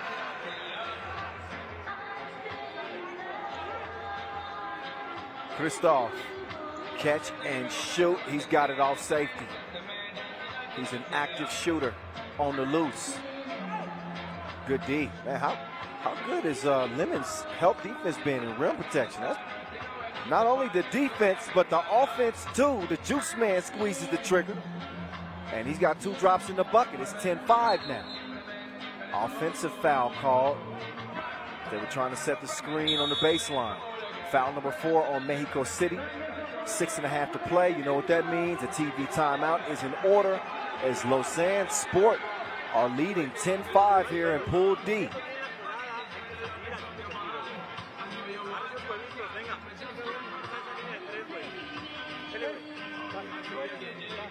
It's a competitive group.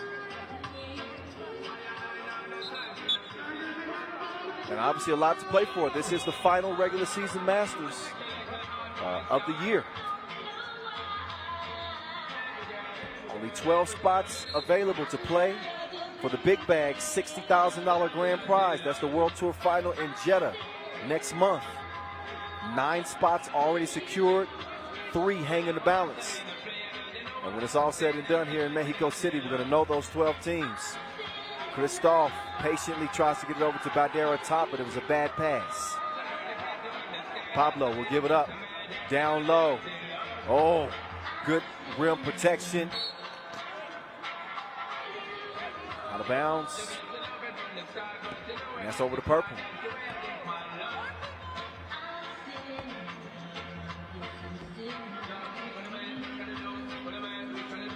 There's King West with the flavorful hair. His pass had too much sauce on it. Oh, trying to get some face time from behind the line. It's a miss. And the juice man, mid-range game on point. Baseline drive, layup, no bueno. The recovery also, no bueno.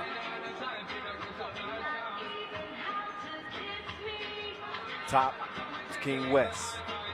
West lets it fly.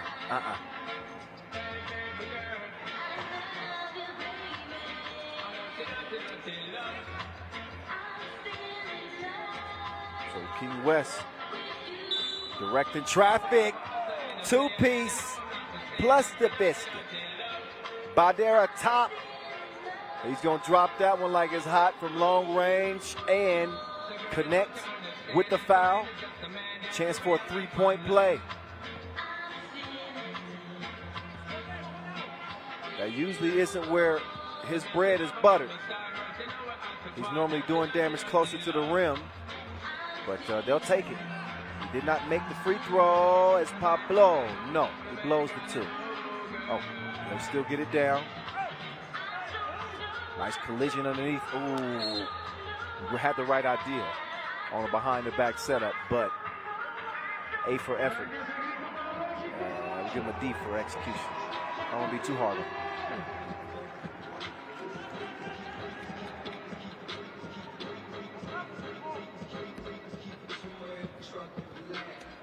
King West. He puts his head down. Pablo caught reaching in. I believe that was in the process of the shot. It was. So King West. He'll head to the free throw line. He is the Lausanne leader. And he easily knocked down the free throw. Lausanne giving him that work like Job Corps. 14-5.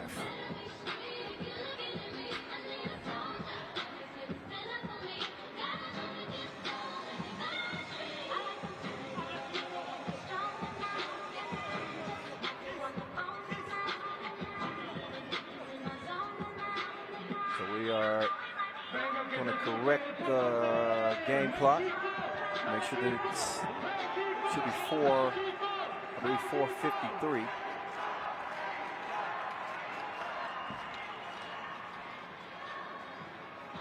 No more fouls to give for Mexico City. They got 6. More fouls than points at this point. Lausanne has been in control.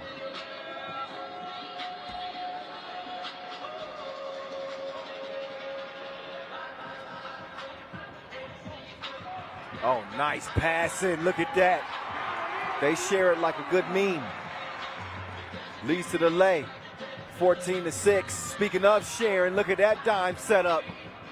Liman to Christoph. So one good pass deserves another, as both teams are moving that ball, making things easy. West wants to rock. He says, give it to me. Give it to me now. West, drive, kick. Swings it out. Liman off target that time. And they are holding down West underneath. So Montani, he will shoot 2, as that is foul number 7 on Mexico City.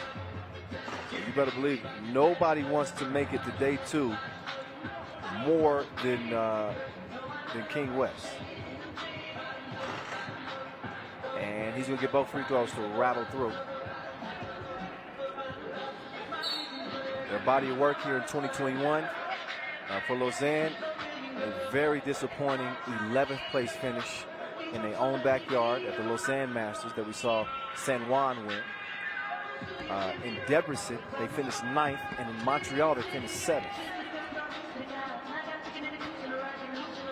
Yet still, their participation has put them in position to very likely be one of the 12 World Tour finalists. And they look to be headed to a win here, as Pablo, absolutely not.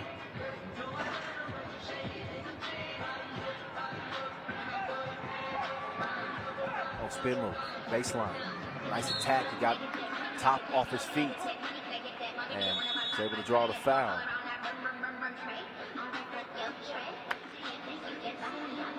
Look again, nice up fake. That's the old school pump fake. Diego. He'll shoot once we come out of a break. TV timeout, 3:44 left. As we've now seen each group in action, A through D. We'll do it all over again. 18 game day. Started with 16 teams in the qualifying draw. Narrowed down to 12 here for the main draw, which will be narrowed down to 8 for tomorrow's final day of play of the 2021 FIBA 3x3 World Tour regular season. Whoa. What in the world?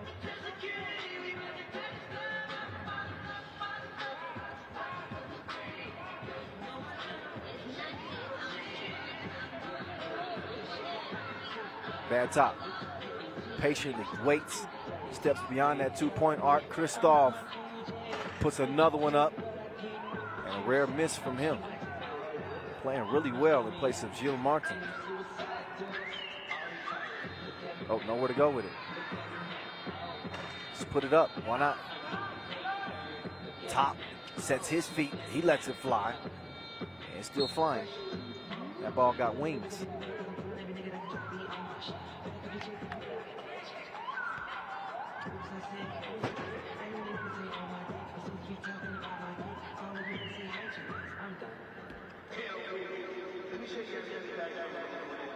Oh, nice action right there.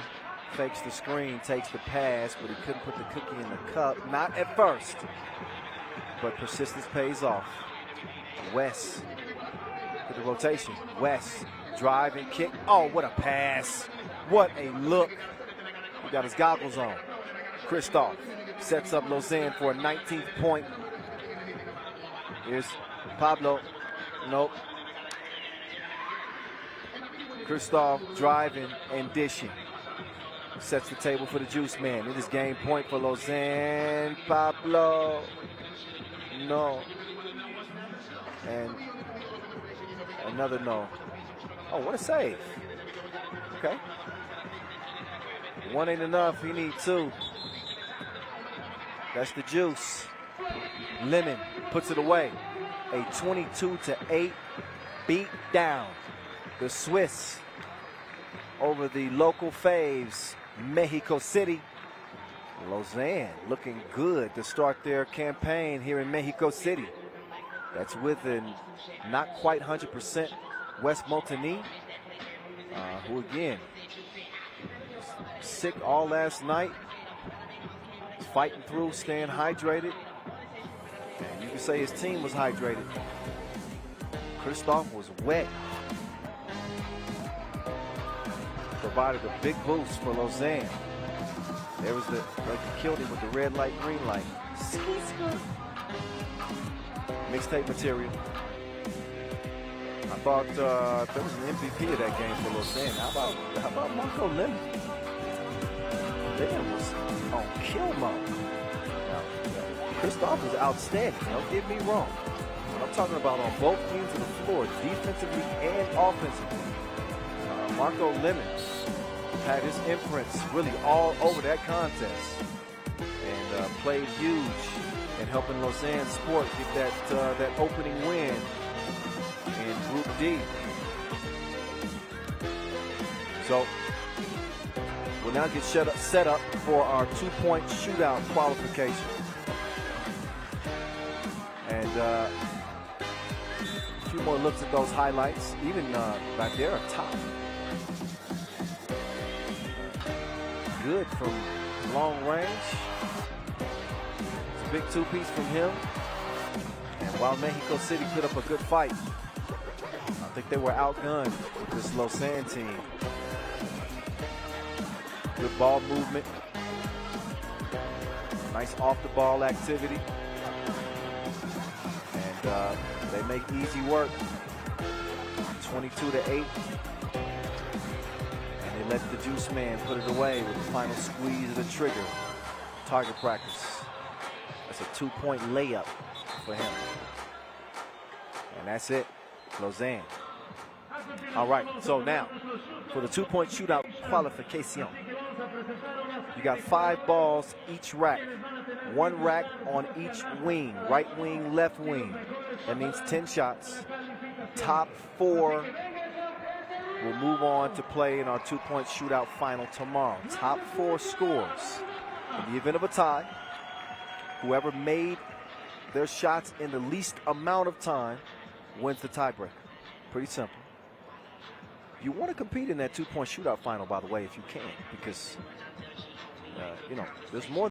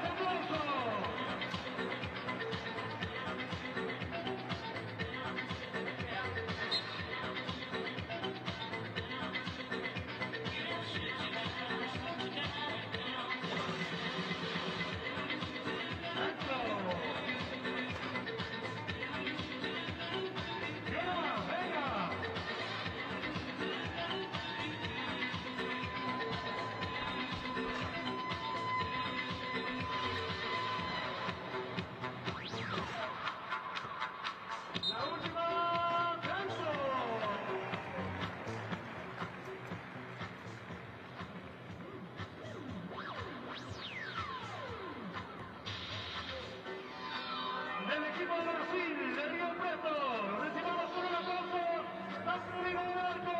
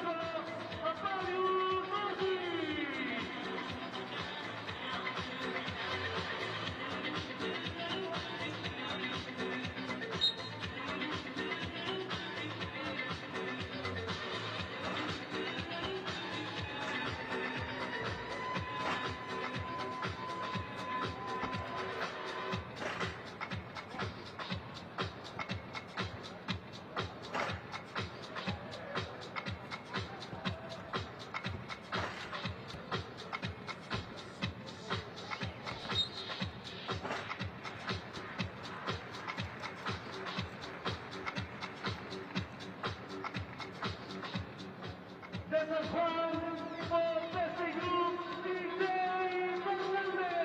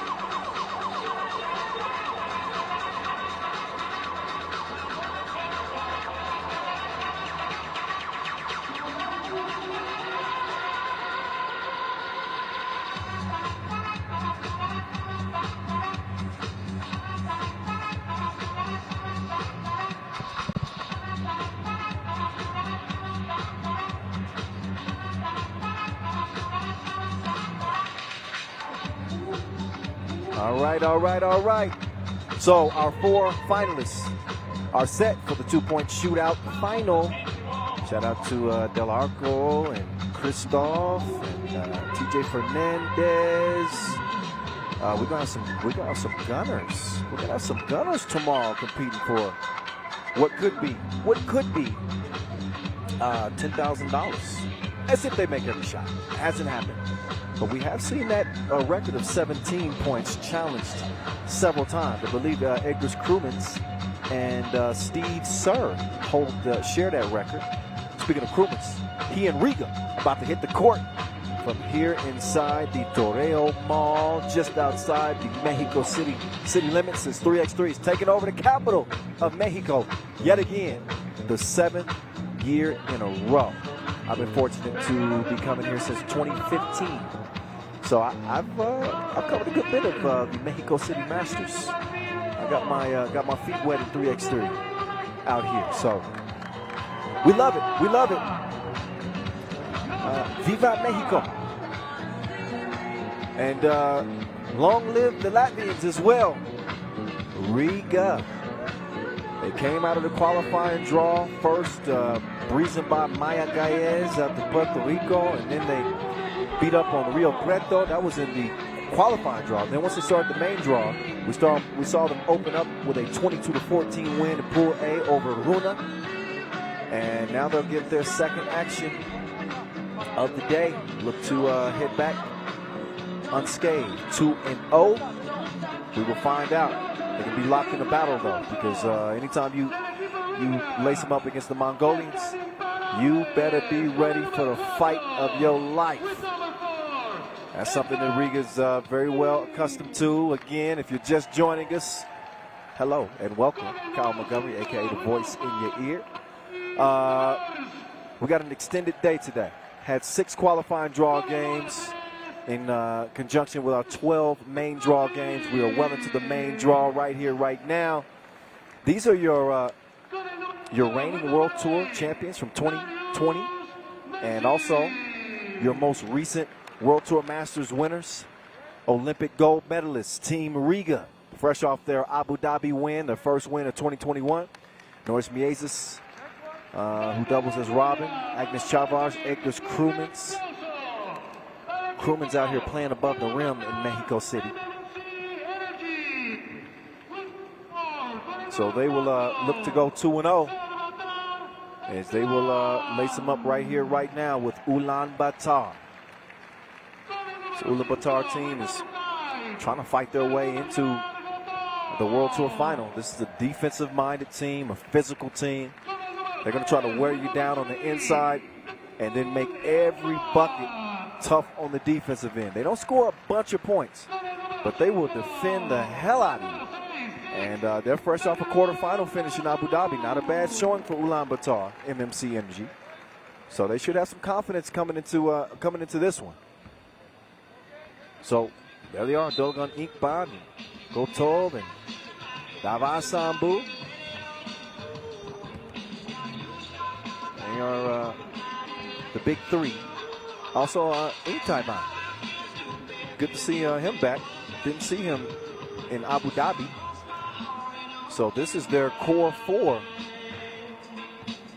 Asia Cup champions. Longtime members representing Ulaanbaatar on the Pro Tour. Representing Mongolia in our national competitions. And saw the women represent for the first time ever in a non-combat sport in the Olympic Games this year. So shout out to the ladies. There's Carlos Lasmanis, leads the tour in scoring. Running away with it, as a matter of fact. He's good for 8 a game. He's a bucket getter. Is he going to continue to get buckets? He and Miezes, the dynamic duo, along with Krumens, who's back and clearly in full form. They got to contend with that dude. He's a defensive mastermind, 29 years old, Dolgan Inkbad. The man whose hair never moves. How much gel you think he's got to put on that for? His hair is like a helmet. Anyway, Riga, we're going to see if they bring their hard hat. They're 5-0 against Ulaanbaatar on the pro circuit dating back to 2018. So Ulaanbaatar had not tasted victory against the Latvians. They're the number 8 seed here, is Ulaanbaatar, number 20 in the World Tour standing. So they need to win it. I mean, they got to make a deep run just to hope to play in Jeddah for the World Tour final next month. We will see. This one is on and popping. The Latvians start off with the rock. Robin broke from the top of the key. Gotov to Dogun. Pulls the trigger. He's going to have to reload. It's a misfire off of Davasambu. Ball over the red.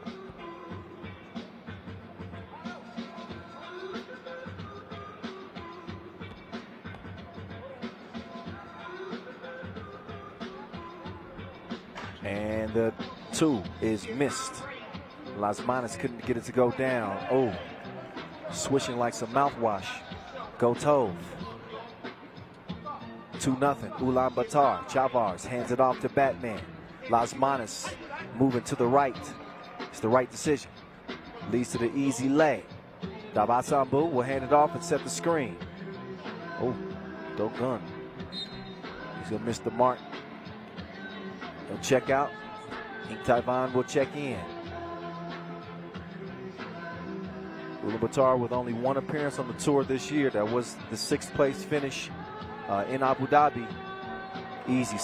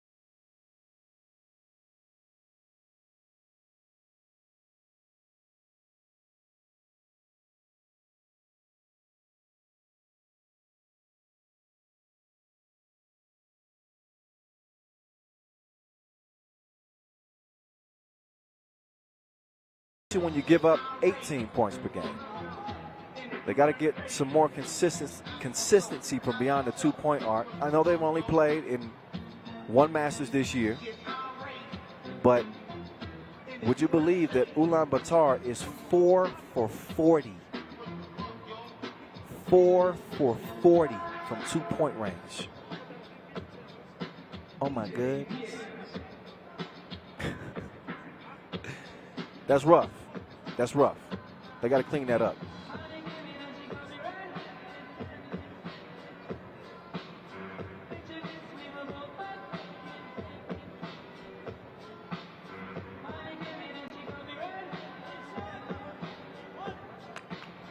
All right, so Mayaguez will shoot 1.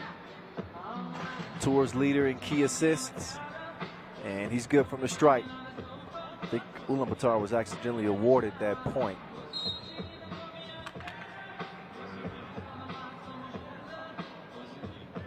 I think they got to correct that. That should be a 4th point for Riga. Yeah. There we go. So that has since been corrected. It's a 4-5 game. All right, good. Now that that's out of the way, we can get back to it. I like this little showdown between Chavars and Davasambu. Two dudes that play with a lot of heart, a lot of muscle. They are the strength of their team's interior defenses and offenses. Davasambu, man, that dude can be a force at times. But I think when I spoke to Ulaanbaatar's offensive inefficiency, it's because they have the ability to score once on the inside, but if you can't shoot twos in this game, you ain't gonna last too long. We'll see if they can get it going. Okay, 5-4. We can get back to it. Couple fouls apiece. Only 2 minutes in. Second contest in Group A. Goup lets it go. And he's got a bank deposit. 2 cents.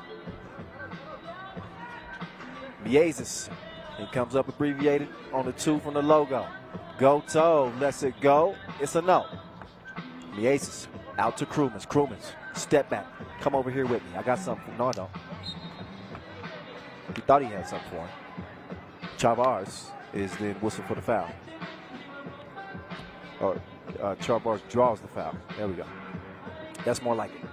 He gets the whistle.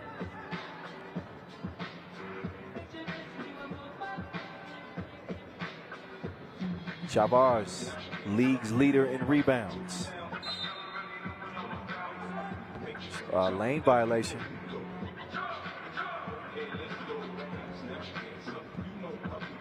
And Riga, who aren't a bad free throw shooting team, also not the best. They shoot at about 66%. 7-4. As Davasambu fakes the handoff. Oh, he gets it down. That's a grown man bucket right there. Untitled puts it up and in. Oh, look at the defense here. Oh, yeah. They got Riga all discombobulated, out of sync.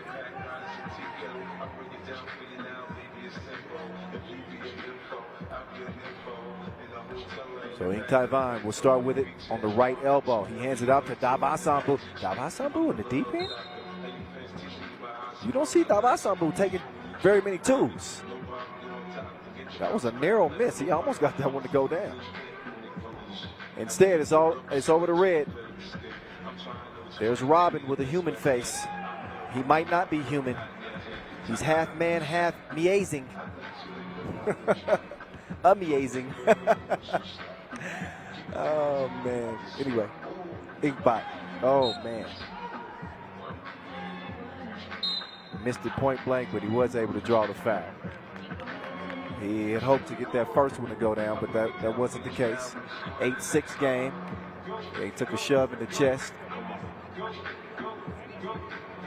So TV timeout with Ulaanbaatar, not Riga, leading by 2.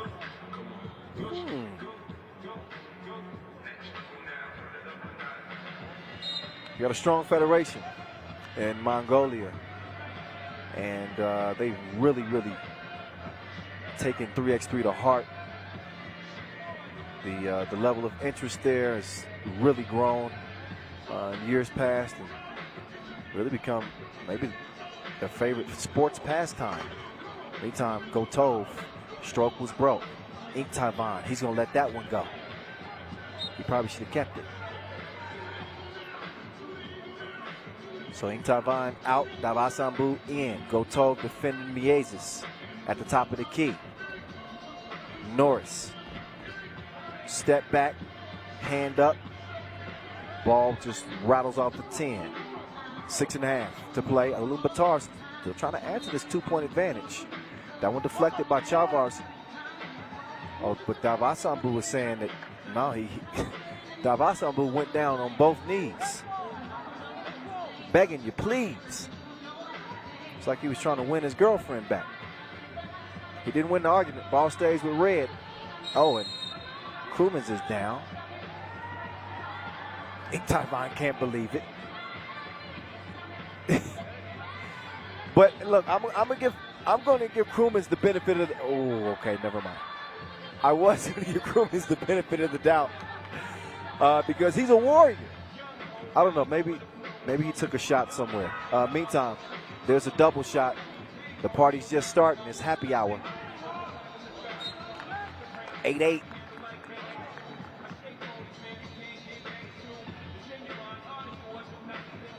You got to make sure you got something on your stomach before you take a double shot.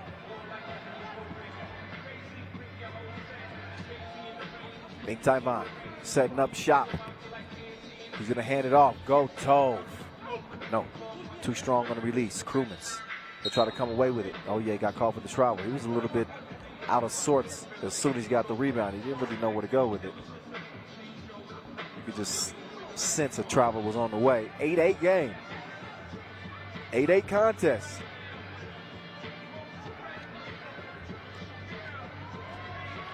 Krumens is down again. And Inkbot is going to take advantage. He cruises to the crib, lays it up in the steal. Dogun, another lay. So the Mongolian fans are on their feet. They leading 10-8 here. Not quite at the midway mark, but they're battling. Dogun, go Tove. Thought about it. Oh, leaves his feet. Bad position to be in. Turns it over as Chavars will tip it over to Mayaguez.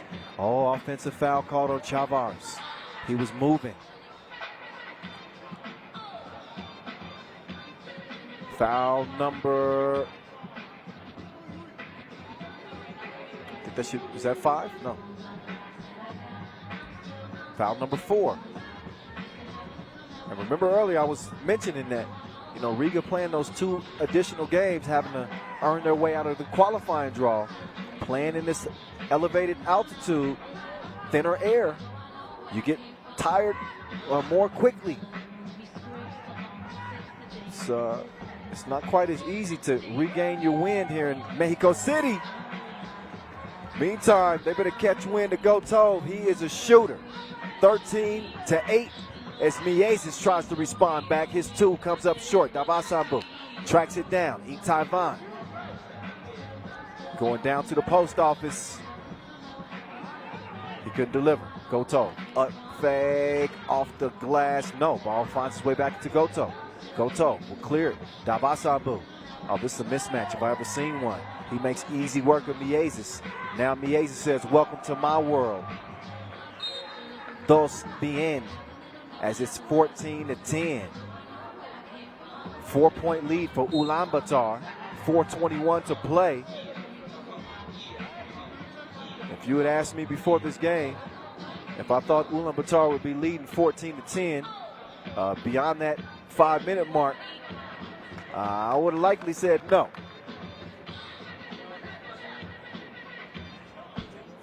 But yet here we are. They are battling tooth and nail. And winless against Riga since 2018. They want one here in the worst way.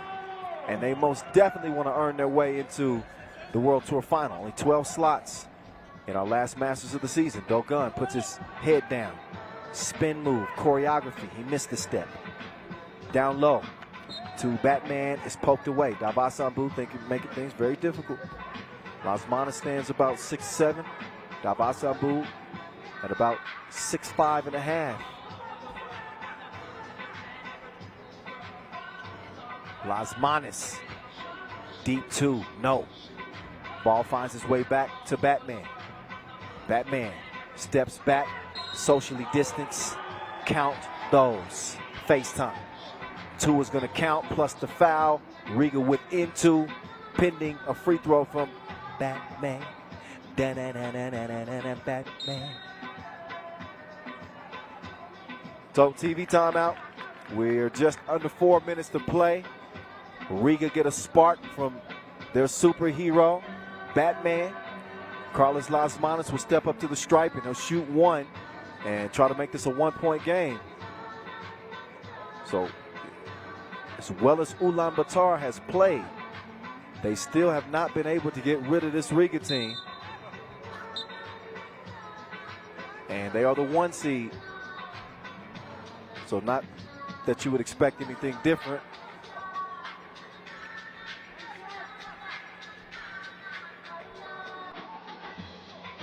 Lasmanis shooting one. He didn't miss a single free throw in Abu Dhabi. And he's shooting at a pretty high clip here.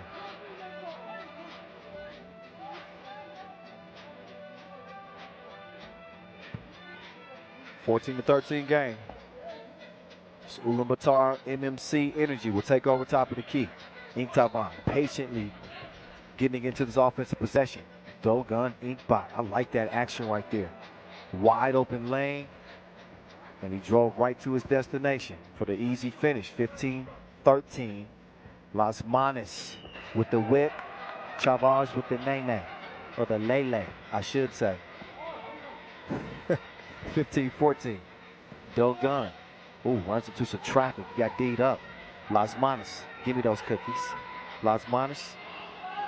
Oh, drops it off to Mayaguez, who draws the foul. 6 on Ulaanbaatar. They got no more to give. That was a shooting foul.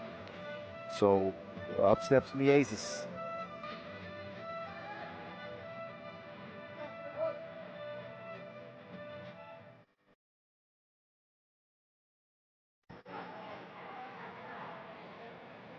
And Robin, he's able to knock it down.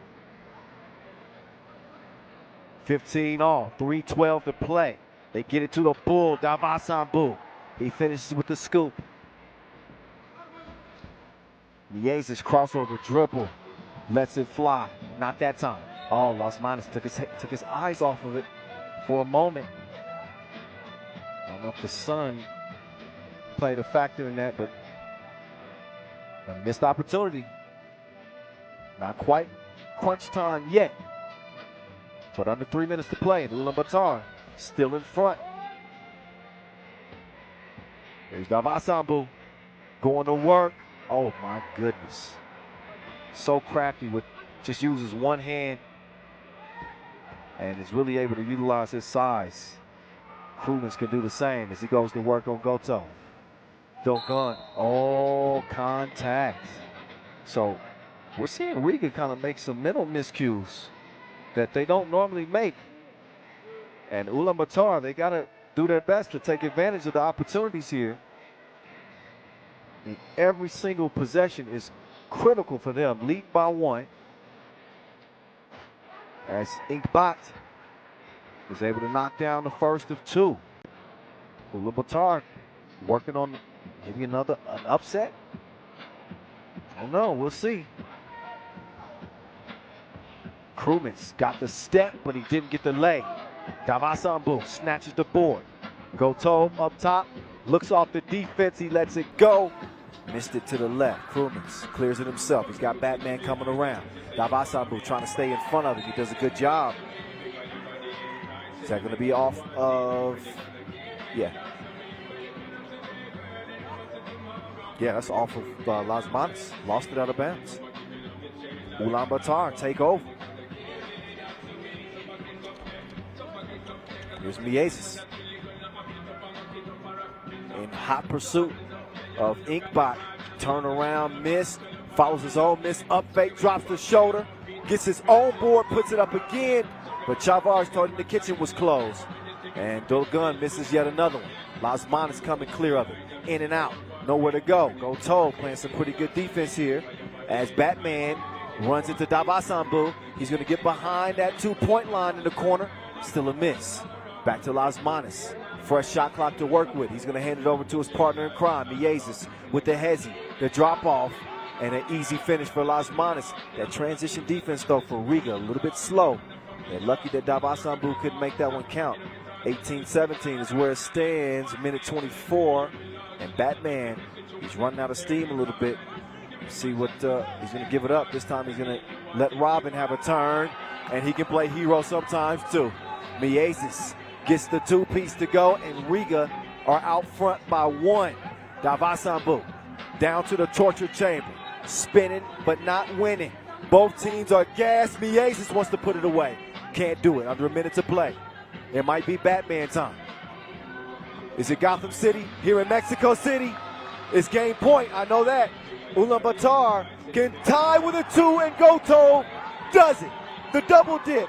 Chavez for the win. No. 40 seconds to go. Goto with the cookie in hand. It's going to come down to a Tissot buzzer beater. Does Goto have it? No. He misses it to the left. And Riga want a timeout. They are gasping for air as they desperately try to come out of this one with a win. Ulaanbaatar trying to shock them and prevent Riga from heading back to the hotel 2-0. Crewman's trying to inspire his teammates in the huddle. Meantime, Ulaanbaatar, not many words being had in that huddle. They are also sucking wind too. But these guys seem to be maybe in a little bit better condition. They train by running in the mountains and really pushing themselves to their physical limits. But here with this elevation in Mexico City, we're going to see, Lazimanes with Mayaguez, quick move, but he got D'd up. Batman runs past the defense, couldn't call game. Can Crewmans do it? No.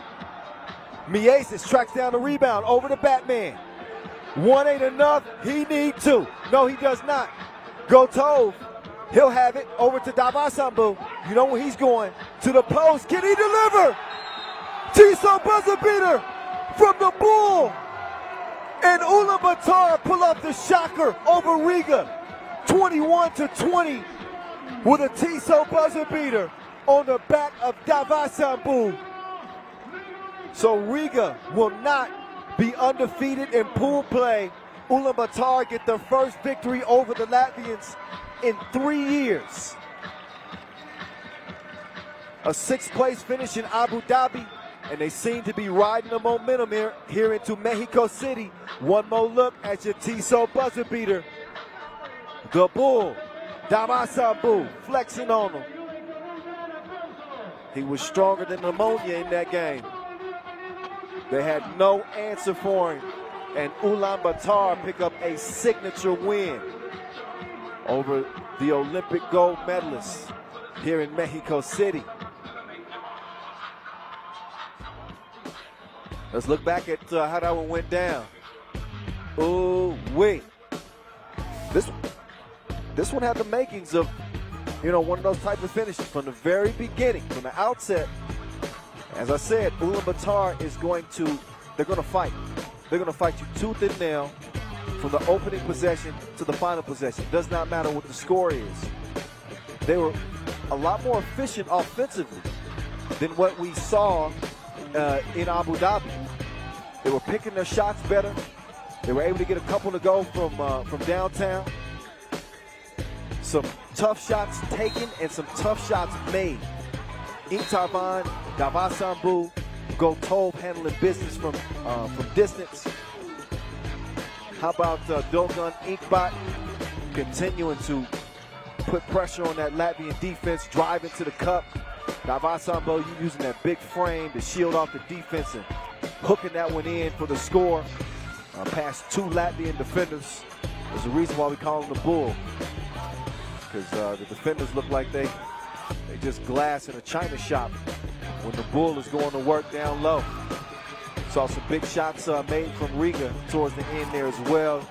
Think about that 2-piece that Norris Mayaguez hit to give them a 19-18 lead. But Ulaanbaatar would not be denied.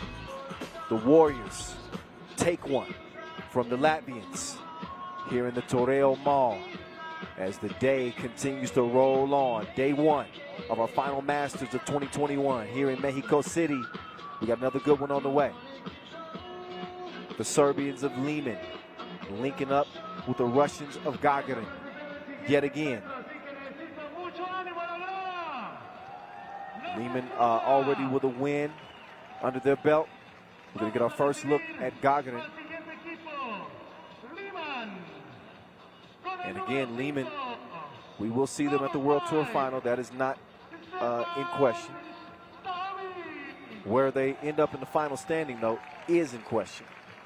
And there's no question, we got one of the best players, best teams,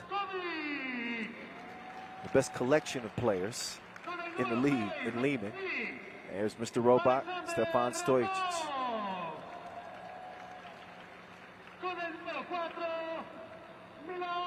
SK Auto, Stefan Kojic, Alexander Ratkov, and Mihailo Vasic. Master Splinter and the Manimal.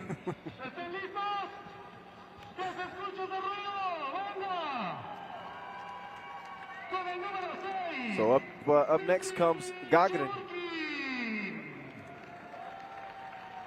They finally registered their first win of the season with a victory over San Juan PCI Group. That was day one in Abu Dhabi. But they kind of need to regain their confidence. They got 3 Olympic silver medalists on this team. You see one already out there. Ilya Karpenkov, the juggernaut, with the young gun. Alexander Zuev and Stanislav Sherov. It's a dangerous Gagarin team. They sit 15th in the World Tour standings, outside of that top 12. So they're trying to qualify for the Jeddah final next month. They need a good showing here in Mexico City. They definitely need to make it to day 2. And they're going to start their campaign. Ref Tarf, ref to it, about to get to it in this one. Both teams will get it warmed up. Warm it up, Chris. Warm it up, Chris. Hope y'all having a good time. Also hope that y'all are following us on social media. If not, what is you doing? Follow us.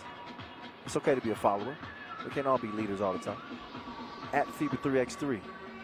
That's on Instagram, Snapchat, Twitch, any social media platform. That's where you can find us. If you really want to get involved, then you'll use the hashtag 3x3WT. That'll get you some brownie points with me. Probably get you a shout out too.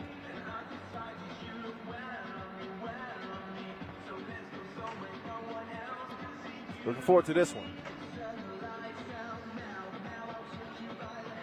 Both of these teams looking to really get back to form. There's Alexander, well, that's not Alexander Zuev. That's the Manimal right there. Zuev wears number 5 in purple. He's a young star on this Russian team. As it relates to the head-to-head, Liman have dominated. 6-1, dating back to 2018. They met in the pools phase in Prague. They met in the pools phase at the Lausanne Masters this year. Both wins for Liman. You got 5 Olympians on the court here. Alexander Ratkov and Mihailo Vasic, as well as Ilya Karpenkov, Alexander Zuev, and Stanislav Sherov. So it's quick, it's epic, it's Olympic. And I mean that literally. All 3 ROC Olympians on the court right now, and 2 of the 3 Serbian Olympians. So your silver and bronze medal representatives represent here in Mexico City. It's on now. The Manimal, head down. He likes what he sees. Going right at Zuev, and that's going to be a foul. It's only 2 choices. It's going to be a foul or a bucket. I sees you, and I likes you.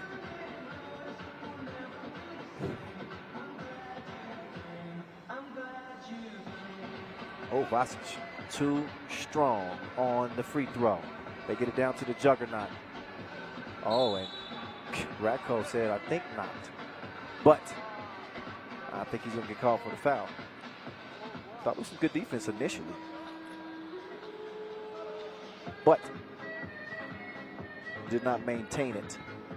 Too much contact, and that'll put Karpenko, who was an absolute stud in Tokyo for the ROC team. He's got the touch from the stripe. Mr. Robot, oh, lost him. But that ball is now a souvenir.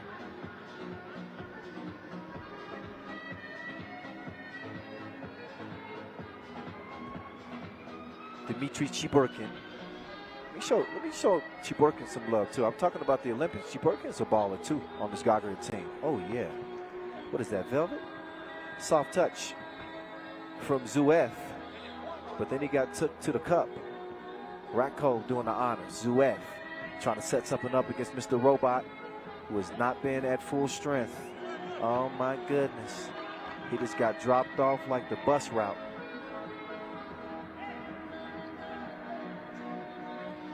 Rakov takes the package, but he can't deliver it.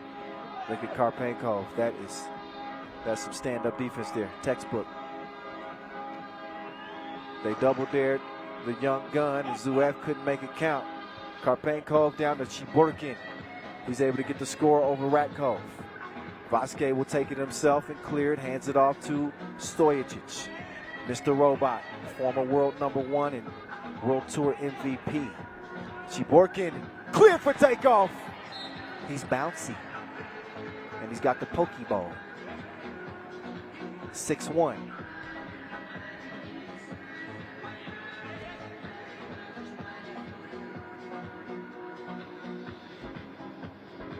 Another look, uncontested. Put it down, big man. So Gagarin out to an early 5-point lead. Now we just saw Ulaanbaatar shock Riga. I'm not saying that Gagarin is going to do it here against Liman, but they're certainly off to a good start. I think Liman is the favorite, but we are talking about a team that's mainly comprised of Olympians. And they beat the best en route to getting that silver medal. Shatter, oh, that was deeper than an anchor. 8-2. Now it's Zuev over to Sharov. He's sharing as he gets it down to the juggernaut. Ratkov just wrapped him up. He's like, I don't want no smoke. Just give me the whistle. No. I am not trying to wrestle with this big old bear. So the juggernaut. Oh. Vasic swiped it away. But Sharov heads up play. Now Sharov might be in some trouble.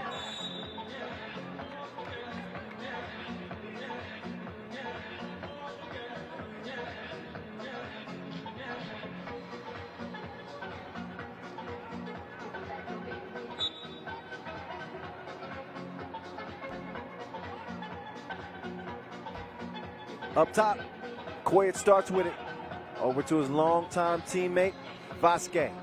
Ratkov, oh, in a rush to the cup. Quick step and a strong finish. 9-3. Chiburkin couldn't get the two to fall. Chiburkin's going to track that down, though, keep it from going out of bounds. They get it down to Karpenko. We're battle of the bigs. That's what happens when an unstoppable force meets an immovable object. Those two diesel trucks trying to share the same lane. 6-point lead for the Russians. Koyet gets a look. Whoa, I don't know what he saw there. Koyet's got to shoot that ball. Trying to be unselfish, but sometimes there's a certain, sometimes you can be too unselfish. So they'll turn that one back over. It'll be Gagarin ball out of the quick break. Hey, if y'all get a chance, make sure y'all go and check in on that Twitch cast with Vince Chang moderating. I'm sure he's over there saying some crazy stuff. Remember when Chang called the USA B Nationals? Oh my goodness. He's always in his range. He's a walking hotspot. Zuev. He had me cracking up. He said, "The floaty." Anyway, I digress. That was last year. Right here, right now, we got a 7-point game. We got Gagarin absolutely giving it to Liman. 3.5 minutes in. And not surprised when these young Russian teams, as Kojic puts one up and puts one in. Count those for 2. Good ball movement. Let's see if Mr. Robot can find the mark. No. Rakov skies for the board. He's going to get it to Kojic. Kojic. Excusez-moi. So 11-7. But what I was saying about the Russian teams is when they are lights out, they're lights out. And when they're not, they're not. There's 2 sides to this coin. And when they're at their best, they are among the best in all of 3x3. But they're a bit of a mixed bag. You don't know what you're going to get from tournament to tournament sometimes. And right now, they're looking pretty good. Zuev trying to hold his own against the Manimal. He does. So he's able to contain the beast. Rakov.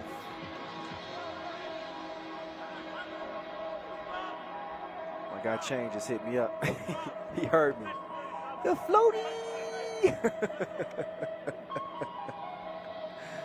Outstanding. She working. Calmly step up. Get a chance here. She working. A little long on the free throw. Some extracurriculars going on underneath the bucket between Vasic and Karpenkov.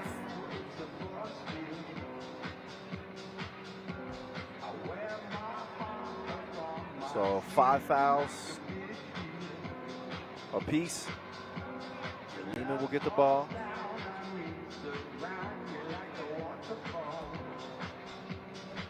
And Vasquez starts with it. Left elbow. Bullet pass over to Kojic. He couldn't find his mark. He'll reload as Rakov lets one go. Vasic tips the rebound to himself. Nice handle. Oh, he thought he had him fooled. Karpenkov swatted it, but he also hit him in the temple. But you got to be careful with Vasic. That man is tricky. He pulled it, now you see me, now you don't. Great recovery from Karpenkov to swat that one away. He said, not so fast there. Splash from the stripe. Vasic gets it to go. Chiborkin picks up his dribble. It's cleared though. And Zuev on the drive. He hits the deck. That foul well before the shot. Both teams up to 6 now. Take another look at the quick move from Zuev as he had Vasquez in the rear view. No choice but to foul him. And his game has really evolved from more than just a shooter. Zuev has become a more capable scorer, finishing at the rim. Doesn't settle for the 2-piece nearly as much, and you see, he just put somebody else on his bucket list. Mr. Robot to Kojic. Kojic. No, not that time. Zuev sets his feet and could not get it to go. Mr. Robot, off balance, still able to make the pass to the slashing Rakov. Liman within 3, but Gagarin is still in control. Can they reclaim some of that offensive dominance they were seeing earlier when they led by 6? Back out to a 4-point lead. Did Rakov clear that? Yeah, well, it's cleared now. Kojic, he's got 2 toes behind the line, and it toilet bowls in. Oh, Rakov picked your pocket. Oh, but Stojic could not finish it. Shiborkin hits the deck. And a foul on Red.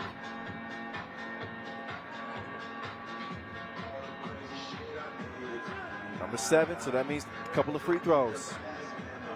Shiborkin will shoot.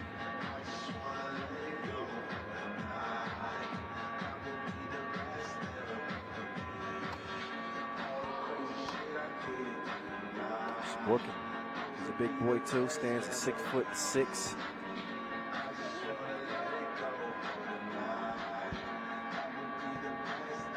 Consistent representative on this Gagarin Pro team.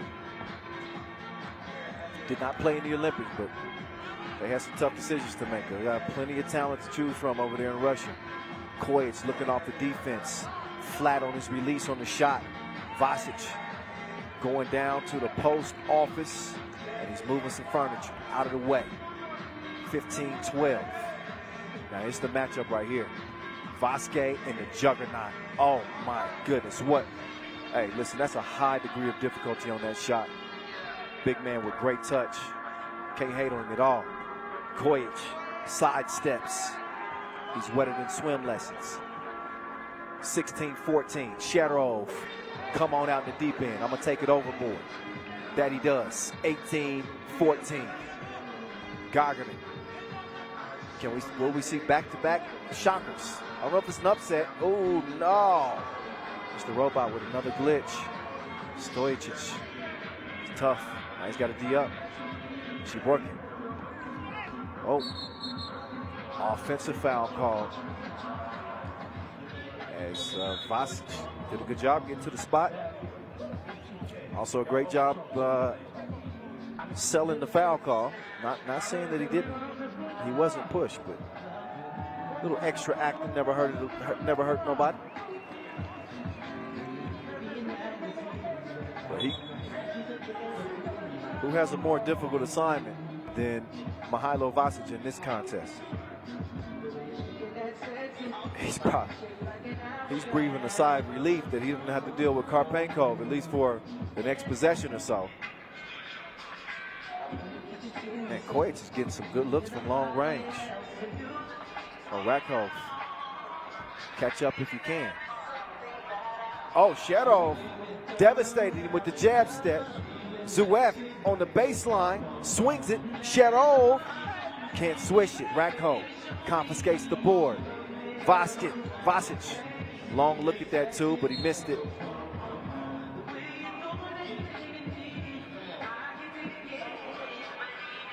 So we got an 18-15 game, both teams in the penalty. Back-to-back thrillers.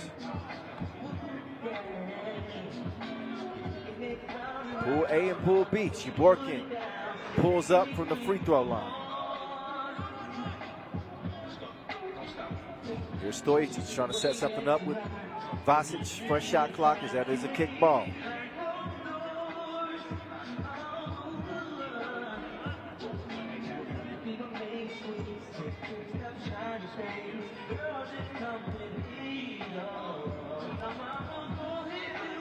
Oh, get up to get down. Kojic with the monster mash. And then Rakov called on the reach in. He got caught red-handed. And another look at Kojic. That's how you attack the rack. Rarely do you see Kojic get a chance to take off like that. There's Zuev. He's going to take advantage, make good at the free throw line. Gagarin have game point with a make here from Zuev. So this Gagarin team looking a lot more like that silver medal Olympic squad that we saw back in July. Oh, that's sweet. Finishes with the roll. Oh, Shadow. I'm just going to say that slipped. Kojic lets it go. Rakov. But Liman ain't done yet. Rakov turns the corner. Game point for Gagarin. It could end right here. Shadow, no. Stojic with the board over to Rakov. Rakov taking it right at Zuev. Trying to clear some space. Get out of my way. They got Karpenko, and they got Sherov. All alone for the win. That'll do it. Gagarin 22 over Liman 19.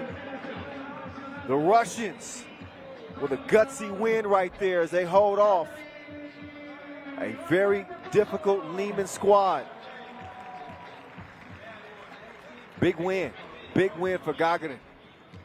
So after seeing Riga get upset by Ulaanbaatar, we see Gagarin take one from Liman. Did I tell you the 3x3 was wide open this year? If I haven't, I'll tell you again. Hey, 3x3 is wide open this year. This is, we got parity in this game, unlike many others in professional sports. I think it makes each tournament a little bit more interesting. The days of Novi Sad dominating pretty much all the Masters are long gone. Hell, Novi Sad might not even make it to the World Tour final this year. Very likely that they don't, in fact, but we'll see. Look back at the highlights in this one. They got fast and furious. Kojic was in his bag, using his great length and size to get to the rim. Chunking the deuces as well. There's one right on cue. 2 up, 2 down. So Kojic, he shouldn't accept much blame. I mean, he did his thing. He did what he was supposed to do. There's another look. Kojic was just on a kill streak. But he allowed Gagarin to respawn. And they responded with a big 2 to win it. Could have been one that Liman could have potentially snuck back in and stolen away. But they needed more than Kojic offensively, and just did not quite have enough. All they needed was 1, but Sherov takes 2. 22 to 20. Is that one put it away? Was it 22 to 20? I thought it was 22 to 19. In any case, a win is a win is a win. Gagarin, get it done.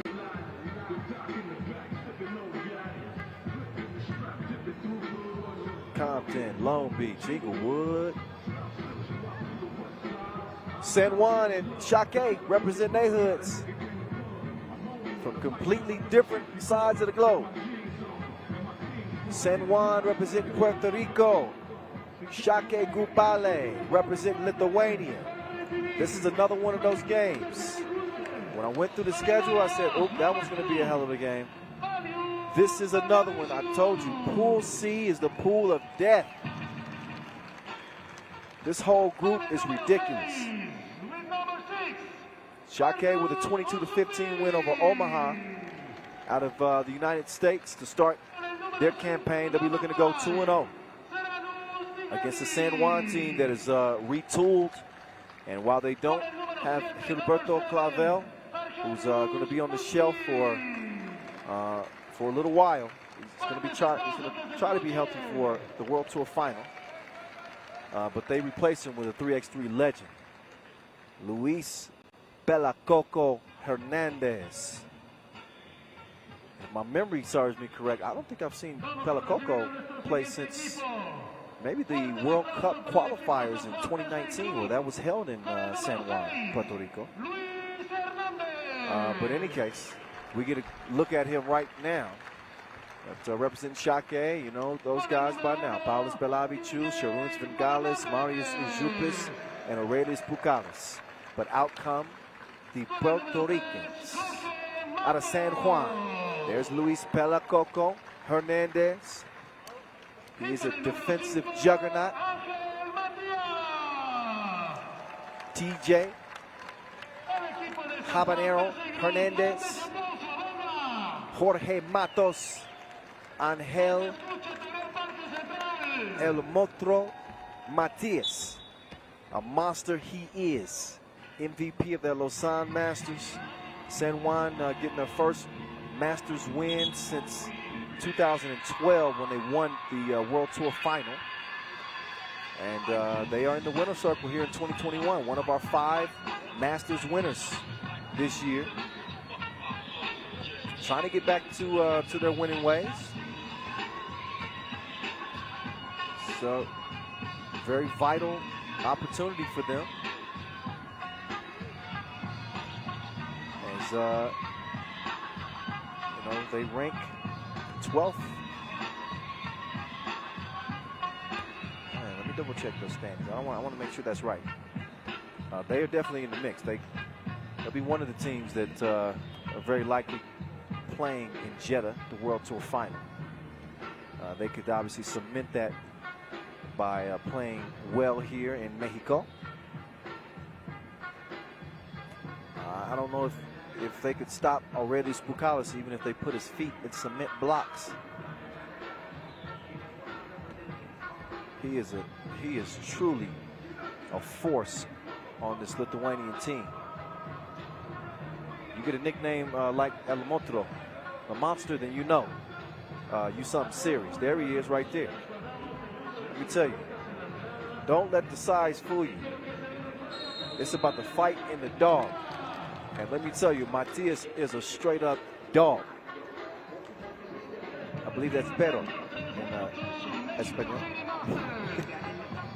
But for real, he's a dog.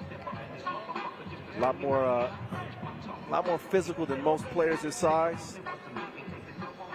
Can really rebound for his size. Great post player on the offensive end. And we've seen that he can really extend the floor too, from what he did in Lausanne.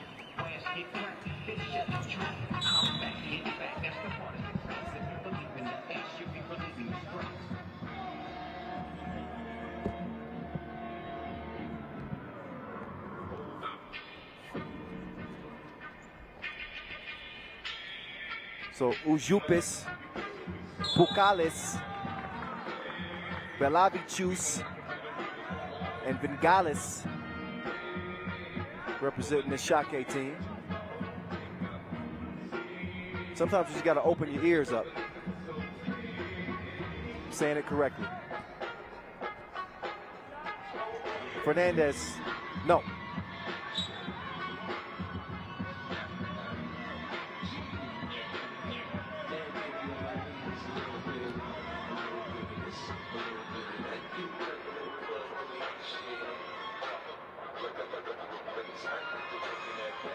So a foul apiece, no points for either team as of right now.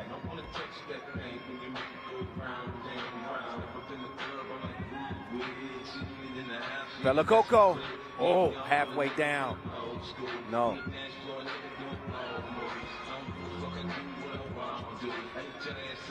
Oh, Pelacoco comes down with the board. San Juan PCI Group, by the way, 10th in the World Tour standings. So they are within that top 12 right now with 118 points. Uzi, he's unloading that clip again.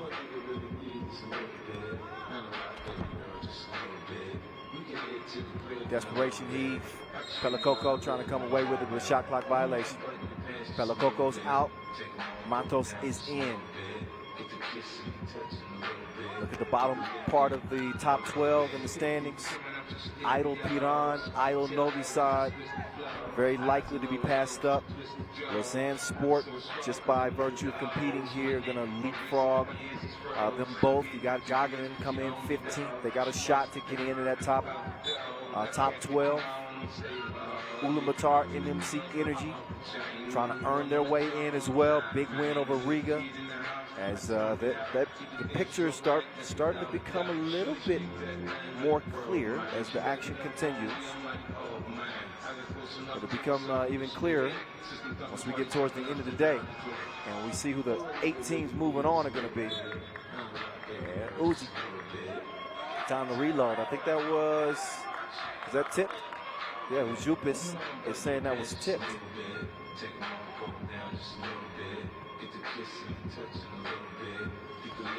I don't think is he going to win the argument? They don't know whose ball it is.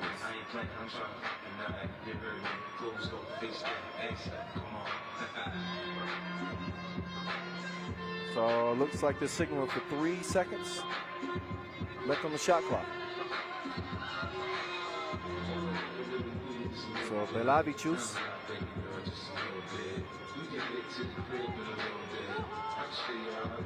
with Matos in defense. They have 3 seconds to get creative and get a shot up. Belavicius nearly hit it. Look how hot Pelacoco got. El Motro, strong. Pelacoco snatching up the board. And he puts it in with the foul. So how about Pelacoco making his presence felt as he makes his return to the World Tour. Another look off balance. He's more than just a lockdown defender. He will clean the glass like the Board of Health. Up. Yeah, he got a little bit too springy right there. Left his feet. Bucalis couldn't make it count though, and now he gets D'd up, but not without drawing a foul. Second foul on San Juan. 2-2 game. Both teams with a couple of fouls apiece.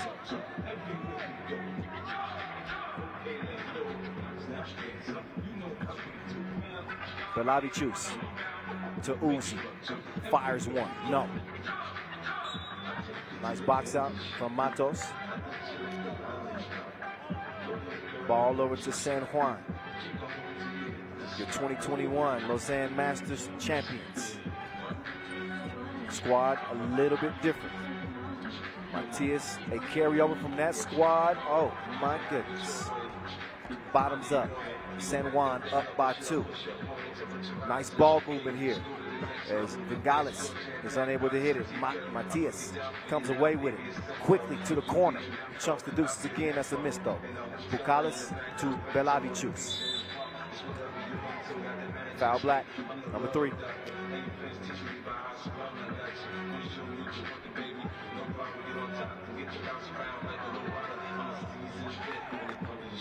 So San Juan trying to bounce back from a 10th place finish in Abu Dhabi. But for the most part, they've looked good here in 2021. Finished runners up at the Le Peak Challenger. As you know, they won the Lausanne Masters in Abu Dhabi. A little bit of a disappointment, finishing 10th there.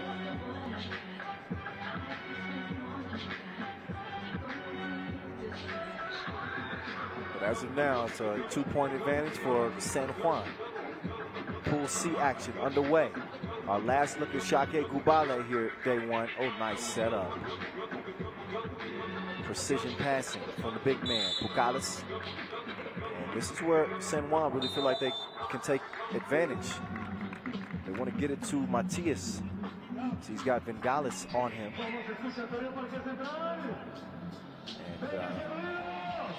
And see if they can continue, if they can take advantage of that matchup.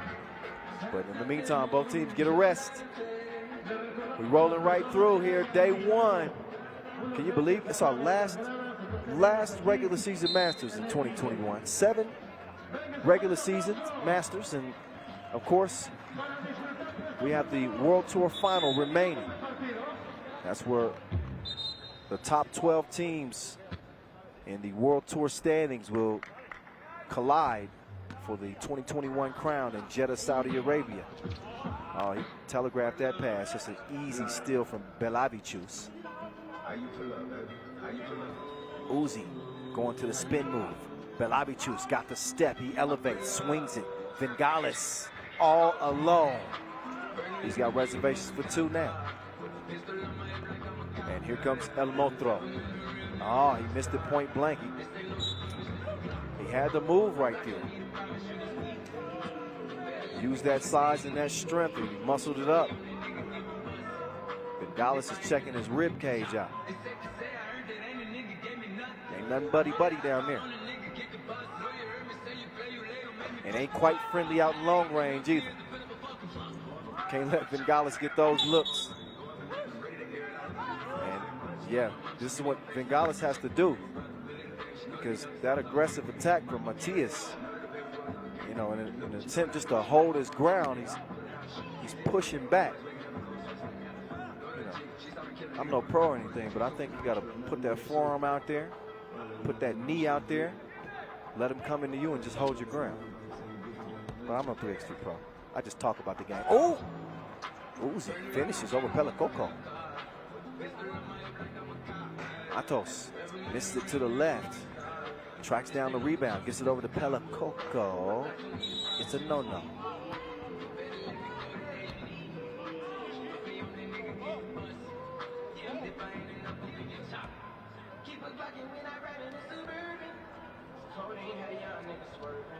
Eight-4 game, Šakiai.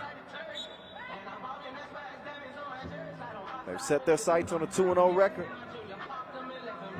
In the main draw, that is.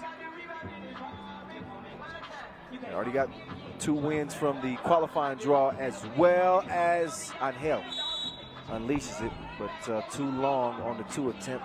It's a foul on the rebound. And that one called on Black. 5th foul on San Juan.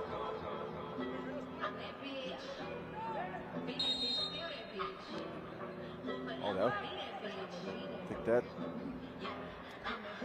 certainly deserving of a foul call, but Matias got to be careful. You don't want to pick up ticky-tack fouls. That gives San Juan 6. We're approaching the midway point. So you really got to be selective. Oh, Pucales. Man, that dude hit it from Guatemala. Man, that's so nice. We're going to have to see that twice. We might have to wait until the post-game highlights. There's Matias from the logo. Up fake.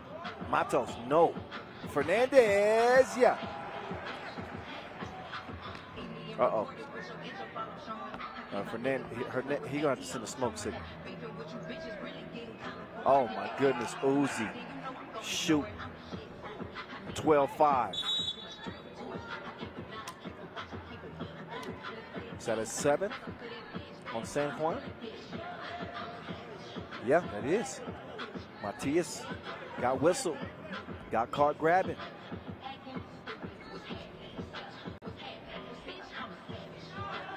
That time it's a misfire from the Uzi. Pelacoco drops the shoulder. Dropped him off like the Metro. San Juan need to get the offense going though. As Uzi gets some space, working on TJ. There's Vinales pulling up, a little strong on the mid-range. El Motro wet from the corner. It's 12-8. You're now listening to an official Oh So City mix.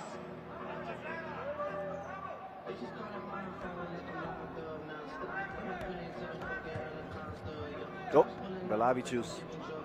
Careless pass. Matias puts another one up. Pelacoco, no. Belavicius swatted it, but it finds its way back to Pelacoco.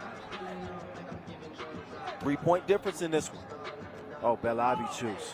When he's shooting, ain't nobody safe. Take cover. 14-9, but deuces are wild.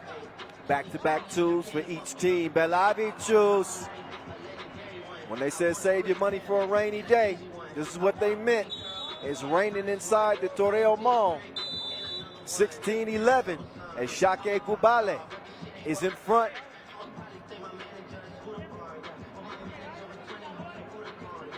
There hasn't been a team here in Mexico day one that has looked as good as they have. In my opinion, they're going to have the record to speak to that. Some of the other top seeds we've seen go down, including number 1 seed Riga, who lost to Ulaanbaatar. We also saw Liman drop one as well. So Šakiai Gulbelė, the 3 seed here in Mexico, the 5-point advantage over San Juan. Oh, El Motro. He hits the deck. Belavicius does not agree with the call. He pulled the chair on him. But in any case, he's going to get whistled for a 16 foul on Šakiai. They got no more to give. TJ Fernandez, man, he is quick. Step back shot, though. Goes off the front of the rim. Uzi to Belavicius. Belavicius, an impossible pass. Couldn't fit that in. So it's Jorge Matos, H2O. That means he's hydrated. 16 to 13. And near steal, but Matias is going to tip that one away. 3:14 remaining in this game. Šakiai's lead down to 3. San Juan continuing to fight.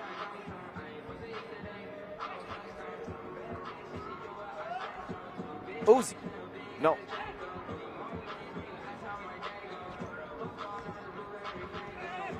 Oh, Matias, floater, no. Uzi swings it, Vengalis. He always keeps that ball high and ready to shoot. Just missed the mark that time. El Motro. He is a problem. Way off in the deep end like usual. It's a 1-point game, y'all. Oh, Pucalis, you know he can do that. He didn't do that, but he can. Hell, he hit one from the Inleo logo earlier in the game. Oh, that time, Uzi was not having it. He said, take your stuff and leave, or I'll evict you. So, Uzi playing lane lord. You're not welcome here. San Juan picks up an 8th foul after. So Marius Ujupis, a.k.a. Uzi. It's a doozy at the free throw line.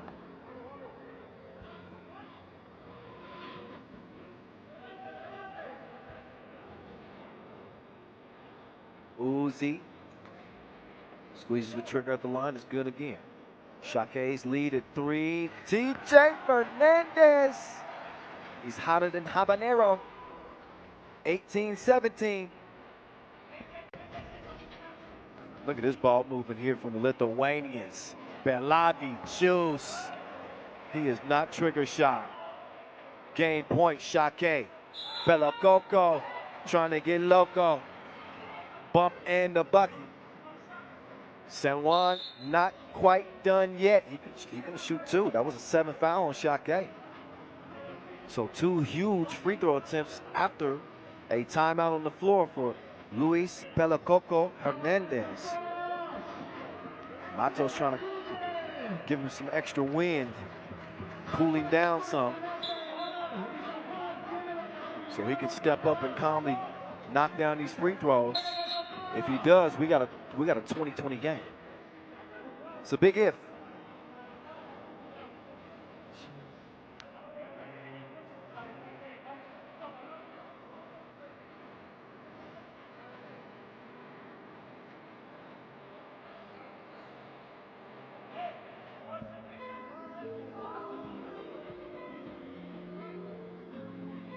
Ella Coco.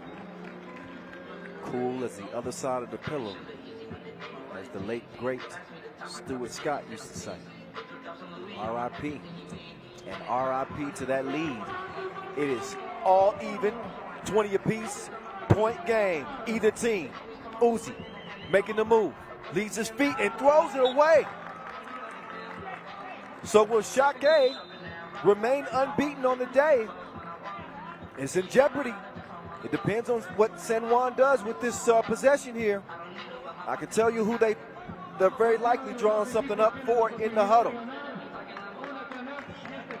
I think they're gonna rely on Angel. In times of desperation, you look to the skies above, and they happen to have an Angel on this San Juan team. Matias with 3 game winners en route to that MVP at the Lausanne Masters. Let's see what he does here. San Juan with the rock in hand. Here's Matos to the cup. Tissot buzzer beater. Left him in the dust. And it's Juan snatching one from Lithuanians. Šakiai Gulbelė, 21-20. It is not Matias that plays hero this time. It's Jorge Matos showing some of that heart, using that quick step, getting to the rim. A hell of a game. A hell of a game. It definitely lived up to all of the hype. As you get another look at that Tissot buzzer beater. Jorge Matos beats the defense, left them in the rear view as they set their sights on another win. San Juan will send Šakiai back 1-1 in the main draw. So as impressive as the Lithuanians have been here day one, they will not go back unscathed. So plenty of parity in 3x3. I continue to mention it, and it continues to be backed up by the players between the lines. Man, we got some good games. We got some good ones going, don't we? We're just rolling right through. 18 game day one. See what we got next.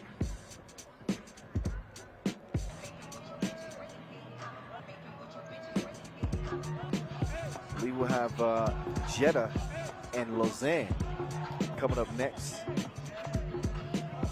After we take a look at some of these highlights, some clutch buckets. Shout out to Angel Matias, man. Big shot in the corner. It's not easy, even being left wide open. Sometimes those are the hardest shots to make. Belavichus, that dude was in his bag. He was shooting the lights out. Puerto Rican team, as Gilberto Clavel will tell you, they are not just based off of one player's output. It's a well-balanced team. They play with a ton of fire, a ton of fury. They never give in. They always believe that they got a chance as long as that clock still has time on it. And man, they snatched that one. They would not be denied. They withstood Šakiai Gulbelė's best shots. They said, hit me with your best shot. Fire away. And that's the last bucket, the game winner. Jorge Matos. Quick move. 2020 game. He's going to win it there. Credit to Acapulco, too. His and one late was absolutely huge. Knocked down both free throws to even things up at 20 apiece. And a good defensive possession when they forced Šakiai to throw it away. Allowed Jorge Matos to do his thing and get that dub. Who's going to be next in the winner's circle? It's about time we find out. Lausanne coming off a win earlier. I like the new addition, Christophe. Yeah, I'm showing him a lot of love.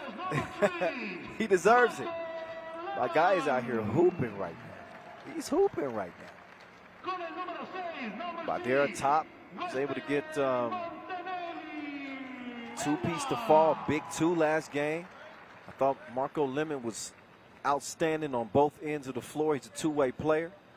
And King West, despite being not feeling very kingly, he's under the weather. His team is playing well. His team is playing really well. We'll see if Lausanne Sport can continue to keep the winning ways going.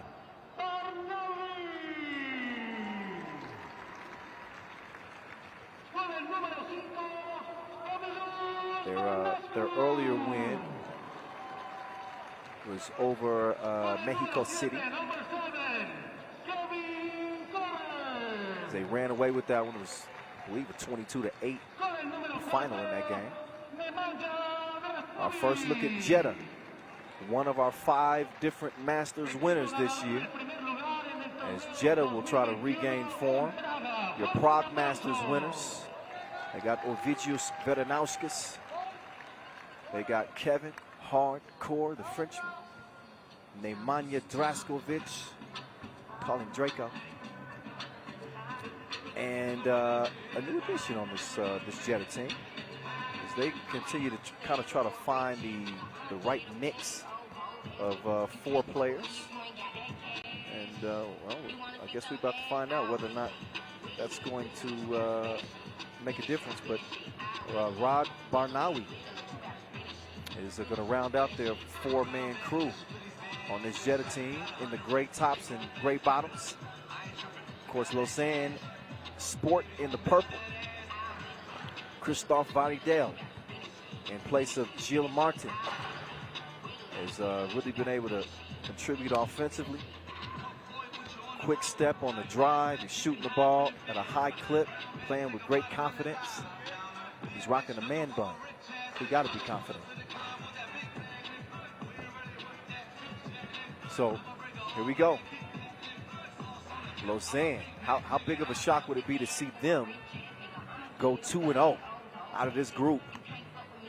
This is a team that has not made it to day 2 very often here in 2021. This is a team that needs to finish top 6. They like to finish top 4.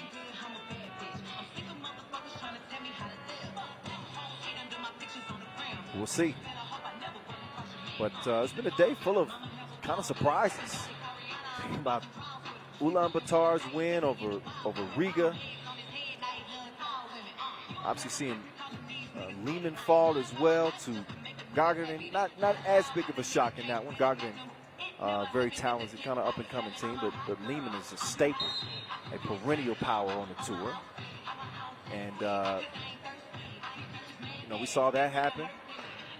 Coming off a huge win that we saw from San Juan over Šakiai Gulbelė. It's a crapshoot. I mean, literally, any given game. I want to thank our ball and apparel sponsor, Wilson.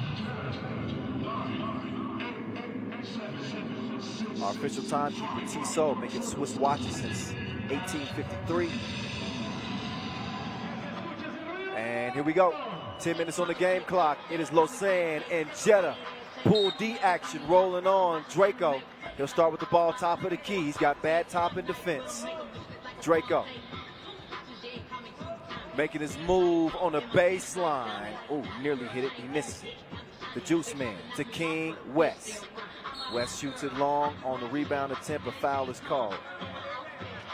This is a dangerous Jeddah team, though. In particular, I like Ovi, because he will go OD on you. Ovidijus Veranauskas making his return to the tour. Used to represent for Team Vilnius. He's a Lithuanian. All right, Draco called for the travel. I think he got surprised at how wide open he was and just blew it. So Christophe will take back over top of the key. Oh, Christophe. He looked the man in the eyes before he put it between his eyes. FaceTime. 2-0. He's still in his bed.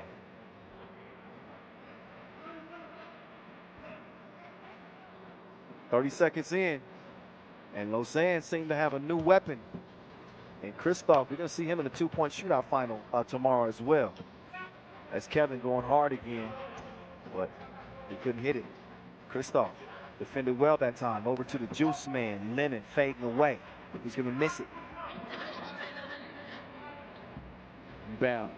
Ovi on the move, great composure. Does the 1-2 step and finishes at the rim. Tough screen. Bad top. And that's going to put Veranauskas on the bench for a minute. Trying to shake a little kink out of that shoulder, it appears. We are hooping Pool D action right here, right now in Mexico City. Oh, tough shot. Barnawi. Not happening that time.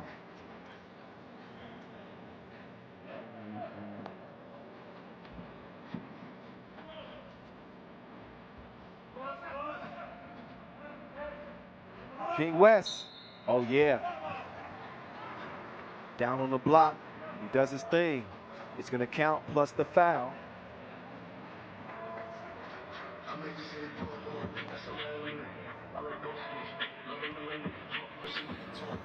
Look at West muscling it up, and the toilet bowl finish goes around a couple times before it goes down. Minute and a half in. So we're heading down the final stretch here. Day 1, 18 games. OV with the move. Couldn't finish it at the rim. Juice man over to Christoph. Christoph says get off. Got a foul off ball. That one called on Ovi.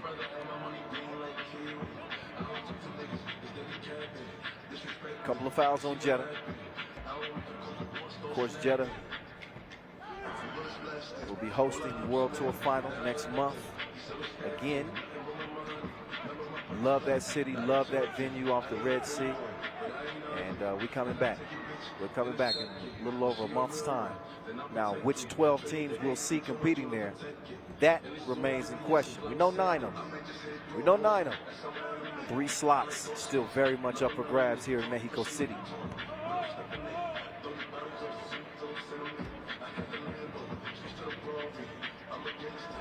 Christoph defending Ovi. They get it down to Kevin. Hardcore. It's a bucket. 5-2. Bad top, clears it. He's got Draco defending. They get it over to Christoph. Christoph, sneaky. Slips past the defense, but he couldn't get the shot to go down. They get it to Draco. No Draco shoot. Count those. 1 possession game. Christoph lets it go. This dude is wetter than the skinny dipper. 7-3 game. He in trouble right now, though. He in trouble. Kevin Core gave him that work. Oh, there he goes. Stop and go. Took it right at the chest of Draco. See? And I got to say, Christoph, he kind of lulled me to sleep. I was asking him, you know, how you feel about your game. He's dealt with a lot of injuries, et cetera, et cetera. He kind of led me to believe that, you know, I shouldn't expect too much out of him. He hadn't played too much. He lied to me. He lied to me. He's out here balling like Goku. Anyway, 7-4. He's on the bench now. Let's talk about Ovi.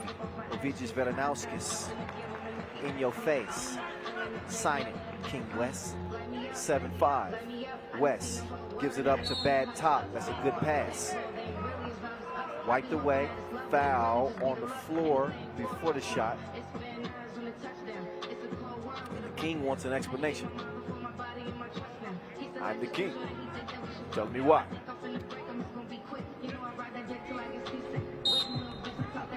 Got a TV timeout.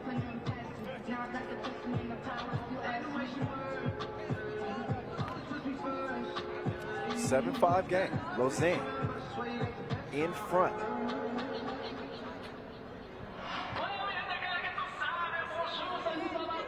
As I mentioned, Swiss have only reached day 2 once from 3 attempts this season. So Lausanne Sport got a chance. If they make the top 4, guaranteed they're going to Jeddah. Top 6 would likely be enough, though. They got to do better than Gagarin and Ulaanbaatar. So, just so you know, 7-5. Here we go. It's Liman. That's going to burn your eyes. You can't see for a moment. 9-5 game. Courtesy of the Juice Man.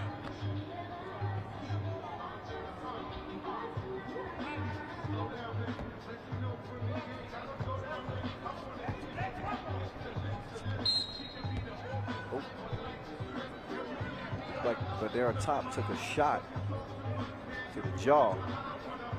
You don't want to mess up that modeling career. Don't have a seat. Oh, yeah, definitely took a shot. Ovi airmails it to Core. Look at the defense inside for King West. It's Christoph locked and loaded. Not that time.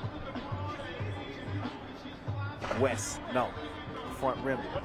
Tipped it over to Ovi. Ovi down low to Draco. He's going to work on Christoph.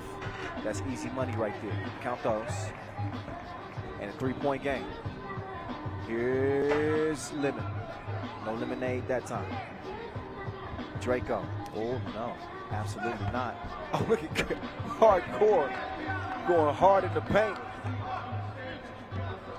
Christoph just out of reach. As Liman could not track that down. Out of bounds over to Jeddah. So after their historic triumph in Prague, Jeddah came back to earth in Abu Dhabi. Had an early exit. Finished 9th in Abu Dhabi. Their win in Prague earlier. That's probably more representative of the talent of this team. Draco driving, but he missed it at the rim.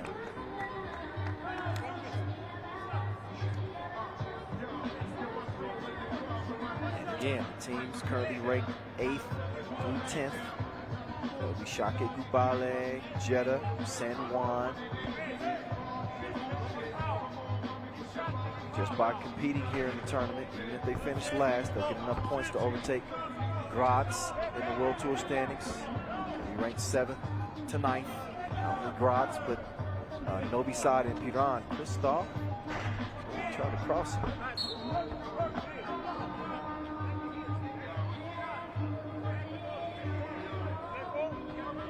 This Jeddah team, they averaged the most points per game this year. 19.6. So they can score at a pretty high clip. Oh, dime time. Oh, that's how you set up your friend. You can trust him on a double date. Okay, Ovi. Oh, got a double foul off the ball. Also, Jeddah, the best shooting value here in 2021. 13.7 per game.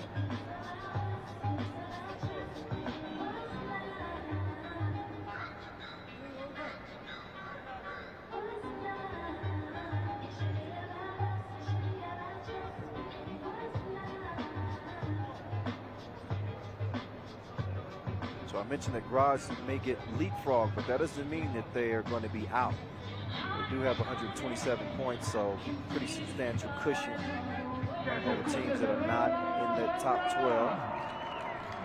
So they'll be keeping a close eye on Ulaanbaatar, MC Energy. Of course, Lausanne Sport again. Draco, mask off. 10-10.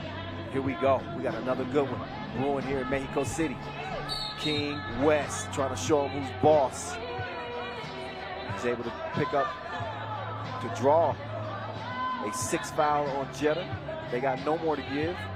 And Lausanne with 7 fouls, so already in the penalties. So.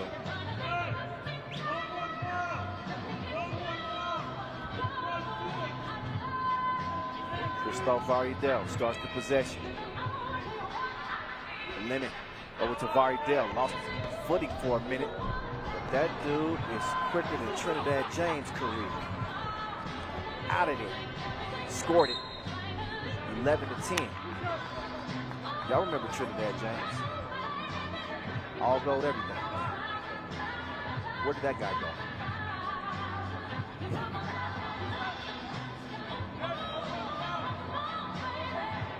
Have a look at Draskovic attacking the rim.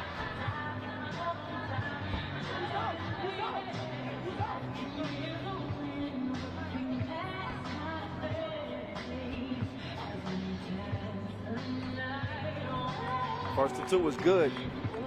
Draskovic, MVP of that Prague Masters. Did it in front of Prague Castle.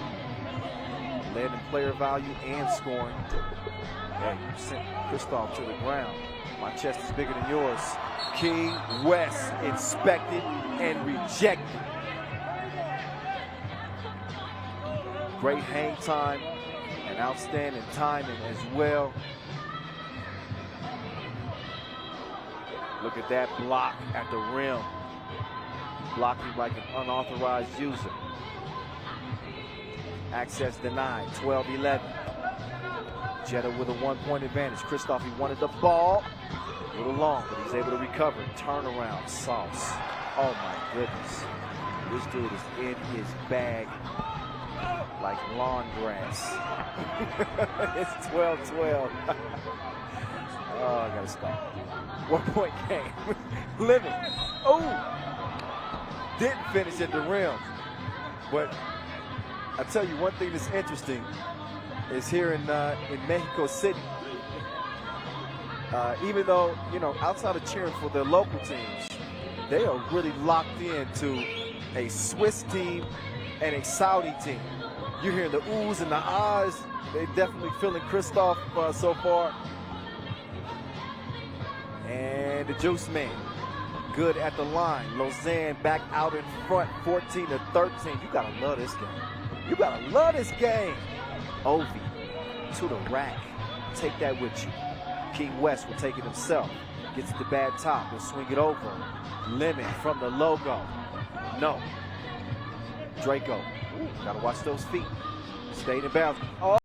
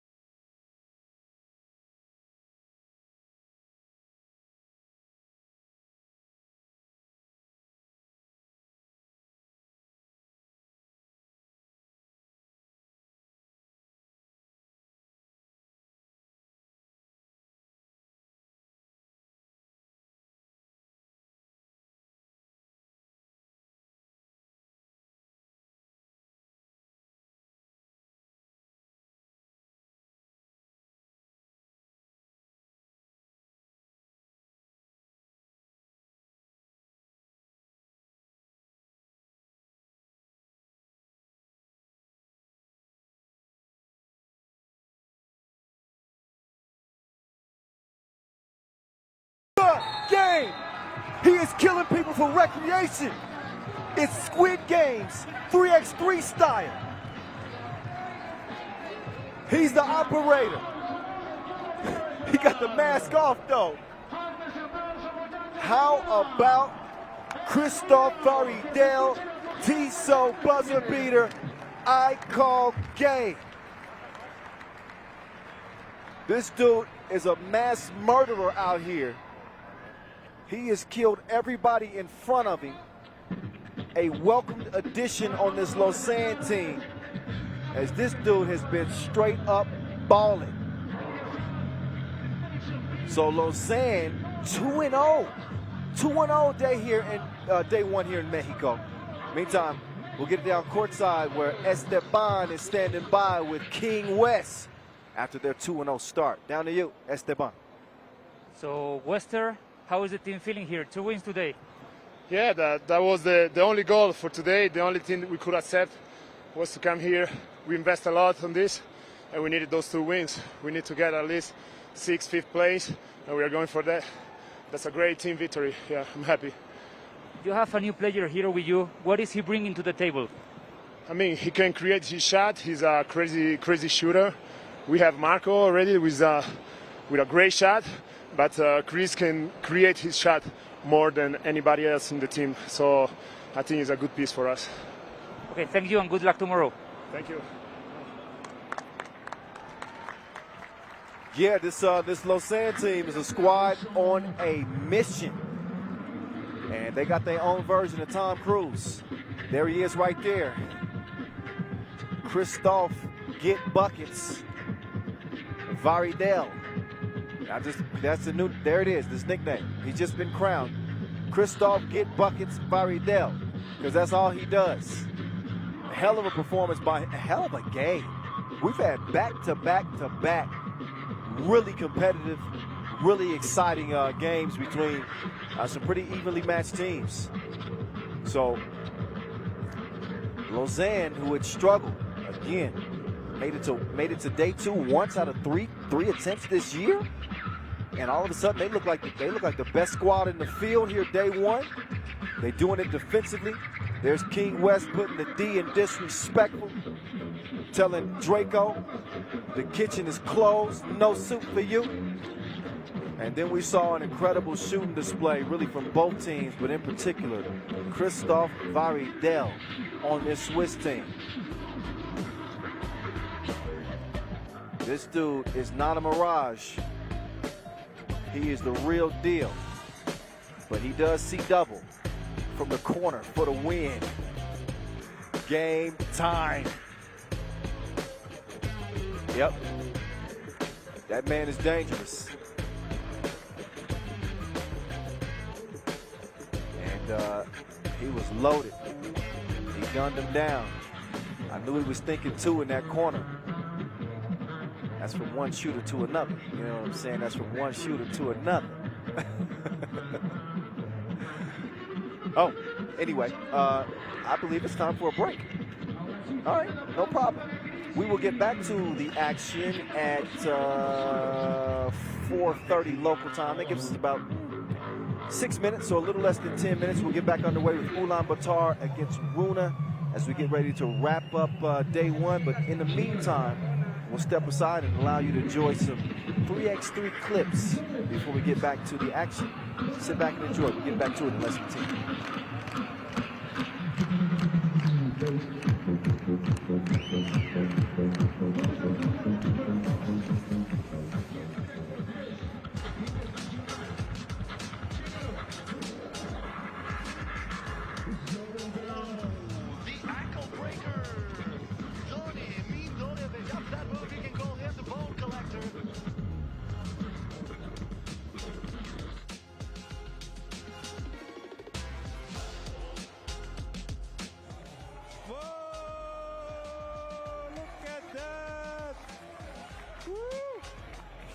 Town.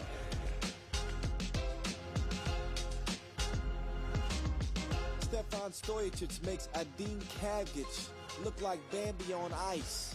I think his ankles even shed tears after that one. Romeo against Igna. Oh, Romeo. Goodness. What a crossover.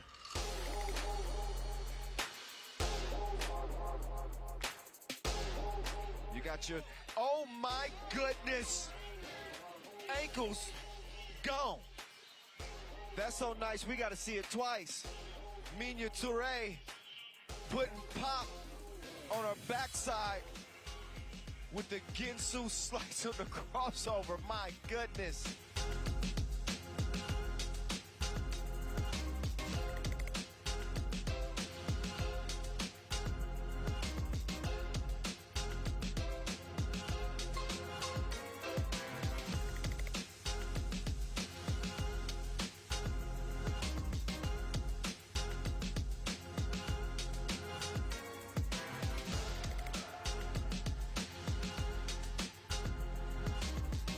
He's a professional crossover artist. Jonathan Garcia, I feel bad for you, my friend. Oh my goodness.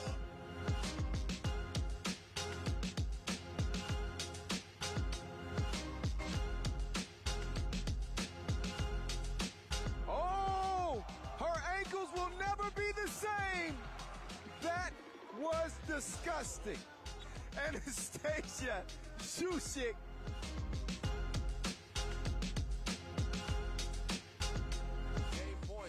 Oh, he brings out the sham. Oh, you can't do that. You cannot do that to another grown man. You cannot. That is unfair. Just killing the competition. Somebody call the coroner's office on Dusan Bullet. Because that ain't right. He's done that once before, and nobody in 3x3 pulls that off except the #1 player in the world. Oh my goodness. De La Fuente just got clowned on out here in Amsterdam. How was that?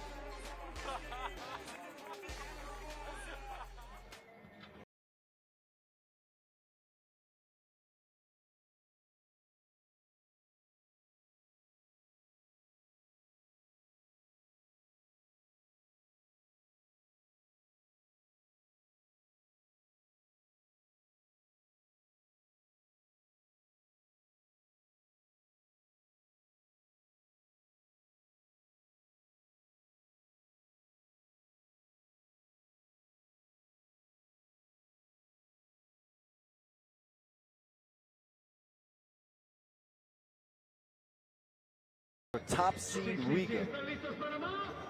We've already seen Lausanne become the first team to go 2-0 to wrap up group play. And I would certainly say a shock to some, to most with that. How about Ulaanbaatar?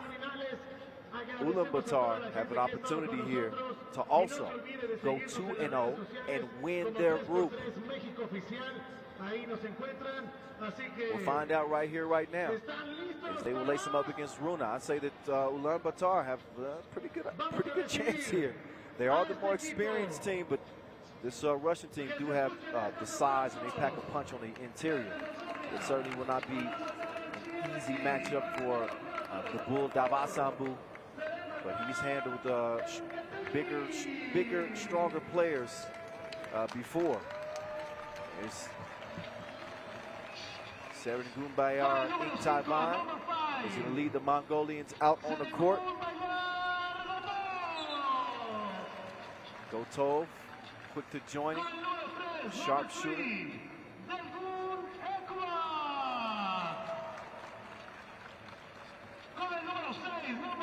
Dodon Inkbat and Delgarnyam Davasambu. There are your 4 horsemen representing this Mongolian pro team of Ulaanbaatar.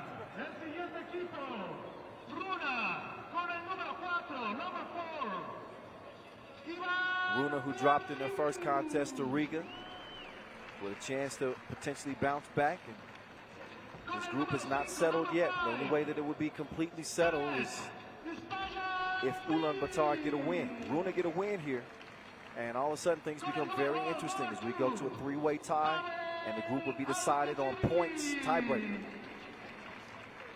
So we will see. We got 10 minutes on the game clock to find out.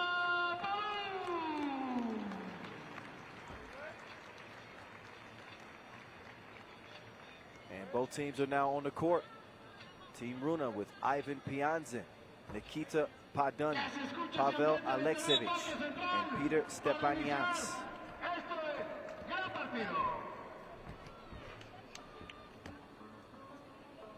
And again, Ulaanbaatar 20th in the World Tour standings coming into this competition. 45 tour points to their name, but they are trending in the right direction. Just finished 6th in Abu Dhabi last weekend. They obviously picked up a signature win in this group over Riga, who might have ran out of gas thanks to those couple of extra games in the qualifying draw.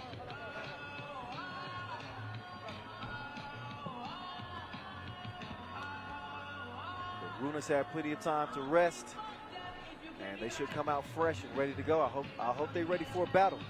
I hope they're ready for a battle. I don't think they've ever seen Ulaanbaatar.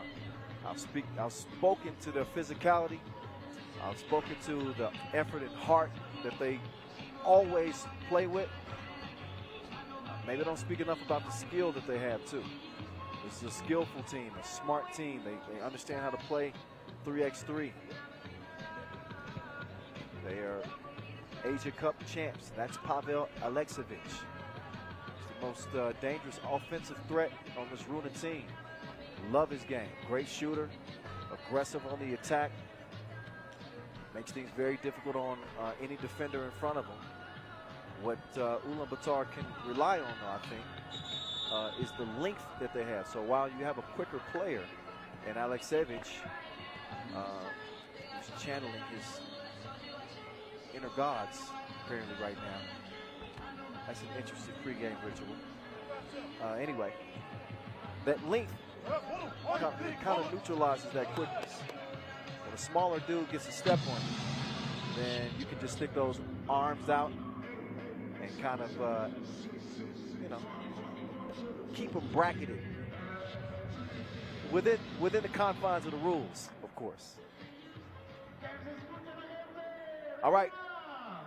It's time to head into our final 4 games of the day. Let's get to it. Game clock is on, it's running. And we got a foul on the shot. That one called on Dolgun Iqbat, as he will send Nikita Padan to the strike. 22 years old, highest ranked player in terms of the national ranking on this team, ranked 4th nationally. And Nikita couldn't get the first of 2 to go down. Second shot, different result. He's got Runa on the board. Gabasabu trying to pass it out. I think that's tipped off of Orange. And Dotov, I think he's telling Gabasabu, no need to force that pass. Just clear it. 7 seconds on the shot clock. They get it to the Bull. Gotov moving left. Dogun. Yeah, they run out of time. Did not get it up in enough time. That's some good defense there from Runa.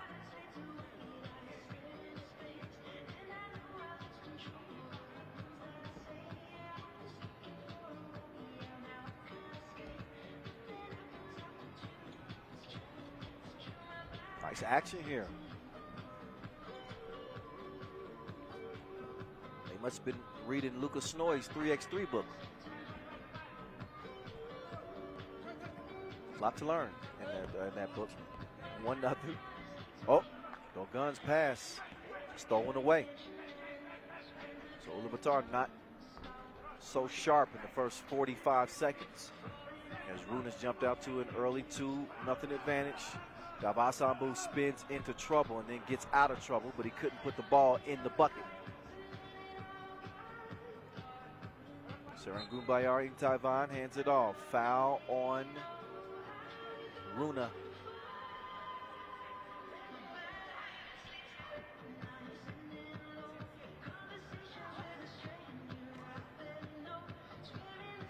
Take another look. Alexievich.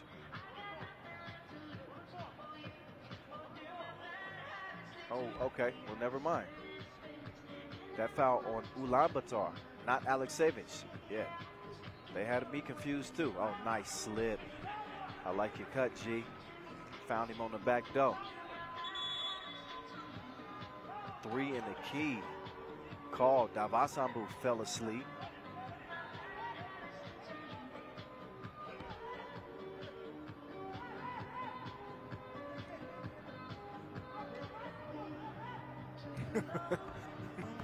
So, Ulaanbaatar's head coach, he was not happy with that call.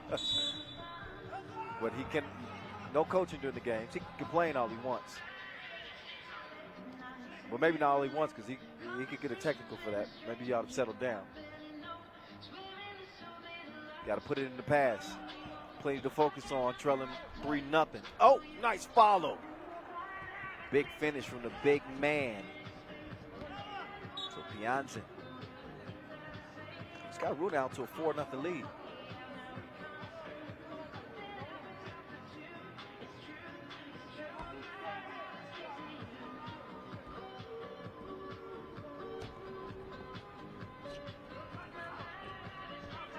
Late in the shot clock, another desperation heave. So, man, Ulaanbaatar is out of sync. They are not on the same page through a minute and a half. No points, 2 fouls as they trail it 4-0. Runa has yet to commit a foul.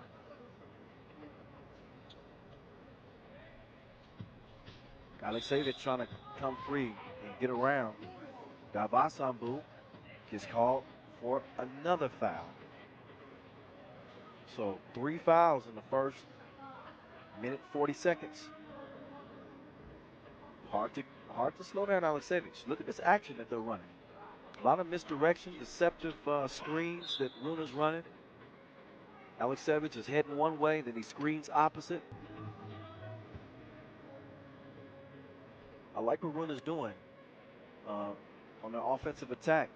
Very complex, running some complex actions, I should say. And just trying to keep Ulaanbaatar off balance. Block the foul call. Yeah, he says, yeah, you got no argument there, but 4 fouls.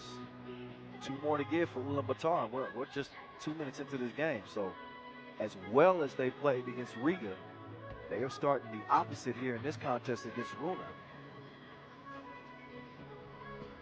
Oh, look at this. Look at Itavan holding his ground. Aleksevich too strong on the floater. Dogun looking for Ulaanbaatar's first bucket. Is it going to be a 2-piece? It is not. At least not that possession. Pianzin. Oh, as Itavan is able to sell one. And after an initial argument from Pianzin, staying 208 by the way. He is just a towering man. Then he goes ahead and gives in. So, all right, you got it. You got it. Like Davasambu run a little action himself. Oh, step back. No, Pianzin. Ball lands right in his lap. He's going to reset up shot on the block. He doesn't get the rock. Instead, it's going to be Nikita taking it himself. He's a solo act for now. Davasambu chucks the deuces, but he can't get the 2 to go down. And yet, another foul. That's 5 on Ulaanbaatar. This is the worst possible start that they can hope for. 5 fouls, no points. They trail it 5-0, 3 minutes into this contest. On the heels of that, again, that upset win over 1 seed Riga. They have come out flat. It's like a Coke with no fizz. They got no pop.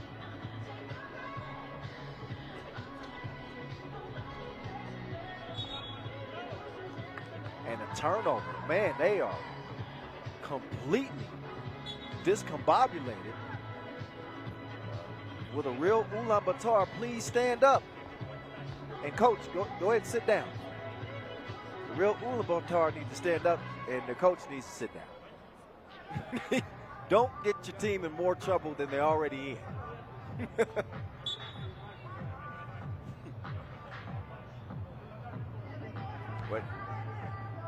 would say that Ulaanbaatar was the favorite coming into this game. Largely unknown Runa team has come out here, guns blazing. They've really put pressure on this Ulaanbaatar defense with the quickness that they have. And oh my goodness! The activity off the ball. We almost had a casualty on the court. It's Peter Stepanians. He had his eyes set on detonating on Inktavan. Had it not been for a hard foul, we would have had a top 5 play today. Off the free throw miss, Aleksevich couldn't get the hook to go. Is Ulaanbaatar gonna get their first bucket? They need to stop the bleeding here. They get it to the Bull. Davasabu sent away. Pianzin, the Russian tower, making things difficult on the inside.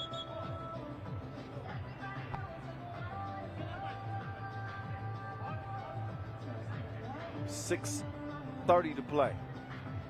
3.5 minutes in, and the Mongolians are bucketless.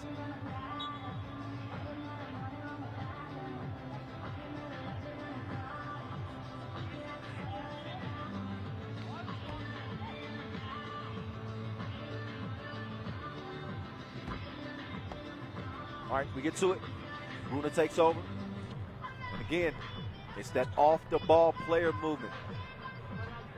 I mean, they're doing it a little bit better than even some veteran 3x3 teams in terms of that activity. That foul on the floor, Aleksevich gets a thumbs up to Ref Najib.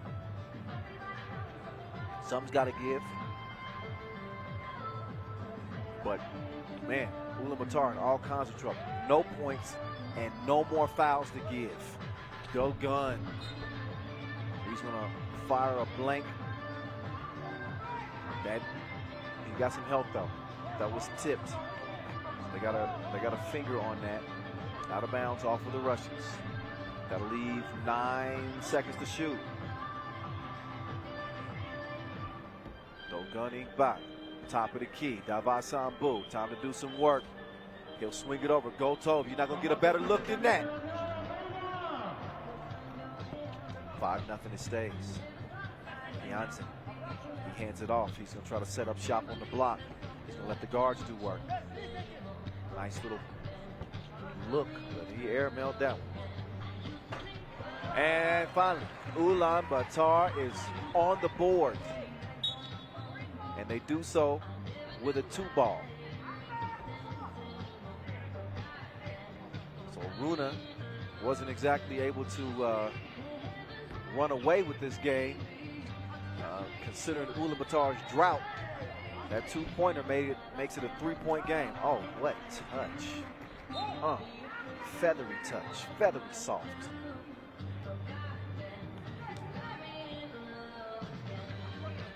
Aleksevich is able to get it back up to a 4-point game. But as you know, this is 3x3, 12-second shot clocks.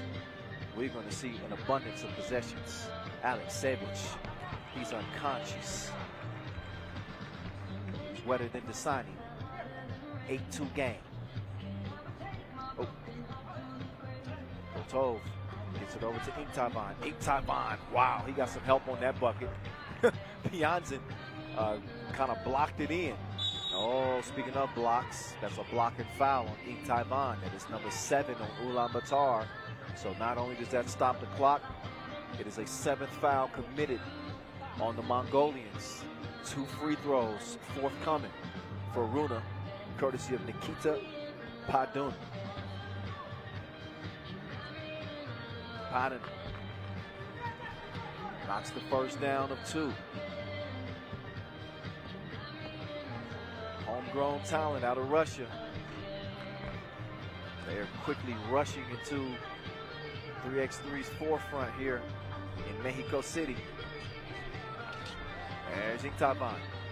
He's able to recover, finishes on the follow. 6-point game as Aleksevich gets locked up initially, but he can take Dogun off the to-do list. He just did it. Meantime, Inktavan hitting the deck. That one courtesy of Potted. Potted ain't playing no games.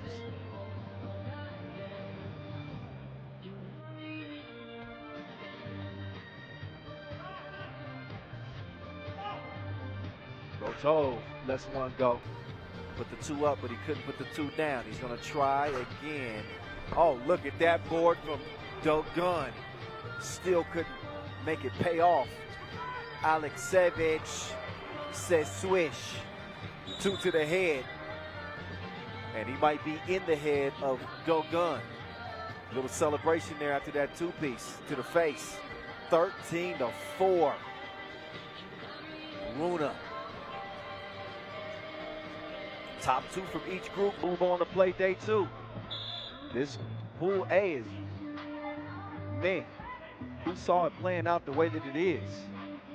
Riga over Runa to start the day. Then Ulaanbaatar over Riga in a thriller. Now Runa is absolutely beating down Ulaanbaatar. They don't even look like the same team that beat Riga. 4 minutes to play, 9-point game. Pianzin flips it behind the back. Recovers it, gets it back, and finishes over Davasambu. I thought he might bang on it. He got me excited for no reason. It was almost like, oh my goodness. The bull drops the shoulder, and man, I think Potter's ears are still ringing.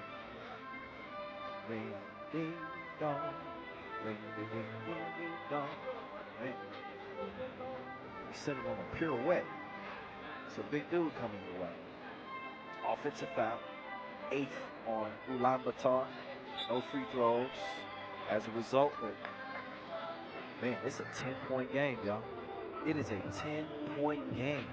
Runa in the driver's seat on the Autobahn. Speed towards that 21-point mark.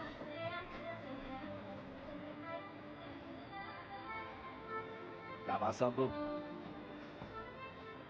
They need everything they can get. So the margin of error for this Ulaanbaatar team with under 4 minutes to play and a 9-point deficit is very slim, and they still have not found an answer for Aleksevich. He got to a bucket there, but he missed the scoop. Pianzin is down. He's going to leave Gagarin open like a therapy session. And he's able to unload. Oh, yeah. Snatched him. But he couldn't cash in from 2 angles. Pianzin, he wants to let one go. He's got one to go down. Drops it from the corner, 16-7 as Davasambu makes his way to the rim.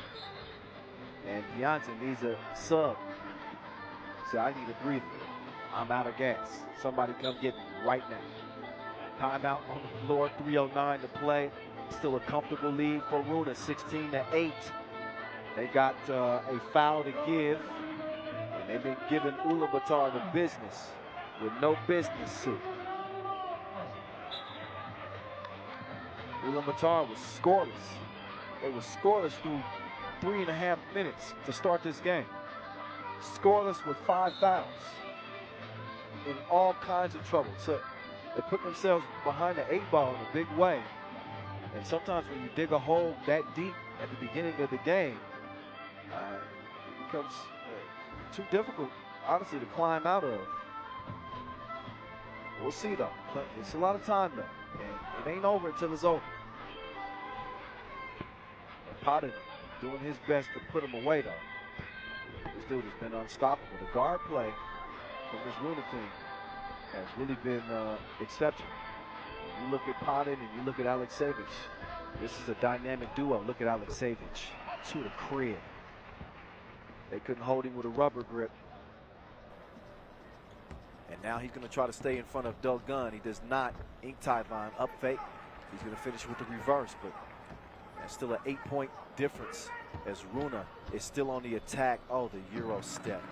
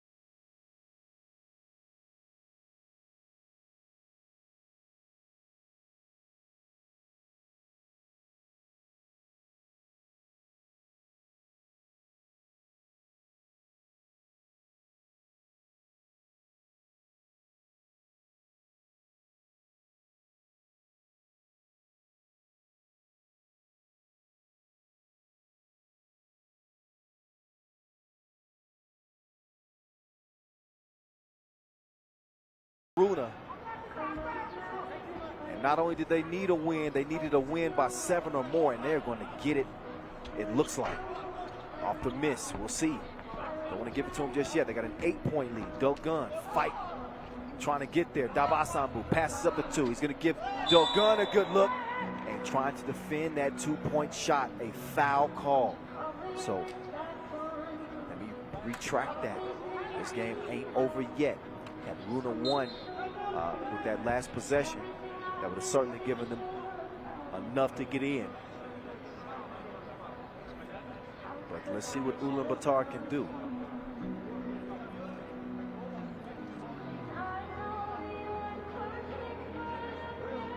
This is barring an improbable comeback in this final minute. Runa is going to get the win, but by how much?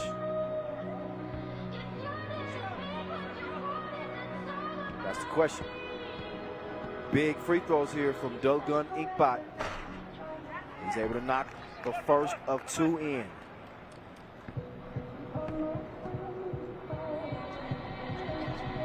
And oh, the second one's missed. It's still a 7-point game. Davasambu misses it. Runa will come away with the rebound. They want to put this one away right here, right now. Can they do it? The drive, the sky hook, no. Out of bounds, that's going to be, I think, off of Ulaanbaatar.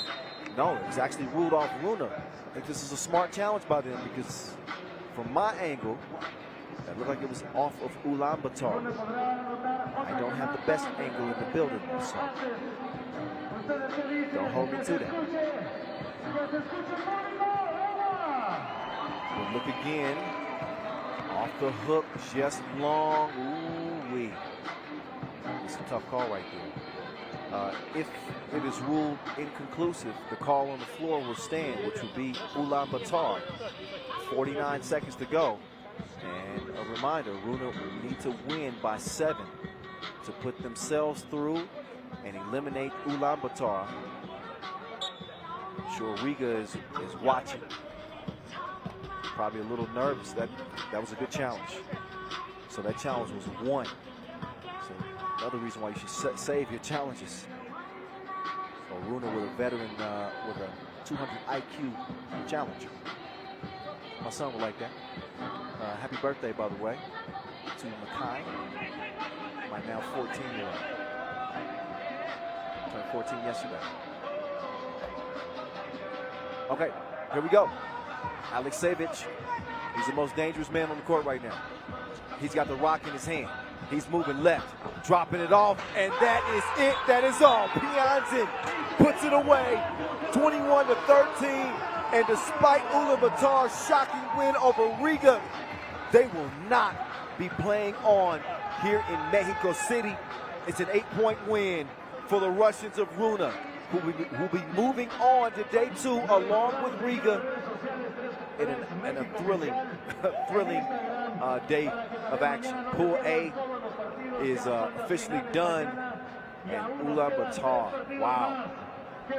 They started off with a big win over Riga, and they just came out flat. They did not give themselves an opportunity to really contend in this game from the outset. They fell to a 5-zip hole, got in all kinds of foul trouble at the start. They did come alive there after it took them a while. It took them almost 4 minutes to start putting the ball in the bucket. They were scoreless for 3.5 minutes. And just too late. They're not one of those teams that can turn on the rocket boosters whenever they want to, put the pedal to the metal on command. And this Runa team is not to be underestimated. They got what you want. They got the ingredients. They got the size. They got the defense.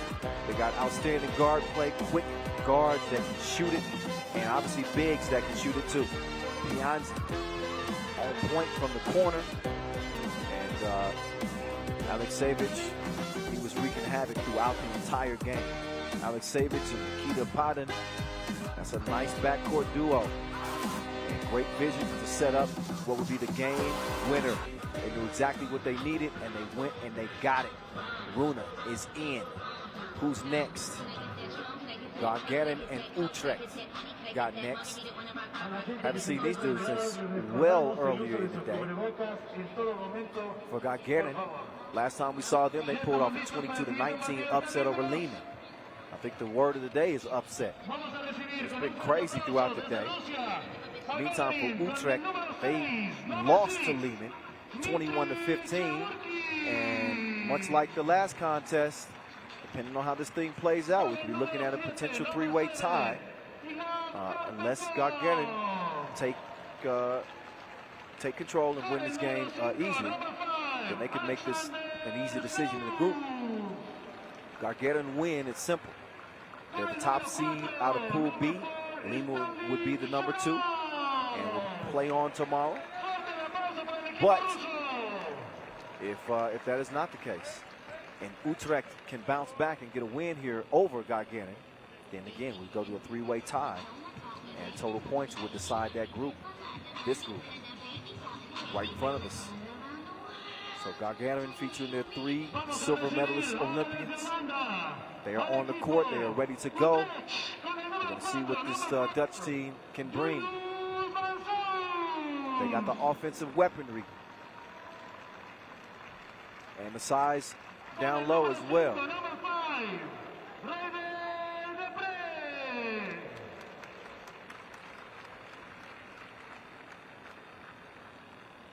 So here they come. Utrecht with Julius Van Sowers, Raydel Dupree, Lino, Vidoving, and the Vaughan identity. Jesse Vaughan was an absolute killer even in that loss to Liman. He was the one shining light on this Utrecht team.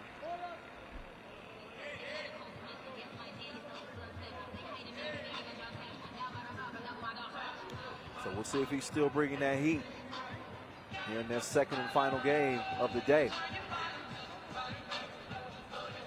Just at first glance, you look at the matchups here, and Lino, not only Lino, but you look at Dupree and Van Sowers. They can.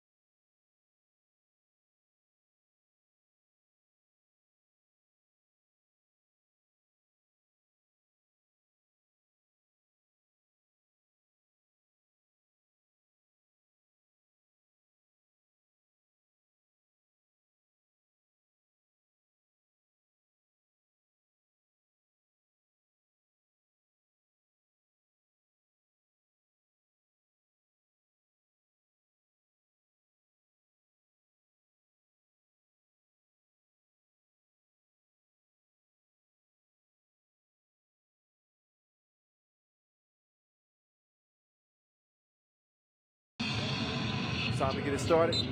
Maybe they already did the coin flip. I thought Ref Yasmina was getting them together. Gagarin has won that coin toss, so they'll start with it. All right, Pool B's final game. This will decide the group. Gagarin in the driver's seat. Oh, off the miss. It is cleaned up by the big fella, Karpenko. Vaughan, he's going to miss it. Point blank range. Sherov down low. The juggernaut. Oh, no. You got a bucket. You better think again. Vaughan identity holding his own against Karpenko. But I figured that this Gagarin team was going to run their offense through him. That's Vaughan, man. He is everywhere defensively. You just saw the block on Karpenko, then he swats Zuev as well. You have to save some of that energy for his offensive output, which is desperately needed on this Dutch team. He's the go-to scorer on the offensive end. And right on cue, they get into the Vaughan identity. Jesse skipping it down low. Oh, what a pass. See, he's going to have to reevaluate his friendship with Debris after that. Can't be messing up my dimes. There we go. So Karpenko responsible for the first 2 scores for Gagarin. Raydale, up fake, nowhere to go. Reach the dead end. Vaughan late in the shot clock. No, Vidovine. Good board. He's going to get it to Vaughan. Vaughan back to Vidovine. Vidovine puts the cookie in the cup. Shiborkin is in. Over to Karpenko. They'll hand it back out to Zuev. Zuev going to take the screen from Karpenko. Karpenko is going to take the feed. And that is good eating.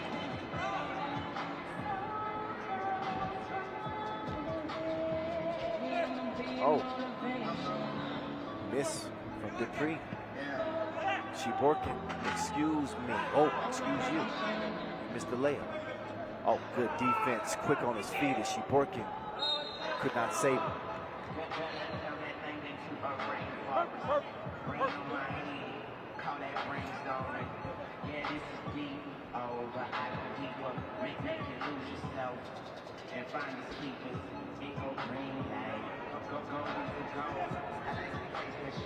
Zuev. There they go. Karpenko going back to work. This is where they're going to. This is how they're going to.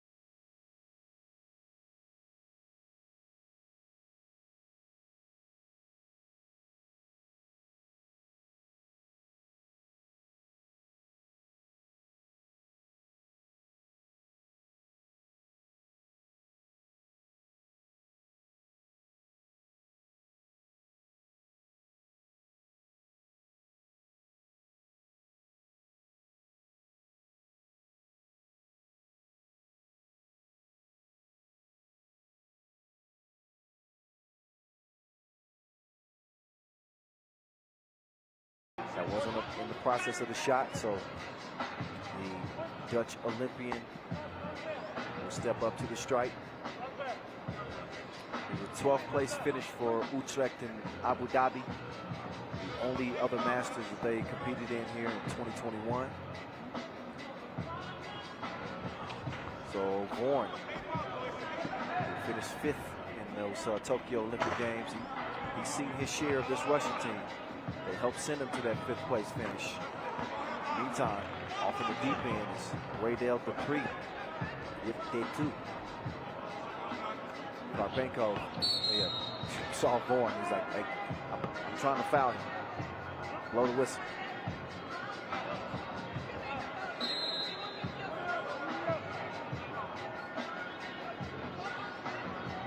I believe that Ref Yasmina is giving him a warning, saying, okay, we understand the intentional foul, but we call for an unsportsmanlike foul if you don't make a play on the ball, so don't wrap up Karpenko like that. So it's a great job being clear with the players and let him get away with it that time. But next time, can't do that. Karpenko, it's your world. Hands it off to Zuev. Zuev back down to Karpenko. He's the biggest mismatch. Oh, he gets called for the trap. That might be the only way they can stop him. They gotta hope that he shoots himself in the foot.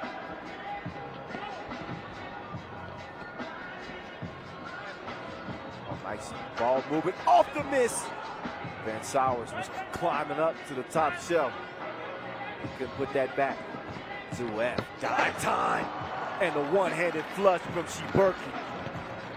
Going to work. 6-5 as Zuev will swing it over to Karpenko. Back to the juggernaut. There he goes. Good luck with that. Oh, man, he got no luck. Karpenko misses the crib. So he's had the opportunities. Make no mistake about it. They've been there for him. But a travel is followed up by a layup missed. And some missed opportunities for Gagarin. As Utrecht is still hanging in this thing. Watch that crossover.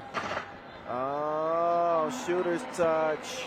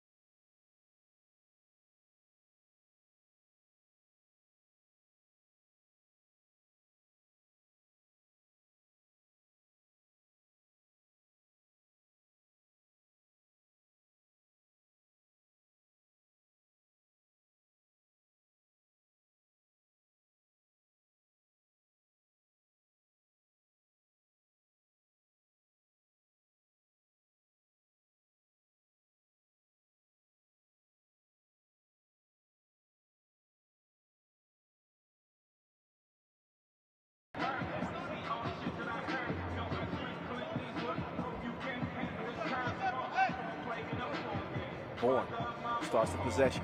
Vinvin making his move to the right, but too strong on the shot. The shot meter was off. He's a 2K savant. He's got the rebound. He's getting it over to Vaughn. Vaughn, jab step. Vaughn is going to let the two fly to your eye. 11-9. Utrecht very much game against Gagarin. Are we going to be looking at another three-way tie? Uncontested late for Shadow. As this Russian team trail by 1. Just saw Runa, other Russian team in the field, pull out a huge win over Ulaanbaatar to earn their spot on day 2. Gagarin trying to keep their spot for day 2. All they got to do is win. 4 minutes to do so. But they trail it by 1.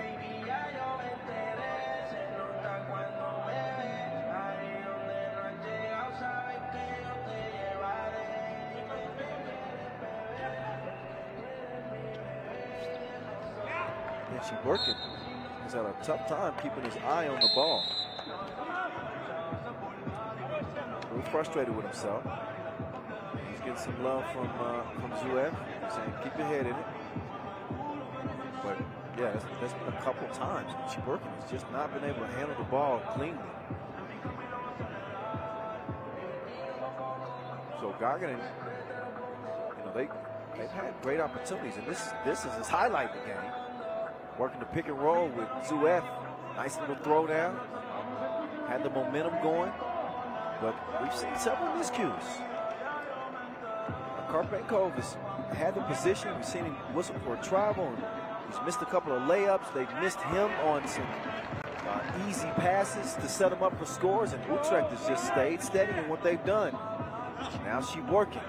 That's going to get his confidence back going. He's going to narrow the lead down to 2. Vidovin, oh yeah, good move from him to the right at Karpenkov. And now Zuev will take over. She's working, trying to come free. Ooh. Defense a little bit too strong for Ben Sowers. 3.5 to play. With Utrecht holding on to a 3-point advantage. Cheryl! He went to the top floor. That was a sweet finish. See what I did there? 14-12. Debris with the miss. Zuev will clear it. Lets it go. It's out of bounds. Touches nothing.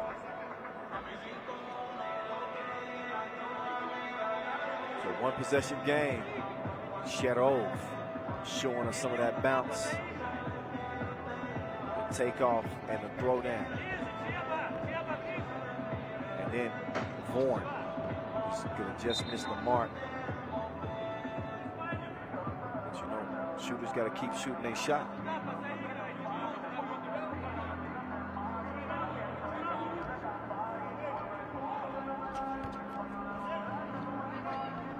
Zuev coming around. Oh, Juan with the defense, but he couldn't hold on to it. So ball back over to purple. Juan had a great defensive possession right there, but he just could not hold on to it.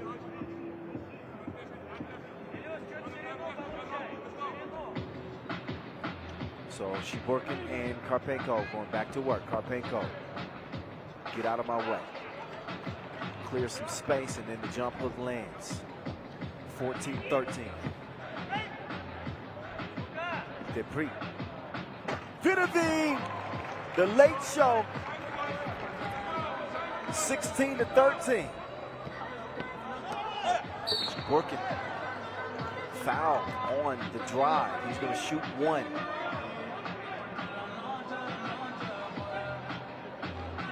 How appropriate for what day 1 has been. It has been absolutely loco here in Mexico City. 2:22 to go. Utrecht holding on to a 3-point advantage. And Shiborkin misses the free throw. Stays a 2-possession game. What a pass. Bulleted from Juan down to Vidovin. Unselfish play. Shooters normally, that's too tempting to resist. The 2-ball from the corner uncontested. It's those type of unselfish plays that win games for you. Karpenkov, I said he was going to be, he's going to have every advantage in this game. He's finally starting to put the ball in the bucket. Oh, Zuev is going to get called for the foul. He just bowls over JVS. Yeah, take a look. The big man hits the deck. 17-14 advantage for the Dutch. Oh, look at. Oh, he got called for the travel. Warren. Then a reenactment. I like the reenactment, Yasmin. She's like, no, this is what you did.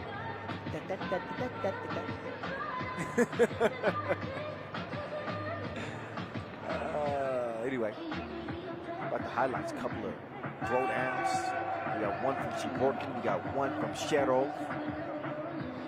We've seen an outstanding display of shooting from this Utrecht team, namely Vorn. But Vidovin got in on the action too. Big two-piece from him. Seeing some solid defense as well. Oh, Vorn, near steal. Shadow, take it off again. This time, two hands for safety. Vorn trying to answer from the corner. No, not that time. Zuev comes away with the rock. Zuev, he wants that big screen from Karpenkov. Over, oh, Shadow.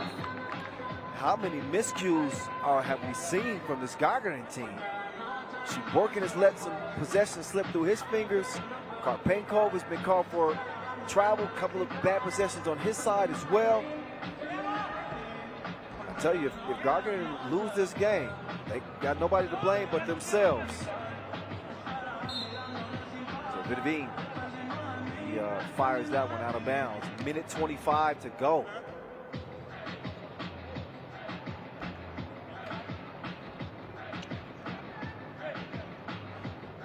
Zuev coming around. What a game. Oh, and Karpenkov is down. That sent tremors throughout the mall. Juggernaut hit the deck. We got a timeout. Purple. Again, minute 18 to play. Gagarin, they control their own deck.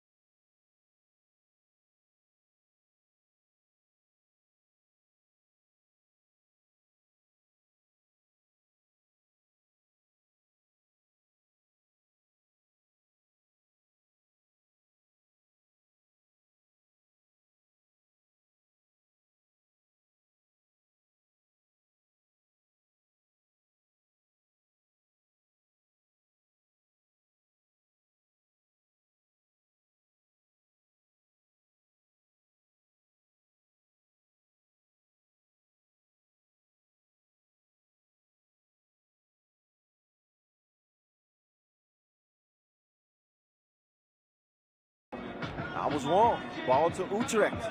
They lead it by one, and the late show has taken over the show. Lino Vidovin gives Utrecht a 3-point lead, and they got the ball back in hand. The drive from Dupree will kick it out to Lino. One more again. No, not that time. But under 25 seconds to go. There's Zueth. He's going to elevate. Cannot stroke the two. So the Vorn identity. He's got the rock. He wants to put it away. Steady back rims it. Keep working. Skies for the rebound. They're running low on time here. That's a foul. Not a great foul by Utrecht. Not a great foul at all, because that's going to stop that clock. And it's going to give Sheborkin 2 free throws here. Can make this a 1-point game. Gagarin would then look to foul quickly, or obviously look for a steal first. But 10 seconds left in this game, which is less than the 12-second shot clock. So Gagarin's got to make a quick decision, and they do. It's a quick foul by Zueth. That is foul number 6. So they got no more to give. The next foul will put Utrecht on the free throw line, and all Gagarin can do is hope for a couple of misses. They got a foul first. They didn't even do that. So they give it to Leno. Leno can put it away. No. Oh, Gagarin can win this. Steady slouch, Jerome. No. They had an opportunity. They do not get it done. Instead, it is Utrecht. They take it 19-18 and hand Gagarin a loss. So we'll crunch the numbers and be able to tell you who's going to come out of this group, as it has come down to a 3-way tiebreaker. What an effort by Utrecht to get a win there. So with Liman, Gagarin, and Utrecht in that group, we're going to get the official numbers here pretty soon. But in the meantime, let's look back on the highlights as the follow from the big fella, the juggernaut, elevating us like a big cruise ship, just skying towards the rim. But a nice back and forth affair this was. I think the miscues really cost Gagarin an opportunity to win this one here. And that takes nothing away from Utrecht. I thought they played a hell of a game. They went and they took it. They took advantage of a lot of those miscues, and many of them they forced. They made things difficult on Karpenko. But you look at so many possessions where ball bounces off of a player's hands. Travel is called in a situation where it didn't have to be. You got a 2-on-1 advantage, and you throw the ball away if you're Gagarin. And those plays, when it's all said and done, can cost you, and it did. Whether or not it cost them a spot in the quarterfinals tomorrow will be determined. Again, we're getting those numbers crunched, and we'll be able to tell you who those two teams coming out of the group will be. Chetov came to play, played above the rim, a couple of nice bang outs by him. But how about the shooting display from Lino Vidovin? He came alive and buried the Russians, all in the same process. And we'll get set up for our next game. San Juan and Omaha. San Juan with a thrilling win earlier today, as they stole one from Šakiai Gulbelė in Pool C. Omaha coming up short against Šakiai. 22-15 loss is what they suffered. So Omaha, this is their last opportunity, and they're playing against a very difficult San Juan team, a defensive-minded San Juan team. They want all the smoke. They're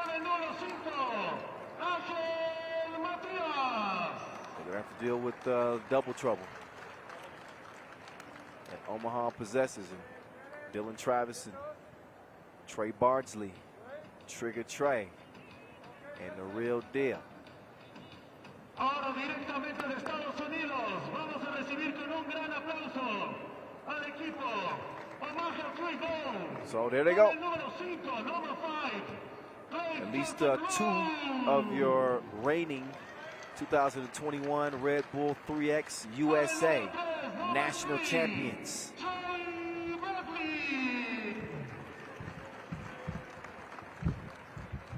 Send the trash man out first. He's joined by Trigger Trey. They got a couple of trays. And the final score, Trey Landsman and Dylan Travis. Trey Bardsley. So, you know, this Omaha team has been looking to prove that they belong, that they can compete, you know, on the pro level here on the FIBA 3x3 World Tour. They earned a berth by winning the Red Bull 3x South Regional in Charlotte. And here it is. The opportunity is right in front of them. Whether or not they seize it, we'll find out in the next 10 minutes of game time. They certainly got to find a way to get some more consistent offense. And can't be a team that lives by the two and dies by the two, even with the potent shooters that they have. You better believe that Angel Matias is going to make things very difficult. Luis Pelacoco Hernandez, a premier defender in 3x3. Still, to this day. So he's gonna be protecting the rim. Trey Lansley's gonna have his hands full trying to keep Pelacoco off the glass and also make an imprint offensively. But there's Trigger Trey right there. He is a shooter personified. Former National Player of the Year as well, as I mentioned. D3 National Player of the Year. Averaged 29 points per game his senior year at Nebraska Wesleyan. Also played, he was a shooter on the Washington Generals Globetrotters team. This dude was knocking them down from 40 feet out. You know you got to be a shooter if the Harlem Globetrotters hire you to shoot. And that's all you do. We're going to see if he gets it going in this one. Don't forget about Clay Rowe. Clay Rowe was a trash man. He was a D2 All-American at Bellevue University. Dude's got a half court in his backyard that he calls the landfill. So you were taking the nickname to the next level. Clay Rowe is going to start this game on the bench. But shout out to him. I love the nickname. And I actually like the fact that he's got a half court in his backyard he calls the landfill. That's pretty dope. Anyway, it's time to get to serious business. Foul called early. Matias caught Dylan by surprise and chucked the deuces on him. So now he's going to chuck up a couple of freebies from the stripe. You're looking at your Lausanne Masters MVP, Angel Matias, getting San Juan started. And Omaha getting started too. They can make it rain. They can change the forecast in a hurry.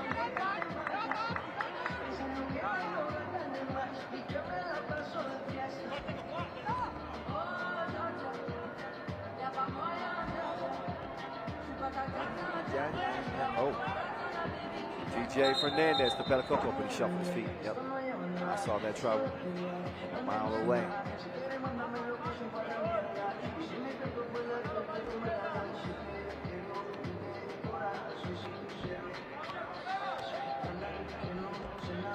Here we go, Omaha 3 ball on the attack.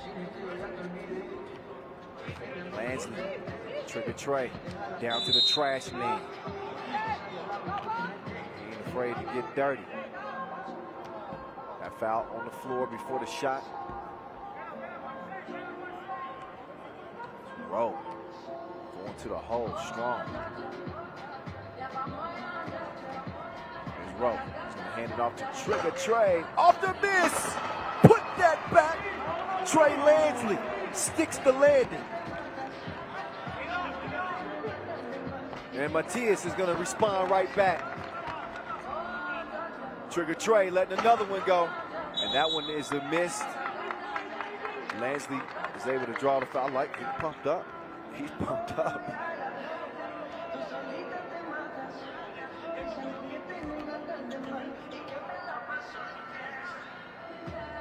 The team to keep an eye on is Team Princeton. They're probably watching the action pretty intensely.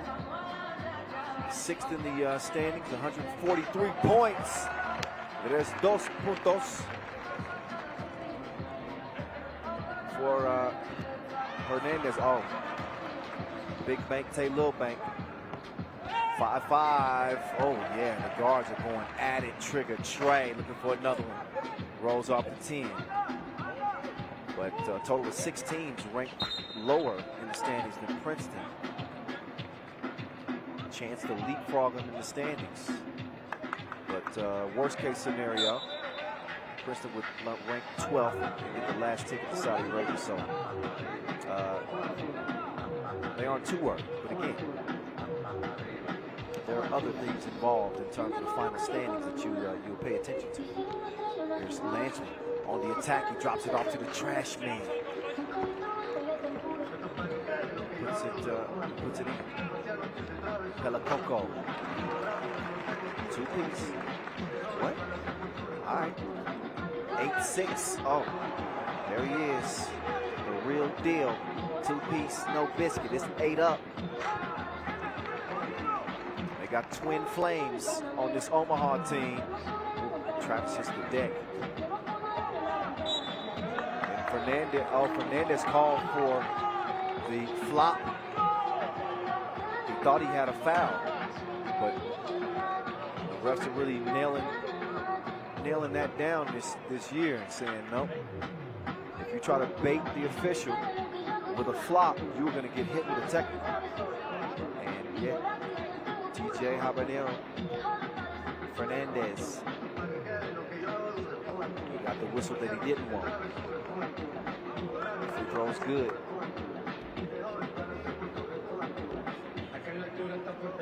Twin Flames are on the court right now.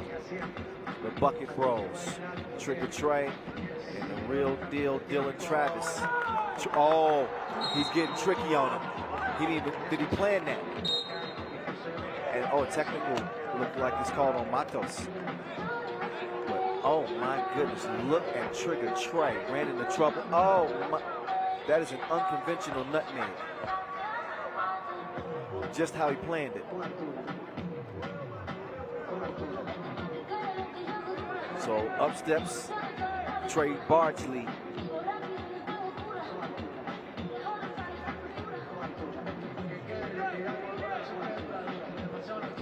Red Bull 3x USA national champion and a representative of the United States at the America coming up next week in Miami. Let me give a 49th birthday shout out to my guy Kevin Kennedy. What up, Coach? I know you're watching, man. So certainly wishing you a happy birthday. And why don't you go out and get on the golf course, hit a few balls. I'm sure that's what you are doing when you're not watching 3x3. So much love to you, Coach Kennedy.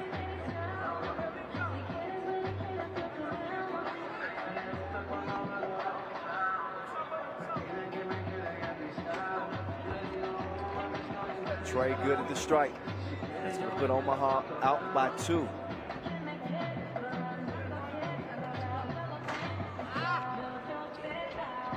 Stays an 11-9 game as the second free throw is missed, but the thievery from Bartley. Trigger Trey over to the real deal. Dinero. Oh, right back at you. Back and forth like an Aaliyah track. He reroutes, changes direction. It's a quicker route. 14 to 11.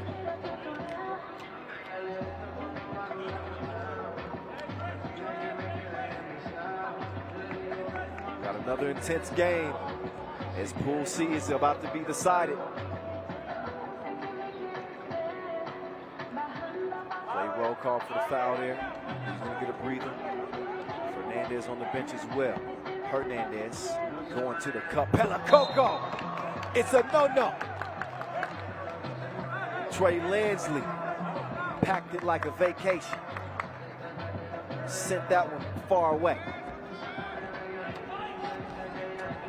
Look at Matias on the move right. Oh, spins through the defense and he finishes with finesse. Some extra sauce on that.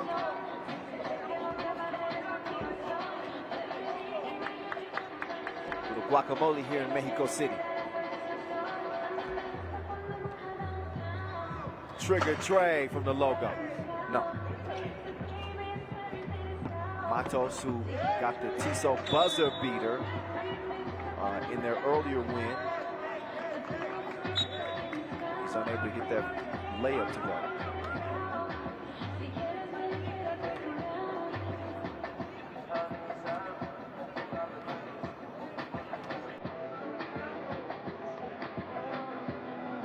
It has been fast and furious. The action has been hot between these two teams. See Trey Lansley on the putback finish.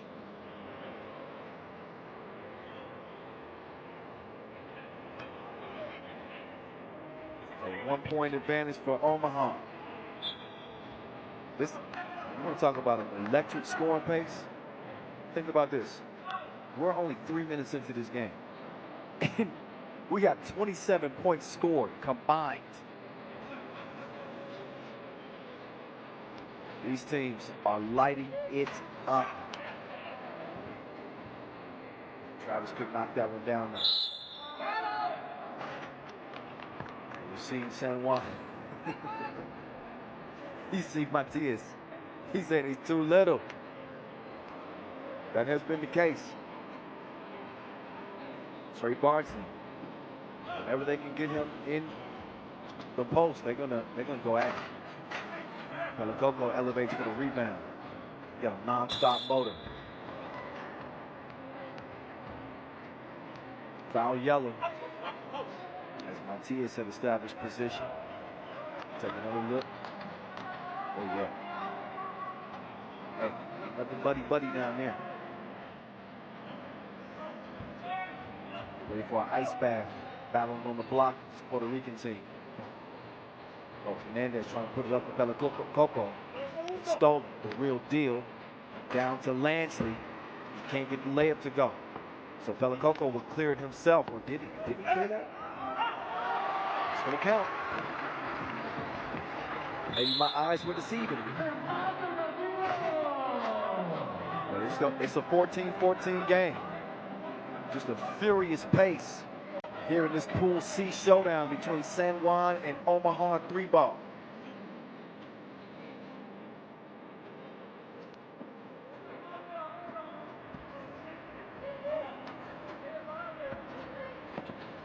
The trap, oh, too strong. Trash man couldn't get the rock, so here comes Anel Matias, the monster.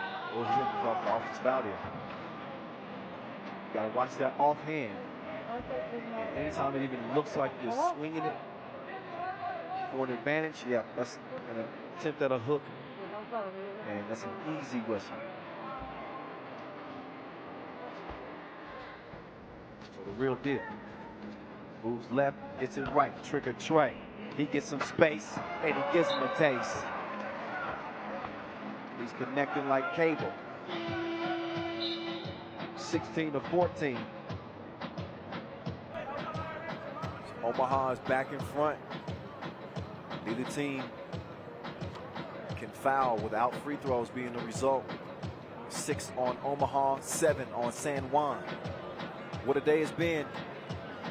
3x3 fan. What's good with you? Kyle Montgomery, aka The Voice. I hope I still have a voice when it's all said and done. It's gotten crazier as the day is going on. Started bright and early at 10 a.m. and we still going strong. Omaha in front for now. Fernandez pull up. Comes up Kevin Hart, short. So it's 5:33 remaining. And a fresh 12 for Omaha 3-ball. They're gonna get it to Trigger Trey. Not today.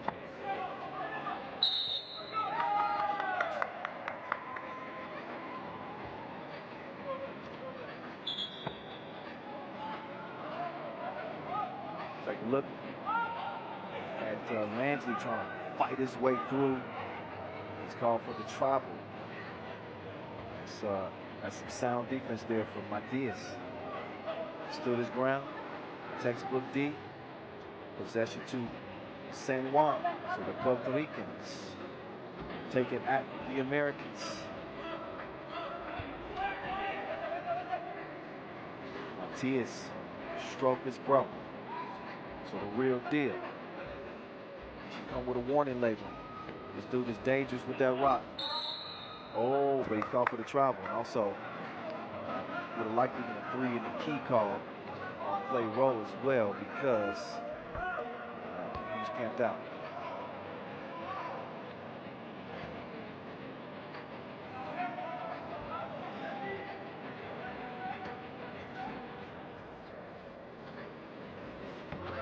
TJ.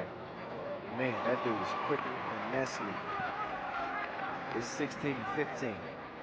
Lansley off the defense from Pelicoco. Matos. Strong like bull. Pushes call. Shooting 2. Matos trying to pull his way in.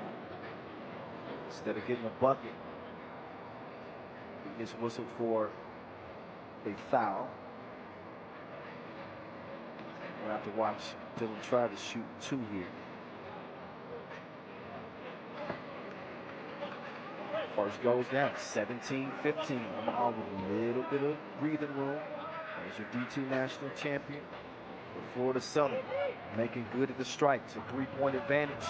Michael Ranovitz is sitting on the edge of his seat right now. He's sweating.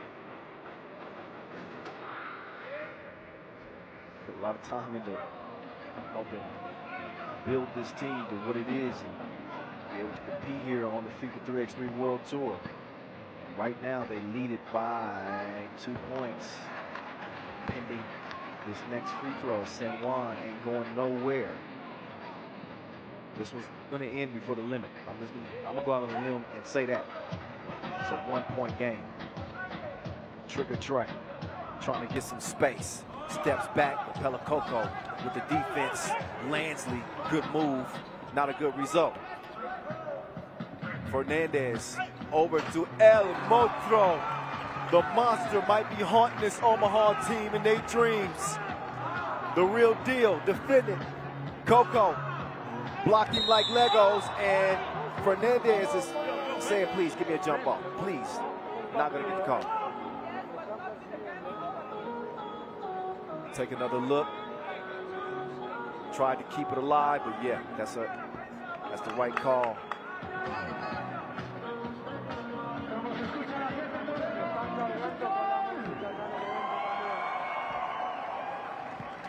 So Dylan Travis calmly knocks down the first of 2. Possession will also go to Omaha by virtue of San Juan being in the double penalty. And he knocks down the second one as well. Game point for this American team.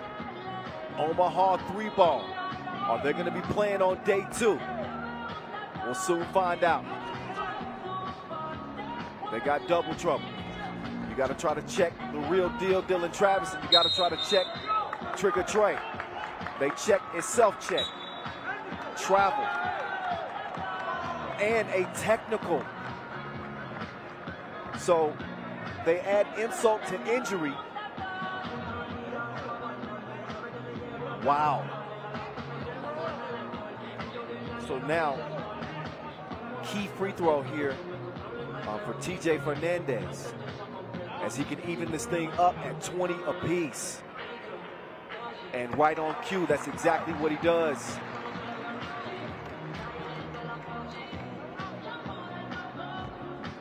Possession to San Juan too, because of the technical. It's 2020. Next point wins. El Montreux working on Dylan Travis. Excuse me. I got a spot in the quarterfinals waiting on me. Oh yeah, they got big ones. They got big ones. Tissot buzzer beater. San Juan digging deep. Man, what a game. Omaha is going to come up short. Look again at your Tissot buzzer beater. Angel Matias, the angel, the answer to San Juan's prayers. And it's a flex zone. Look again. What a photo finish between these two teams. They channeling they old Nick Van Exel. Wow. What you gonna say? They got guts. There you go. We're gonna keep it PG-13. But wow. So they will celebrate San Juan after a really an outstanding day. They might be the team of the day, honestly. They beat Šakiai Gulbelė, and then they go 2-0 by pulling one out against Omaha. Wow, cannot wait to hear what they have to say after this one.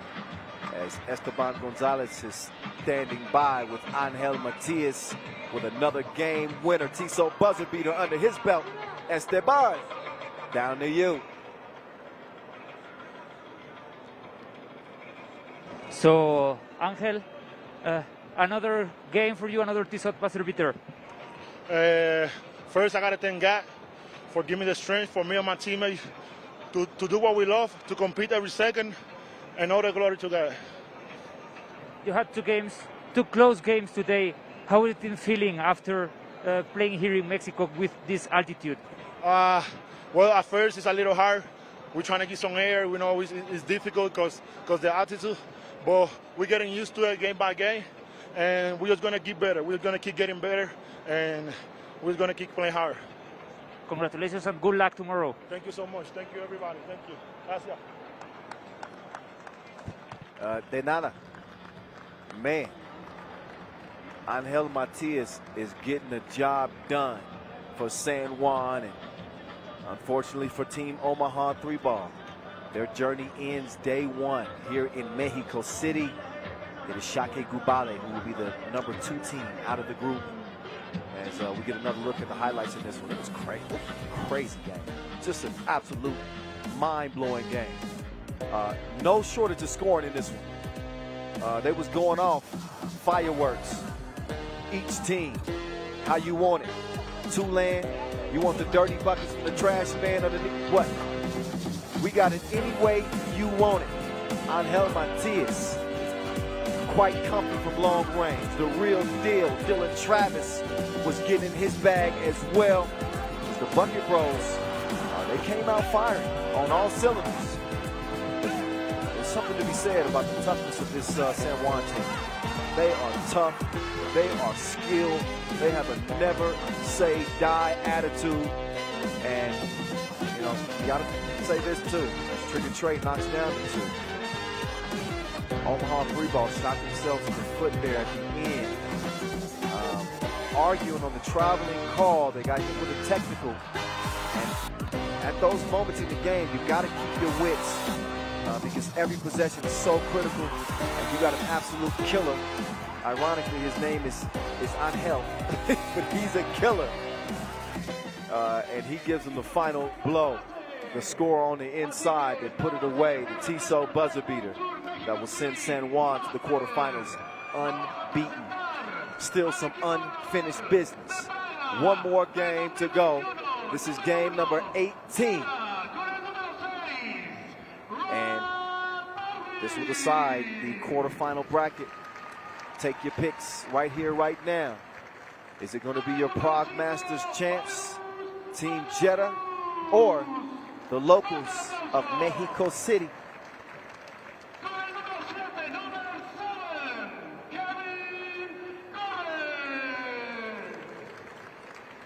So out comes Jeddah first. A lot to like about this team.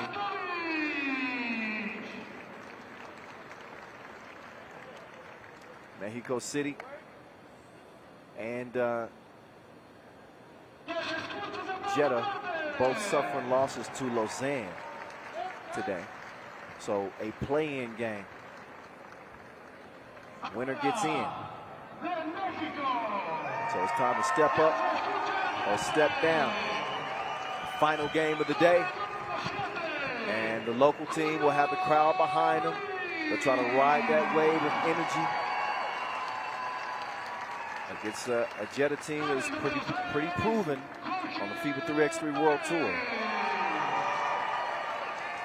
A Jeddah team that cannot afford to allow one to slip through their fingers with so much at stake.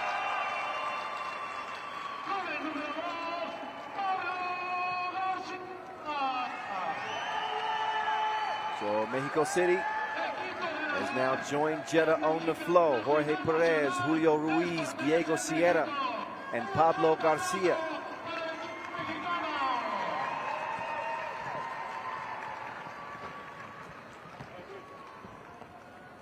So we'll see if they can put a cherry on top of what has been a tasty day of 3x3 action. Hope y'all have been enjoying it. Hope that y'all have been interacting with us on our social media platforms using the hashtag 3x3WT. Hope that y'all got a chance to check in on our Twitch broadcast as well with Vince Chan and company over there. I gotta pay my Twitch people another visit soon. I know they be showing the voice of love over here. I appreciate y'all. Y'all keep Chang in line. He gets a little crazy over there. I can't really hear what he's saying these days. Occasionally a little birdie will drop by and say, "Ooh, Vince Chang was talking some noise about you today." Let me find out. Let me find out.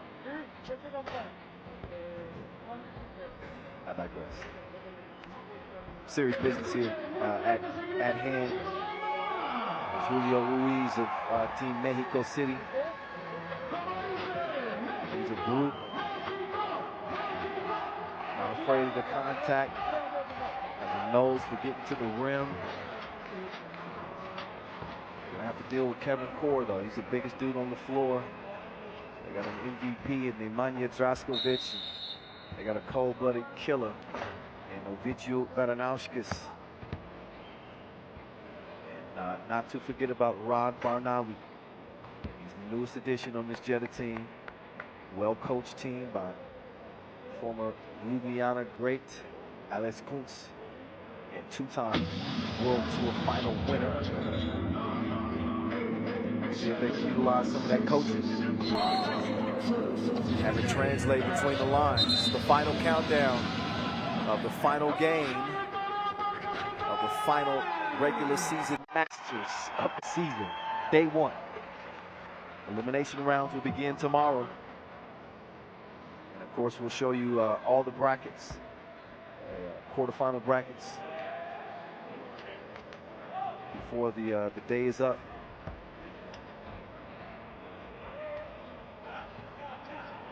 So the action has begun. Draco, baseline Jamie, or not. He airmailed Pablo. And that's the move right. He's going to hand it off. Oh, Luis. No, not that time. Ovi. Ovi's on. 2 up and 2 down as Jeddah assume an early lead here. Final game. So the Jeddah team is a squad on a mission. They got a little bit of an extra pep in their step, it seems, at the start of this contest.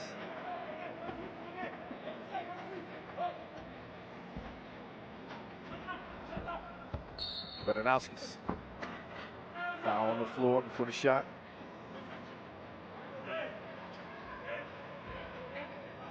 Just a relentless competitor.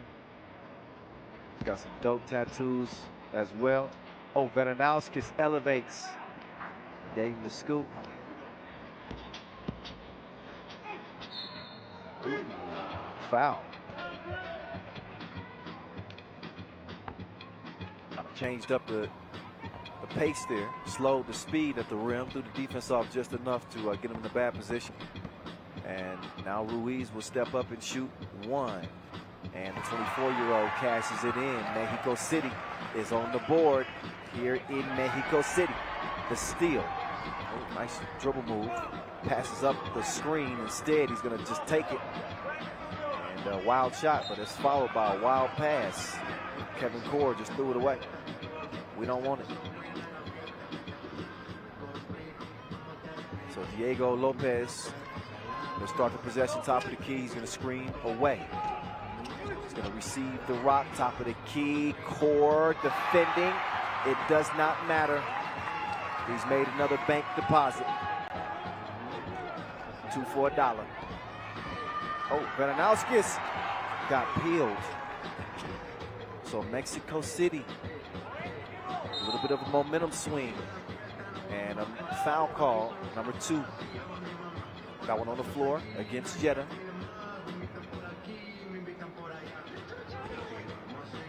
You're looking at a team ranked 44th in the World Tour standings, Mexico City, and a team ranked 9th in the World Tour standings, that is Jeddah. But Jeddah cannot fall asleep on Mexico City because here they come. It's 4-1 Mexico City.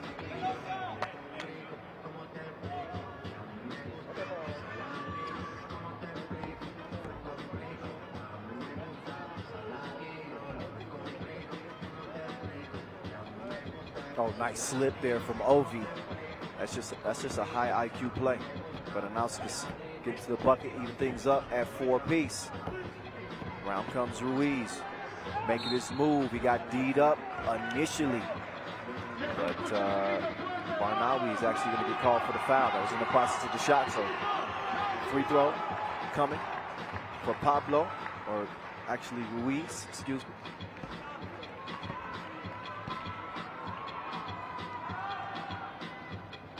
Oh, no. Absolutely not.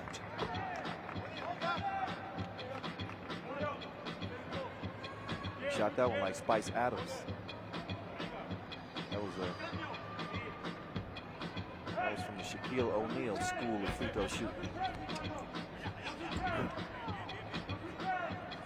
Draco. Oh, nice move. Better defense. No, wait. Foul call. Could hardly hear the whistle. That was drowned out by the crowd noise.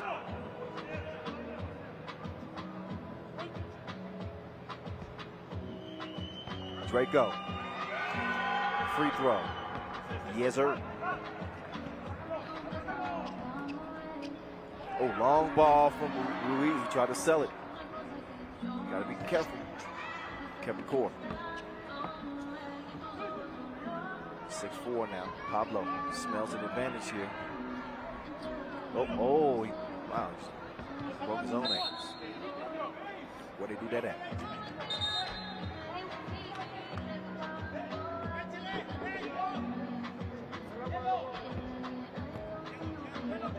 Two-point advantage here for Jeddah. And I believe Mexico City's going to get 1 second on the shot clock.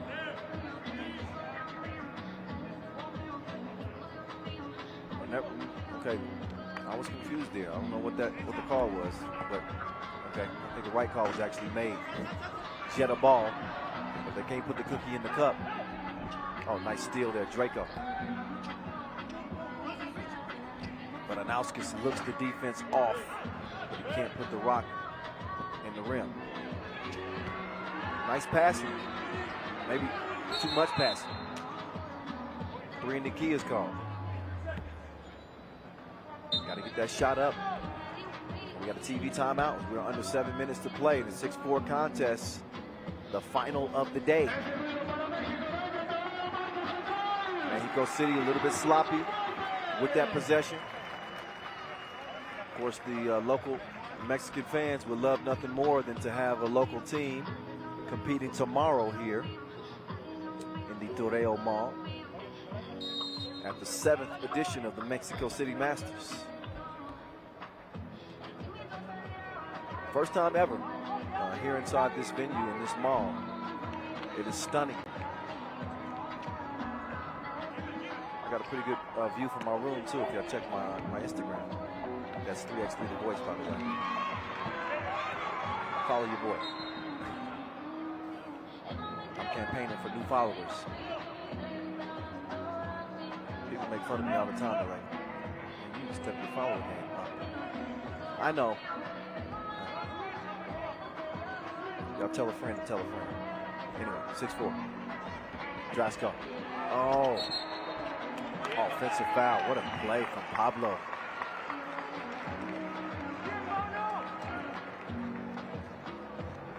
High intelligence.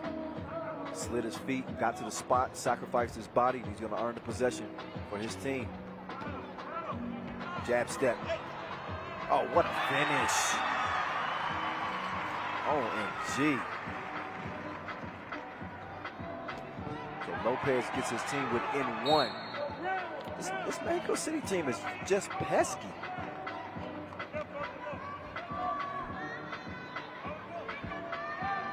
Neither one of these teams had any answers for Lausanne Sport. So it put them in the position that they're in now and having to fight for this final spot.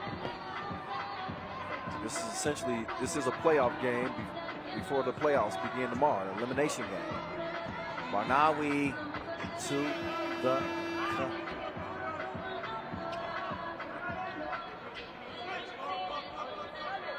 Pablo. Oh, wow. Off-balance shot. It don't even matter. It's good like grandma's cookies. 7-7.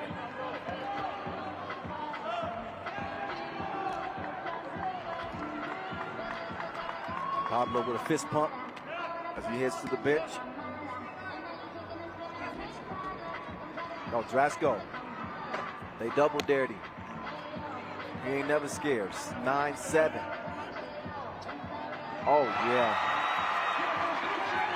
2 for $1 on the step back. Diego Sierra Lopez.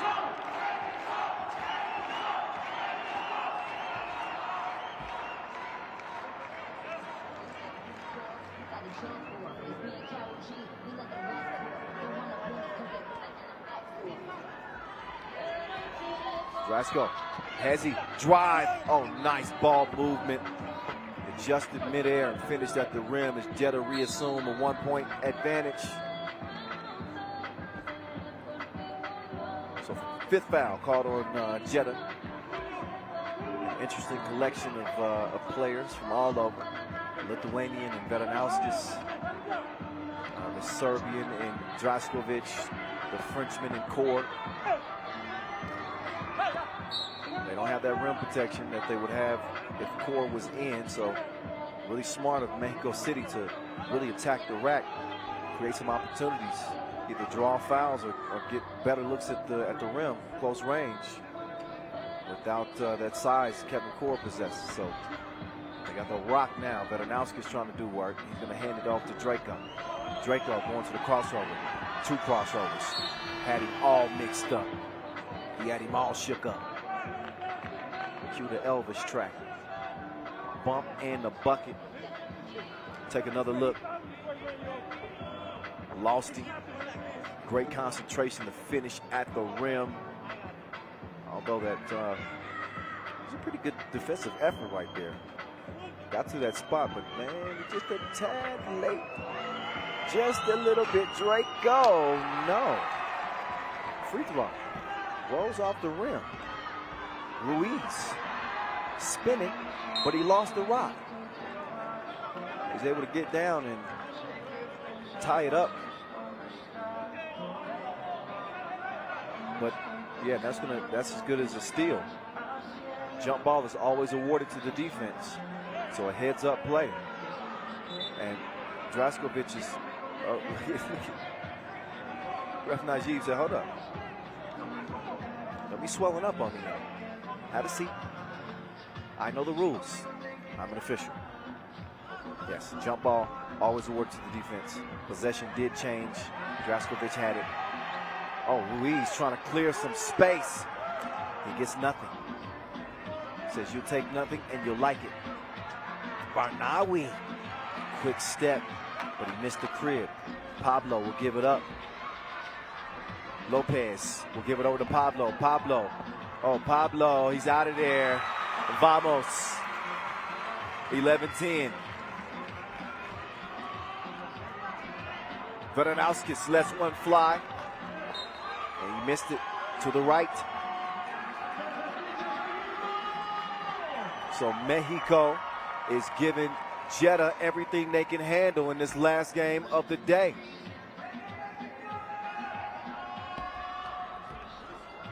Playing with a ton of heart.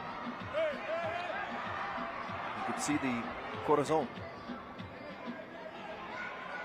that they play with. I'm just digging in my bag. That's my 3rd grade Spanish class. Oh, foul. Draskovic hit the deck hard. Mexico City with 7 fouls. That puts them in the penalty. That means 2 free throws are coming for Team Jeddah. A break into action as we're under 4 minutes to play. That means the TV timeout. Both teams will rest. And it looks like this one's going to be another thriller going down the stretch. I say the last 5 games have been the type of contest where you sit on the edge of your seat and to the final possession. Just some wild 3x3 action here in Mexico City. Only fitting in the last Masters of the regular season. And teams fighting for the 3 remaining spots to round out the final 12 that'll play in Jeddah for the World Tour final.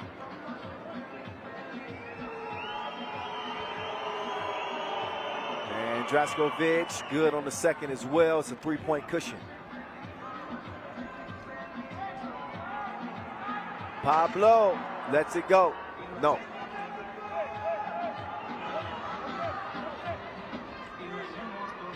Draskovic down to Ovi. Ovi out to Draco. Draco stops. Can he pop? No. Core though with the follow. Tips it in. Makes it a 4-point game. Lopez from the logo. Nada.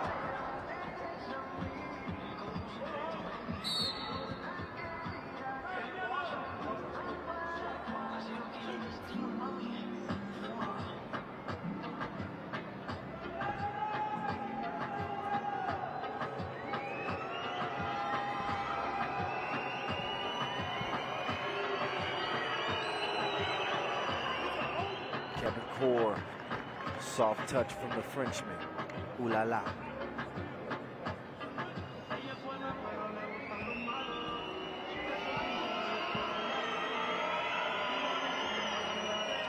Oh, and he makes them both.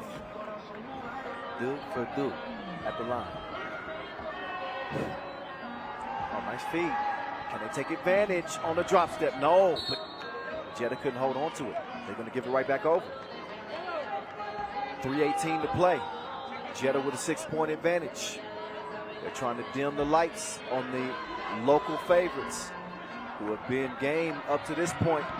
They fought all the way to this juncture in the game, but just how much do they have left? Do they have enough to dig themselves out of a 6-point hole in the penalty? On top of that, Jeddah with no more fouls to give, by the way. Mexico City will be shooting free throws in the event that they do. Ruiz tells him, wait, run.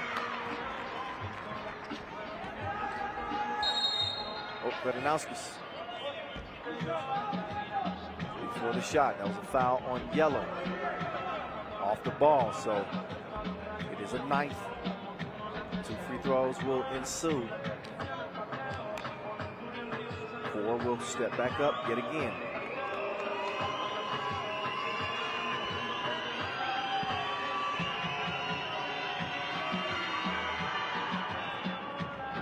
Stepping up nice and calm and knocking down the free throw. Core, the first French player to ever win a World Tour. Have to get it done in Prague. Oh, he does not get it done on the second free throw, but the rebound finds its way to him. Draskovic, he's shifty, swings it to Kevin Hardcore. Oh, going hard to the rim, but he is denied a hard foul. That'll put KC back on the line yet again.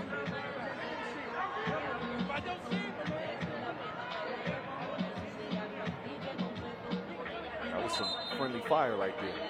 Bernowskis needs to be mad at his own teammate. Looking at the ref for help. He's like, yo, that dude had the same jersey as you.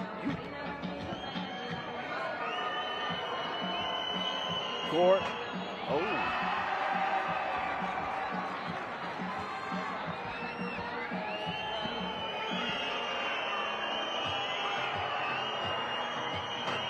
Whoa. Ford misses both free throws. Possession will stay with Jeddah, though. That must be the delight of the local Mexicano fans that he missed both free throws, that is. Not that they got possession. Oh, Core. 18-11. Oh, nice sharing of the ball. Look at Obi. Oh, he just toying with it. Missed the jump hook. But a 6-point game, Jeddah has assumed control of this one. Lausanne will be the 1 seed out of the group. Pablo. No bueno. And that one airmailed too. Ovi. 2 up, couldn't put the 2 down. Core.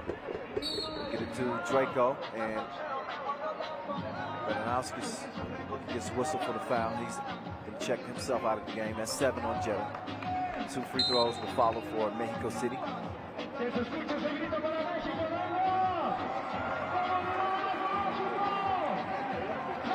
Coming out of this timeout.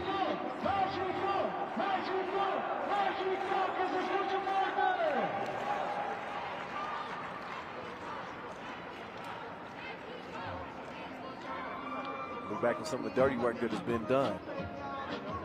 Kevin Core has really had his imprints all over this game. Even with the couple of missed free throws, he has been wreaking havoc on this Mexican team.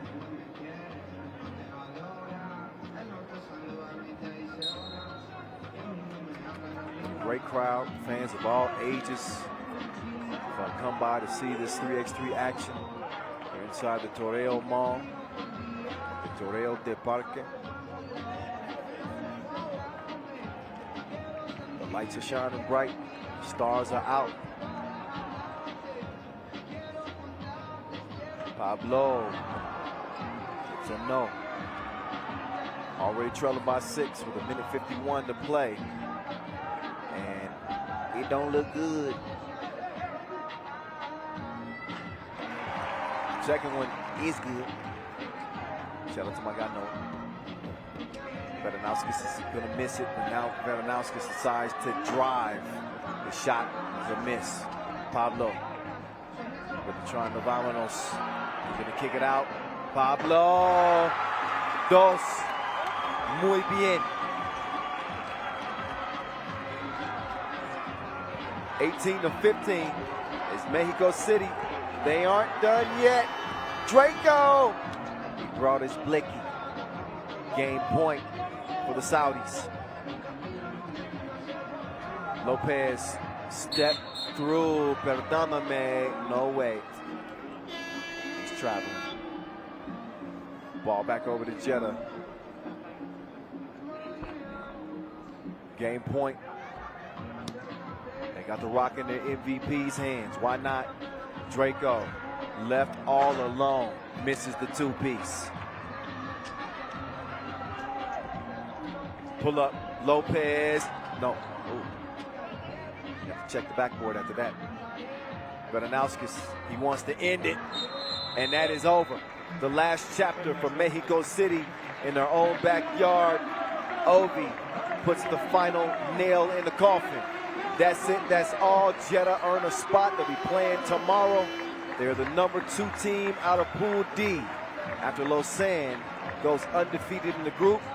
Valiant effort from Mexico City, but they're going to leave their fans disappointed as there will be no local representative on day 2. Jeddah will be there, and Kevin Core is courtside with Esteban as we speak. Let's swing it down to you, Esteban, and hear what Hardcore's got to say.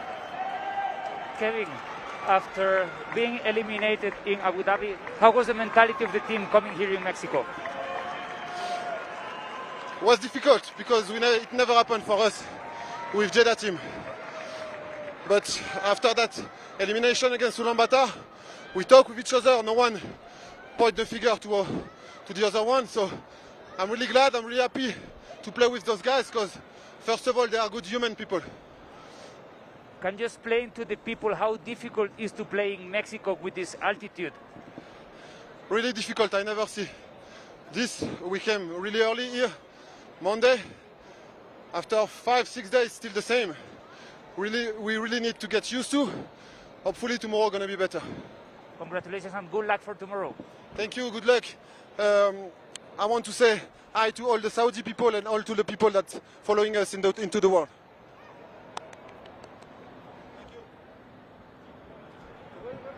That is a classy Kevin Core, the Frenchman, on this Saudi team.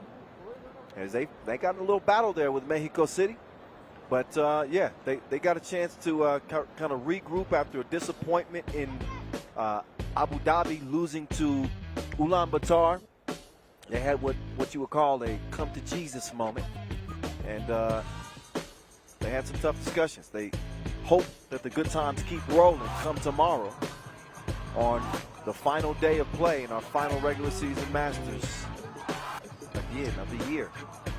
I can't believe it. But you know, time flies when you're having fun. At least that's what they say. So this game was a lot of fun. Credit this Mexico City team who really brought their best effort. I thought they contended well against Jeddah. But the experience of this Saudi team, I think, really shone through towards the end. And Kevin Core obviously really put the team on his back. Biggest mismatch on the court, and they took full advantage of that. And he's going to be looking for a second Masters win this year. We'll find out come tomorrow. Not done yet. Still going to show you the brackets. Got to show you how the action played out in what was a long but eventful day of 3x3 action. Certainly appreciate you if you watched from the very beginning. How many of y'all watched from the qualifying draw all the way until the final game? That's a heck of a stretch. If you did it and you can prove it to me, I'll send you a 3x3 shirt. But you got to prove it to me. But what a day. What a day. 3x3 takeover at the Torreo de Parque for the first time ever. Our 7th edition of this Mexico City Masters. And plenty of exciting action still to come tomorrow as the quarterfinals are set. So we'll show you again all the action of the day, how things played out in the main draw after we went through a 6-game qualifying draw. We had 18 10-minute sprints. It was a marathon of 10-minute sprints. Riga and Runa, I can tell you that they are coming out of Pool A. Gagarin and Liman, they come out of Pool B. Lausanne and Jeddah come out of Pool D. And San Juan and Šakiai Gulbelė will be coming out of Pool C.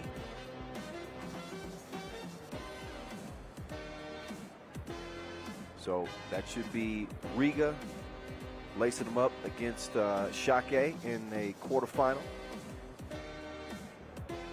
Runa will be meeting up against the 1 seed from Pool C, San Juan, who pulled out a couple of thrilling victories today. I would not want to see San Juan. Runa has no pushovers though. They picked up a big win over Ulaanbaatar to earn their way in. They won that game by, I believe, 8 points. So That's going to be pretty interesting quarterfinals. Then when you look at Gagarin, they are the top seed from Pool B. They'll meet the number 2 from D, which is Jeddah. Just saw them earn their way in. And Liman, which is the number 2 from B, they'll play the number 1 from D, undefeated Lausanne Sport. So we'll show you the visual backup right now, just so you can know.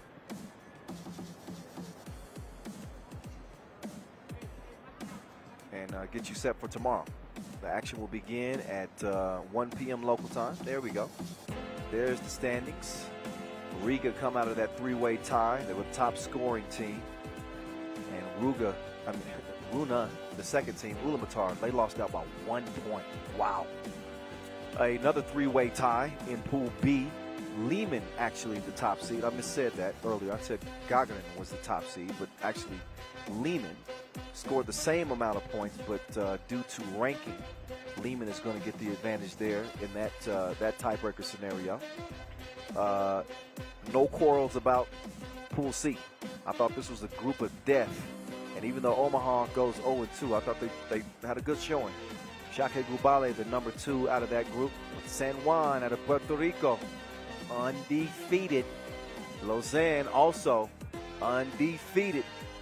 Good scoring effort from them. They got a killer in Christoph. That dude is a gun. Jeddah just earned their way in. So that's how the pools played out. Top seed from A will play the 2 seed from C. The 2 seed from A will play the 1 seed from C.